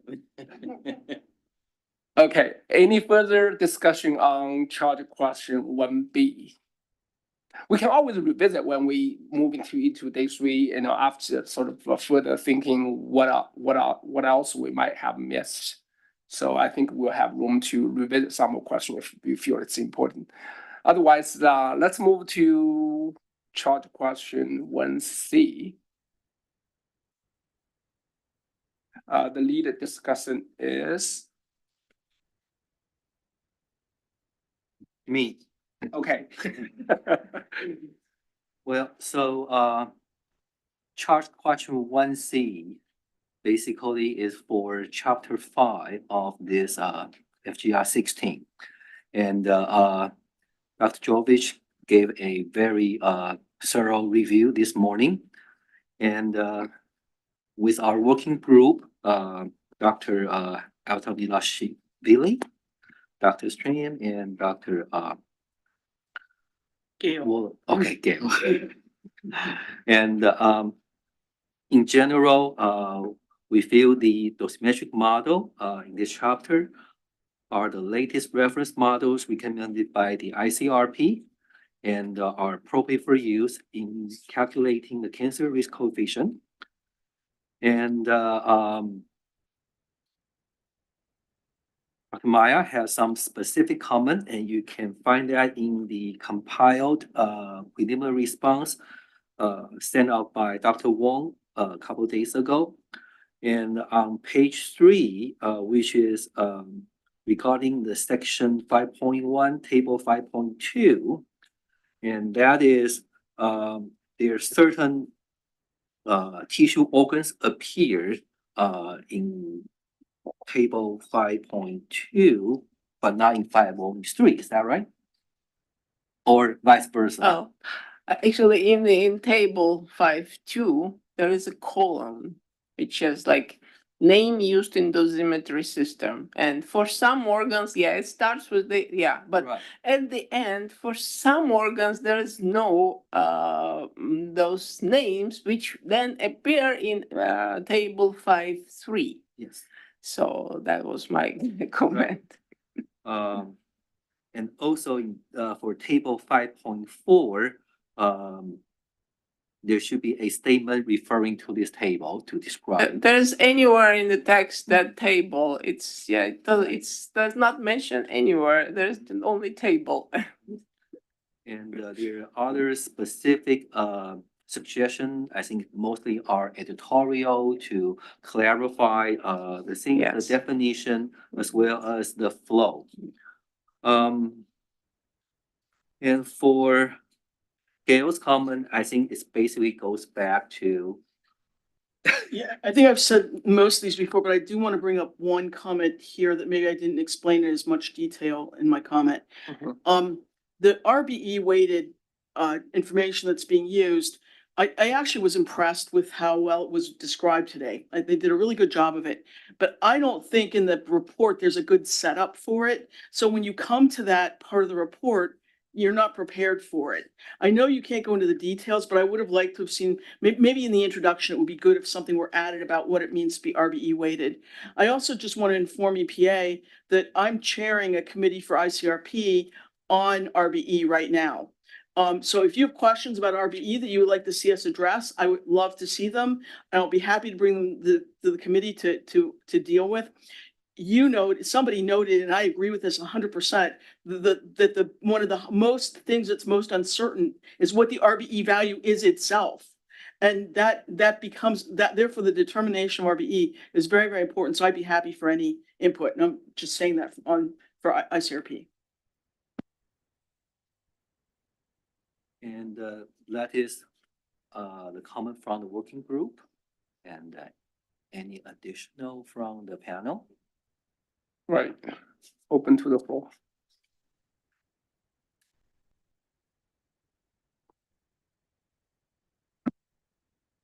Dan? Only that if we decide to look at the lactating woman and the nursing infant, then you would need dosimetric models for those. I'm pretty sure for the nursing infant, it's there. But I don't know about how that changes the metabolism, for example, of iodine or protectinate when you're lactating compared with when you're not. So I didn't put that in my written comments, but that's my thought. Can I follow up on Gail's comment? Yeah, because you're absolutely right. And I'm discussing on some other question, which is like more organization of the report, and I had this question because is this comment in the introduction. There is a definition in introduction in the section which is the use scenarios. And it talks about the RB weighted dose, which is really not the place. It should be in the dosimetry section. So, yeah.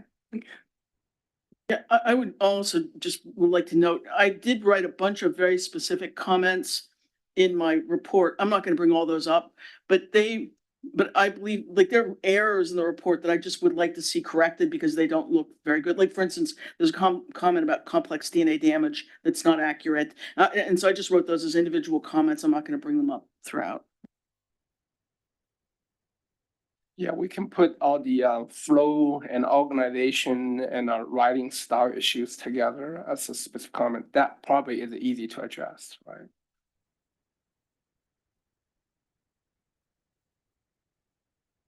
Oh, Dan. I was just gonna add, I think charge question 4A, we can throw a lot of this kind of thing in there. I would expect a robust discussion on that because many of the communication issues that I had difficulty with, you know, is it uncertainty or is it how clearly is this written? So. Right. Thank you.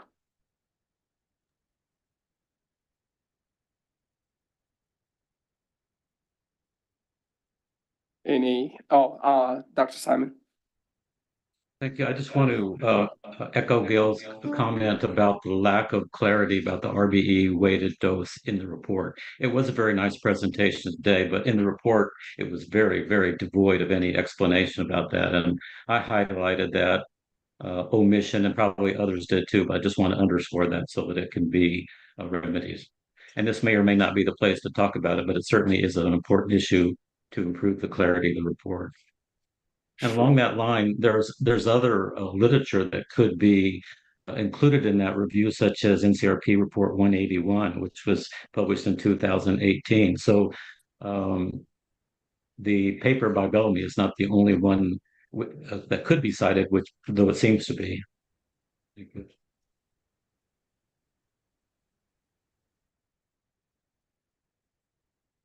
I have a general question for the panel. It seems ICRP plays a critical role here that EPA depends upon, including, of course, all these biogenetic kinetic models as well. Are there other models, those metrics work outside of ICRP that you think EPA might have or could have considered? Well, RERF is doing a great deal of work with biodosimetry with models. I mean, they're not using internal emitters, but they're using external. I mean, probably Eric knows something about that, or some of the RERF people. Do you have a sense that EPA? Well, I'll let Eric talk first there. I think Harry's a dosimetry specialist. I'll let Harry handle that. Dr. Cullen. What's the question again about external dosimetry models, or? My question was, EPA depends heavily on the work done by ICRP. I was wondering, are there also significant and good quality work in dosimetric and related work outside of ICRP? Should the EPA consider that? The big work right now at RERF is in developing a new series of anthropomorphic phantoms that are basically voxel or hybrid phantoms, and include both a pediatric series and the pregnant woman series with 4 ages of gestation. And then, of course, we have some peculiar things such as the phantoms for Nagasaki factory workers who were behind benches. That's just a little peculiarity of the RERF exposure situation. But that's the big thing that's going on right now in dosimetry at RERF is a new phantom development. So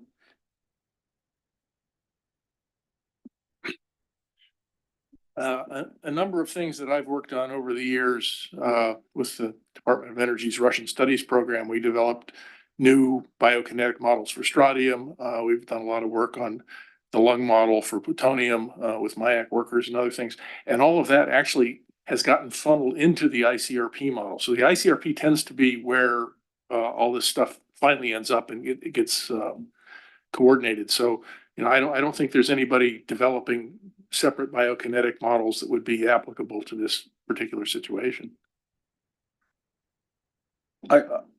My understanding is correctly, ICRP seem to be a melting part of all this related work. So coding ICRP seem to be adequate. Yes. And then just to add, because Yeah, of the question, right? yep. You know, it was more global on other models outside of our ICRP that can be helpful here. And so one example would be there are skin dose models, very much specific to individual radionuclides. They're actually coded into software that's freely available in the United States. It's developed by U.S. Nuclear Regulatory Commission. There are other nuanced models as well, but Varskin is the primary one that I'm speaking about. It's also referenced in my preliminary response. Like this would be helpful for EPA to be aware and contemplate.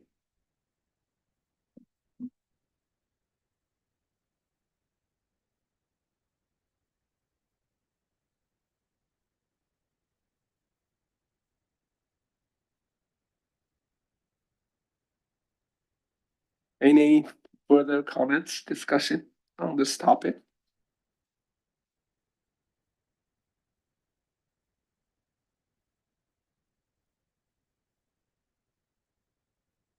All right, let's move to charge question 1D. That would be my job. Can people hear me okay? Yes. Very good.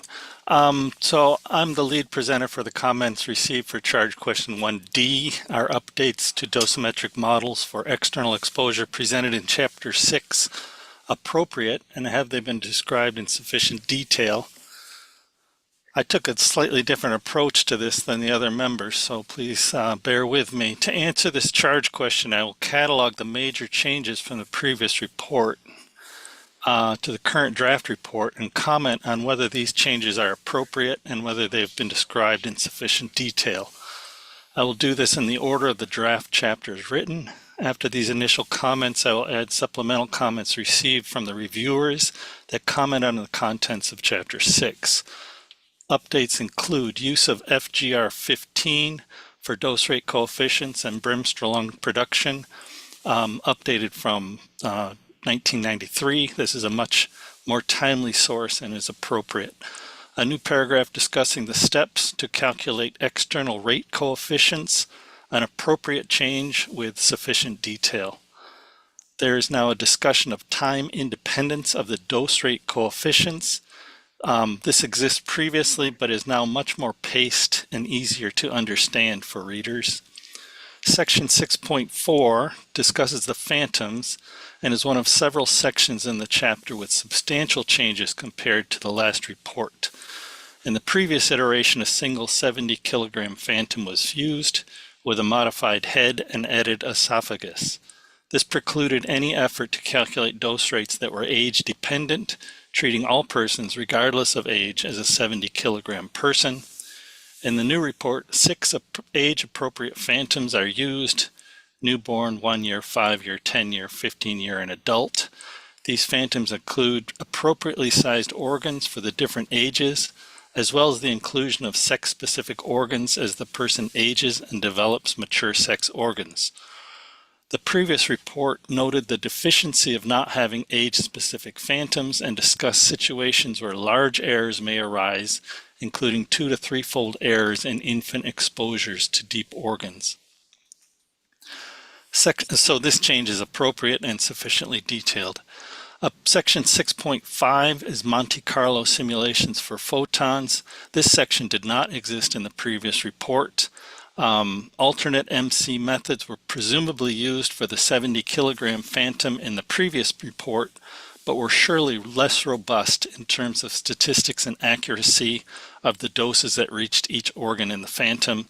This is due to much more powerful computers available today. Further, the discussion helps the reader understand the process of how radiation passes through the body, is slowed, and can deposit energy in various tissues. Overall, this is a helpful discussion that is appropriate and sufficiently detailed, although there are some comments related to this that I will mention later. Section 6.6 is contributions of electrons to bremsstrahlung to dose rate coefficients. I suggest you consolidate all discussion of these radiation doses to this particular section. There are several mentions of this type of radiation scattered throughout the chapter. I would suggest that put all technical details of this type of radiation in this particular section.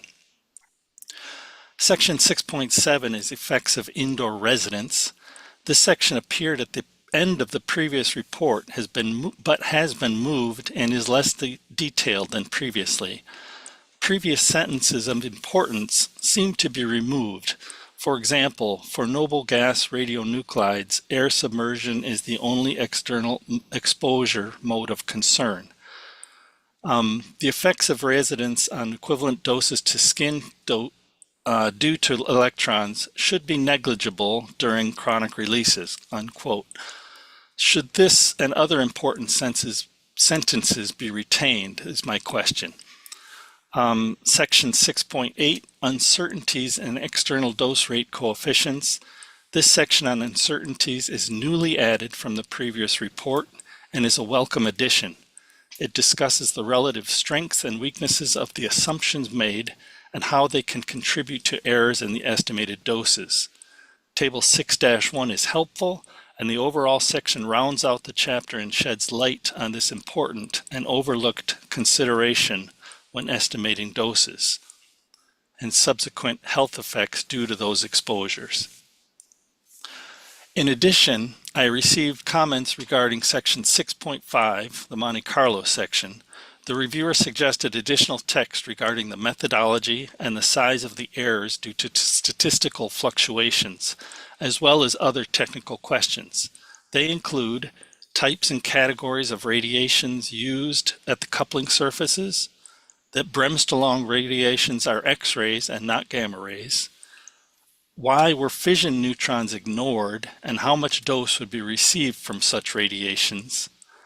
Section 6.4 says that stylized phantoms were used for all calculations of dose from external sources, but early in the report, section 5.3 indicates that voxel phantoms were sometimes used.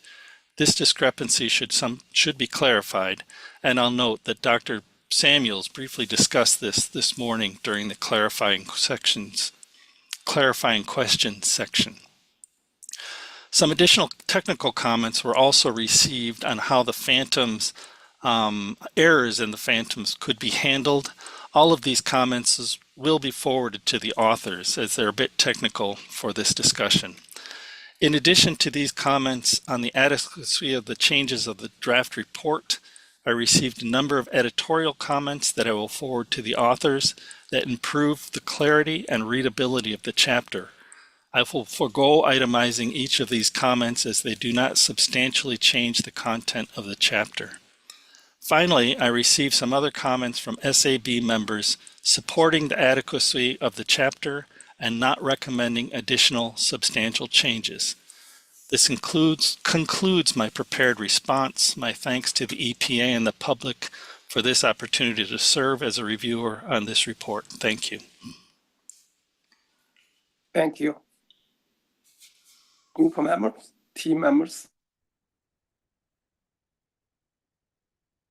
Dr. Coolens.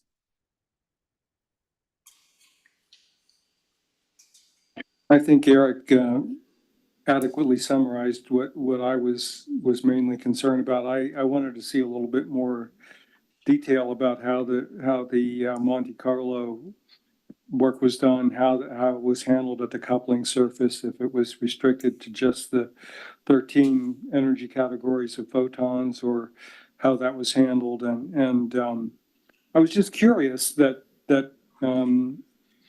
it seems sort of inconsistent to me in a way that two types of phantoms were used for the internal dosimetry, but only the stylized phantoms were used for the external dosimetry, because of the fact that there were certain tissues that were so small they couldn't be adequately represented, at least in the generation of voxel phantoms that were available at the time that this work was done.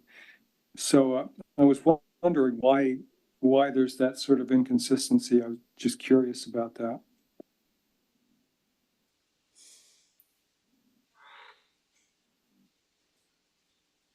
Any take on that?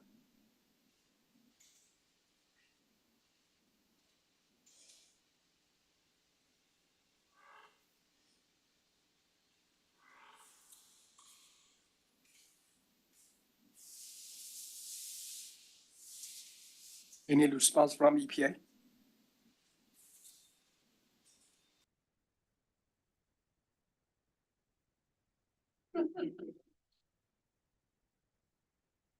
Bring reinforcements.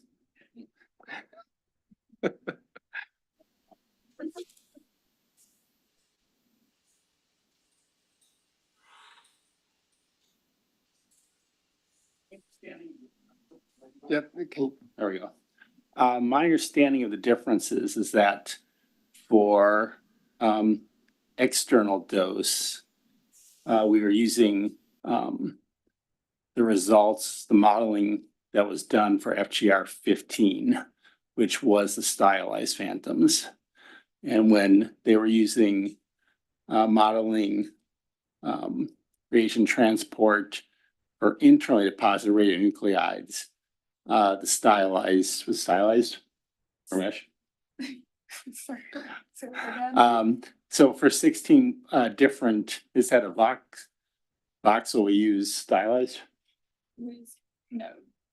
So So 15 used the help me out 15 here. used the stylized phantom.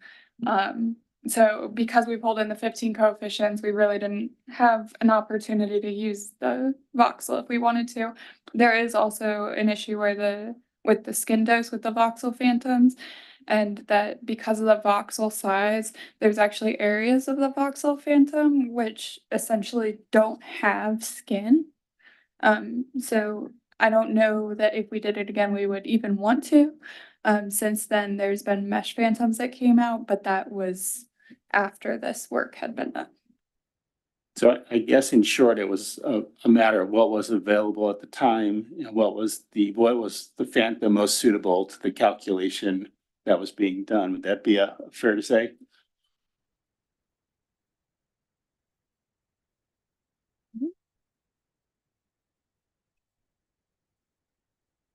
Well, thank you.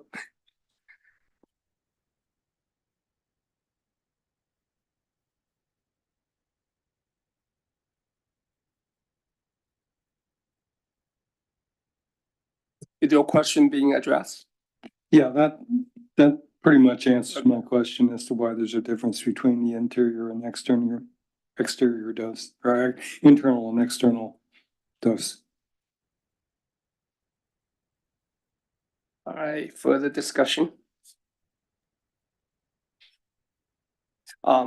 Yes.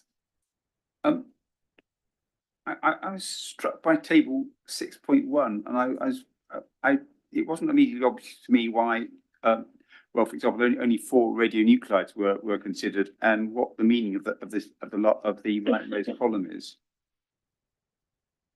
What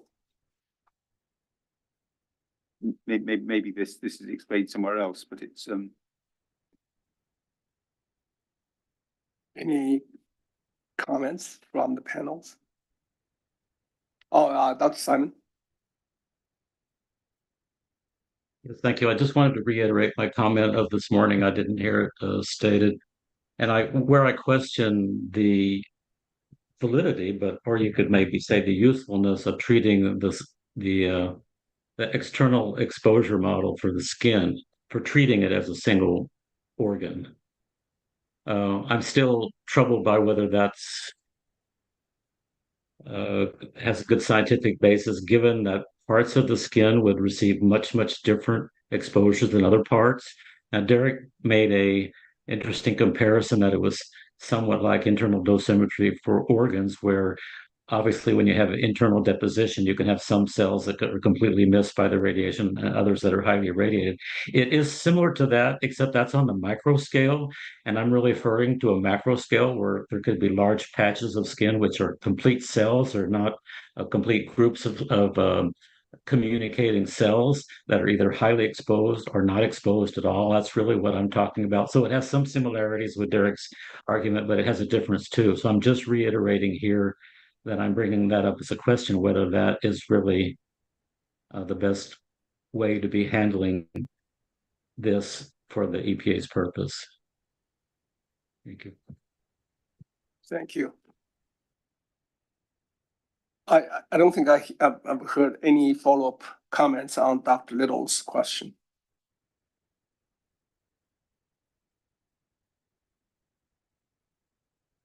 Maybe Dr. Little already had the answer to himself. Or someone to want to jump into discussion.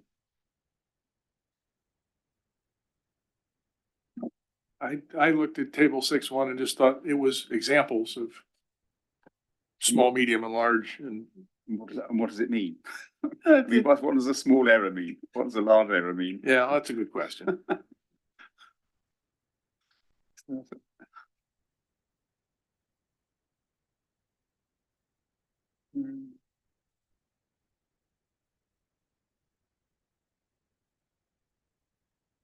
All right, any follow-ups?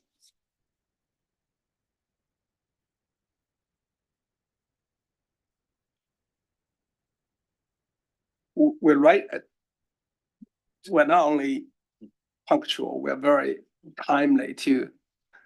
We're supposed to take a break after charge question 1B, but we didn't. Right now it's 3:15. Diana, do you want us to take a break, come back to see if there's any business for today, or we can decide ending the discussion earlier for today? And I think we definitely have more homework to do when we go back, right? That's for sure. So why don't we take a short break and then we talk about what to do next? Okay, let's have 10 minutes break. That good enough? Okay, let's do 10 minutes break. So we come back at 25 minutes past the break.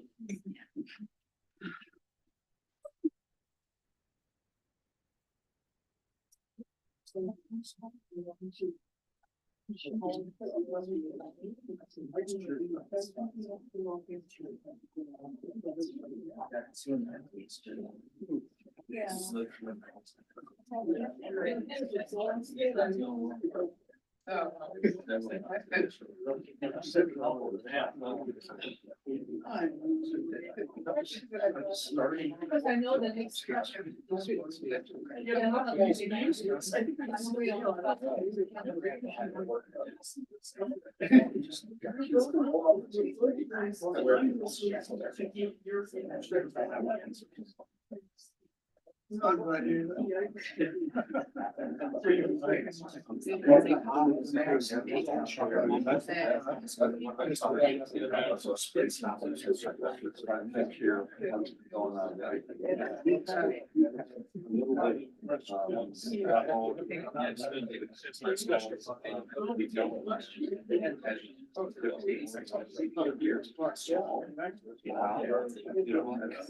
I actually like your approach that you have a team discussion, and I was suggesting Dr. Liddell do the same. The charge question, like, because, you know, everybody has to pay. So. I think that's Shirley and discuss.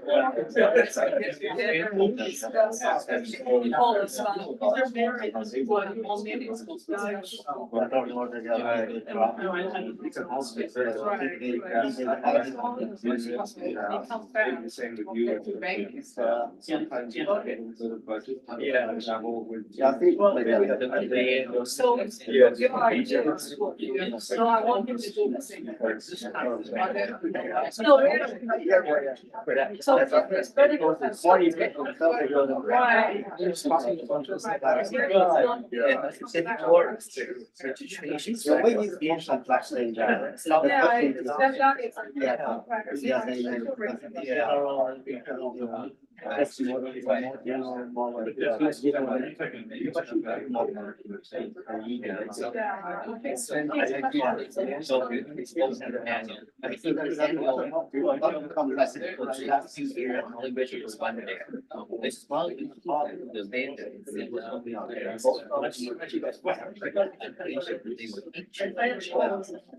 Not like before.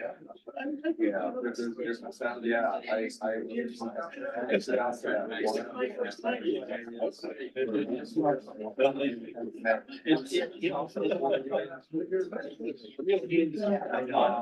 Stick to that.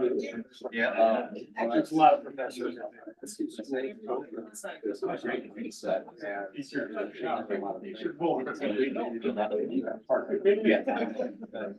Yeah. Why, what is it like? I believe I published or wondered. So we published not only in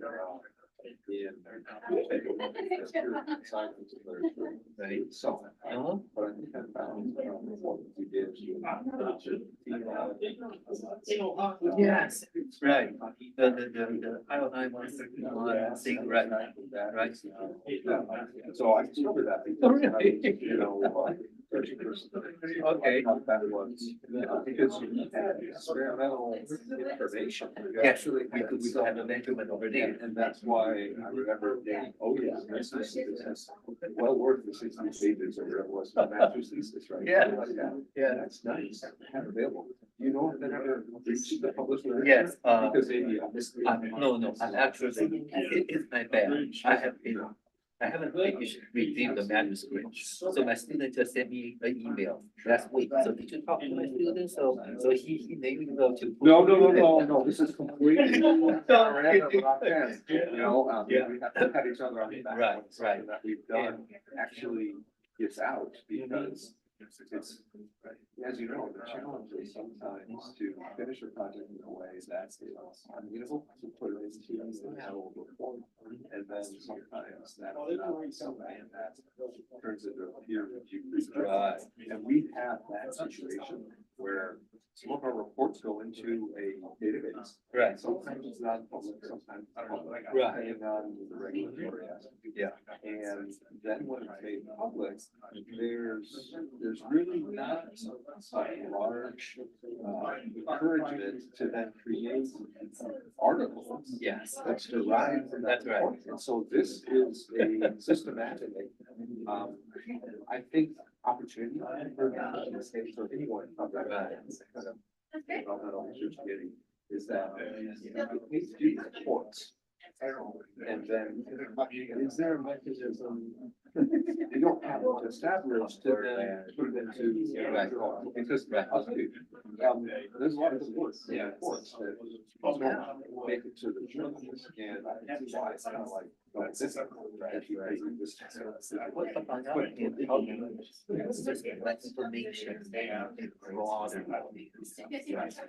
So these reports are discoverable about yours and certain things. Yeah.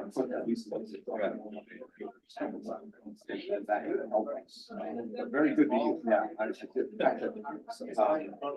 doing this years and years ago, and I felt good about that process. It was awesome. You know, I was a lot younger, so it's not more good. But now I think, oh my, you know, it's like, no, stop. I wish I could be better. Wish I could. Exactly. It's always about being steady.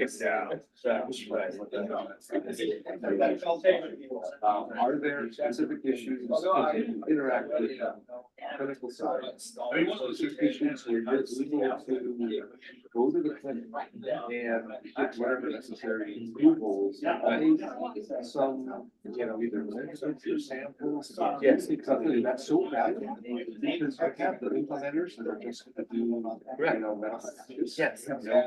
Research, right? And then you have those that are regular format. And I said, that can consider the clinical aspects and describe it.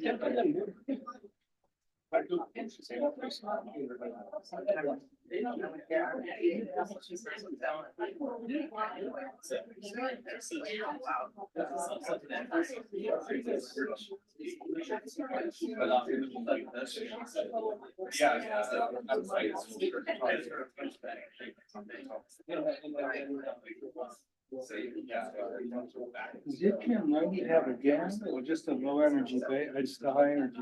Yeah, so that one is, I believe, relatively pure, beta, and it's higher energy than that stress.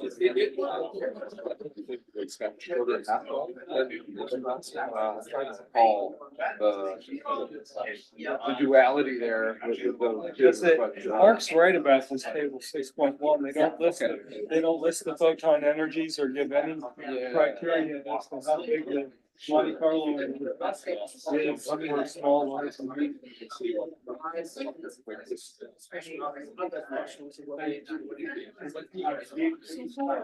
Yes. I was supposed to. Okay. I just, I work with you instead, but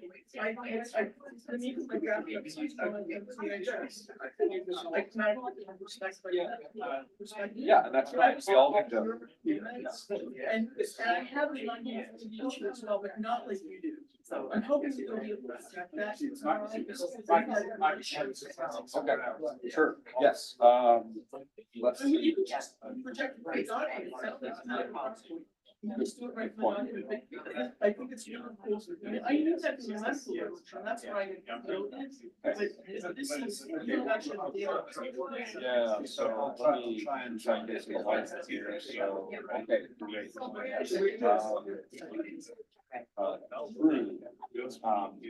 I was spent putting together some of these figures, so I can see how they're gonna be useful. Do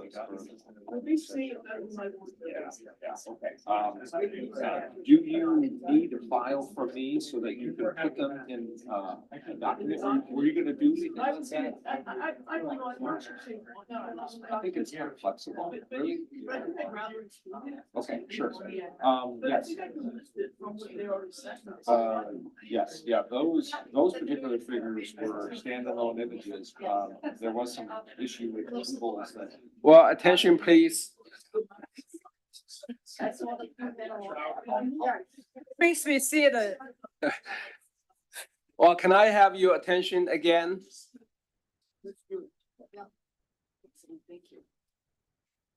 All right, thank you for the attention. We're gonna, so our recess is over. We're gonna start meeting again. Because of our efficiency, we're way ahead of schedule, so that we might have some, we use our creativity to rearrange some of the discussion. Diana, you wanna talk about it? Okay, because basically we are ahead of schedule also. So the decision is that instead of continuing the discussion for the topics for tomorrow, we're going to recess early, but we're going to give the teams opportunity to have a team discussion. Say for example, the next charge question to be discussed is question 1E. So the team members of 1E and also the following charge question, they can have separate small team meeting and discuss about their charge question. So that I think that will be a more efficient way, for the team to get into a consensus about what are the important points to make, so that we will have a more productive meeting tomorrow. Okay, so is that clear? So I'm going to call recess for today, but the teams will have opportunity to have small team meetings and discuss about the team charge questions. Okay? Can I add one thing? If teams for charge question 1A, 1B, 1C, 1D have the opportunity, if you want to talk about revision and how to build consensus opinion, at the same time retaining your own perspective, that'd be great. Let's utilize the time being in DC more effectively. Yes, Gail. What's the idea about structure? Like, how do you want these answers structured? You want it to be a synthesis? Do you want data included? I'm sorry, do you want it to be a synthesis? Do you want data included in it? Better not to include data? Dana, you want to go first? Okay, well, first of all, the job of the team is to respond to the charge questions. So whatever you put in there is to respond to the charge question. So how you arrange it is up to you, right? I mean, you have to get in the consensus and then you write up how to respond to the charge questions. So you want to include more data, more references? Yeah, that would be nice. But still, you have to answer the charge questions and give your recommendations. And of course, reach consensus, because we are giving an advisory report. And I would add that I don't think we should be prescriptive in terms of the style, but I think the fundamental thing that I love to see is that whatever we say, whatever data we add, is for the purpose of helping EPA to reach the finish line. And if we have long-term recommendations, make it clear that this is something very important scientifically, although we recognize EPA may not have the capacity or resources to do it by itself in a short, horizon. That was something that I think let's keep in mind. Yes, Dan. I serve on the Hanford Advisory Board, which is a DOE thing. And they make it very clear that our job is to provide actionable advice to the United States Department of Energy. They don't want, a lot of philosophical discussions, or as my grandmother used to say, fine words butter no parsnips. I would add though that if you feel some scientific perspective is really, really helpful for the EPA, by any means indicate that. This is something that I think EPA can benefit in the long run because we bring to the table external expertise that EPA may or may not being able to utilize on a daily basis. So let's utilize that opportunity as long as we make it clear. And anything else? Anything? Tom? I think the panel chair has some plan for get together dinner for the panel. Yeah, I think another thing that as a housekeeping item is that if there are enough people in the panel are interested in having dinner together and get to know each other and not formal discussion of the work. Although we have bad habit, it's hard not to, right? But we claim we did not talk about deliberate. Let's just sign up, see how many people want to find a convenient place nearby, Upstairs. Upstairs? It's raining. Okay, well, maybe just take it easy upstairs. And let's say we meet around 6. Well, let me know how many people want to join, and at least we know how. Okay, that enough people. Okay, is upstairs a good choice? Yeah, I think we have to get a reservation for that rooftop restaurant. Okay, just call them. Today is Wednesday, right? I looked into it. Looks nice, but. Okay. So you need to get on open day. Okay, any volunteer to make a reservation? Walk upstairs and ask. Okay, great. How many people do you want? Right now, we have about at least 10. 1, 2, 3. Oh, so 5, 7, 8, 10, 13. Okay, I'll go see. Let's have a reservation for 15. Is that okay? Just in case. Well, thank you. 6, right? Okay, 6.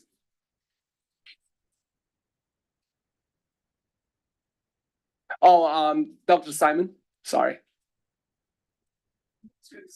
Oh, you want to join us?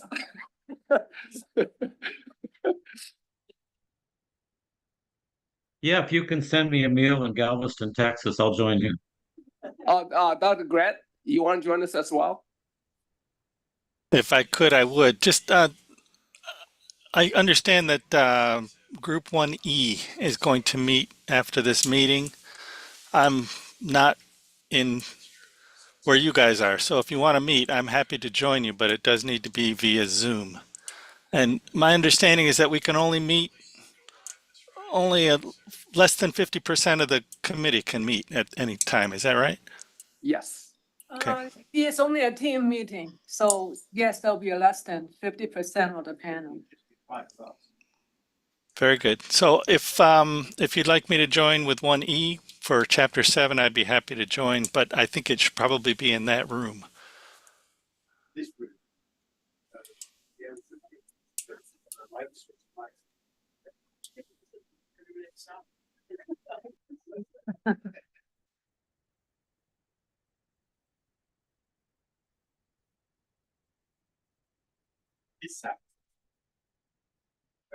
Do you want me to set up a team meeting for you?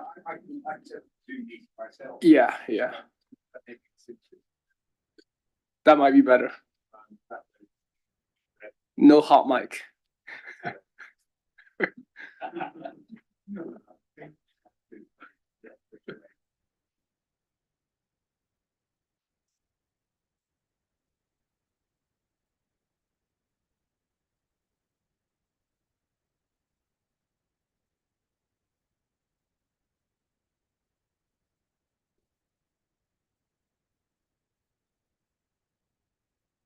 Okay, well, thank you to all the panel members, to EPA and Oak Ridge colleagues. We'll see you tomorrow. Okay. I'm gonna call the meeting recess and we will reconvene tomorrow morning at 9 a.m. Thank you. Thank you.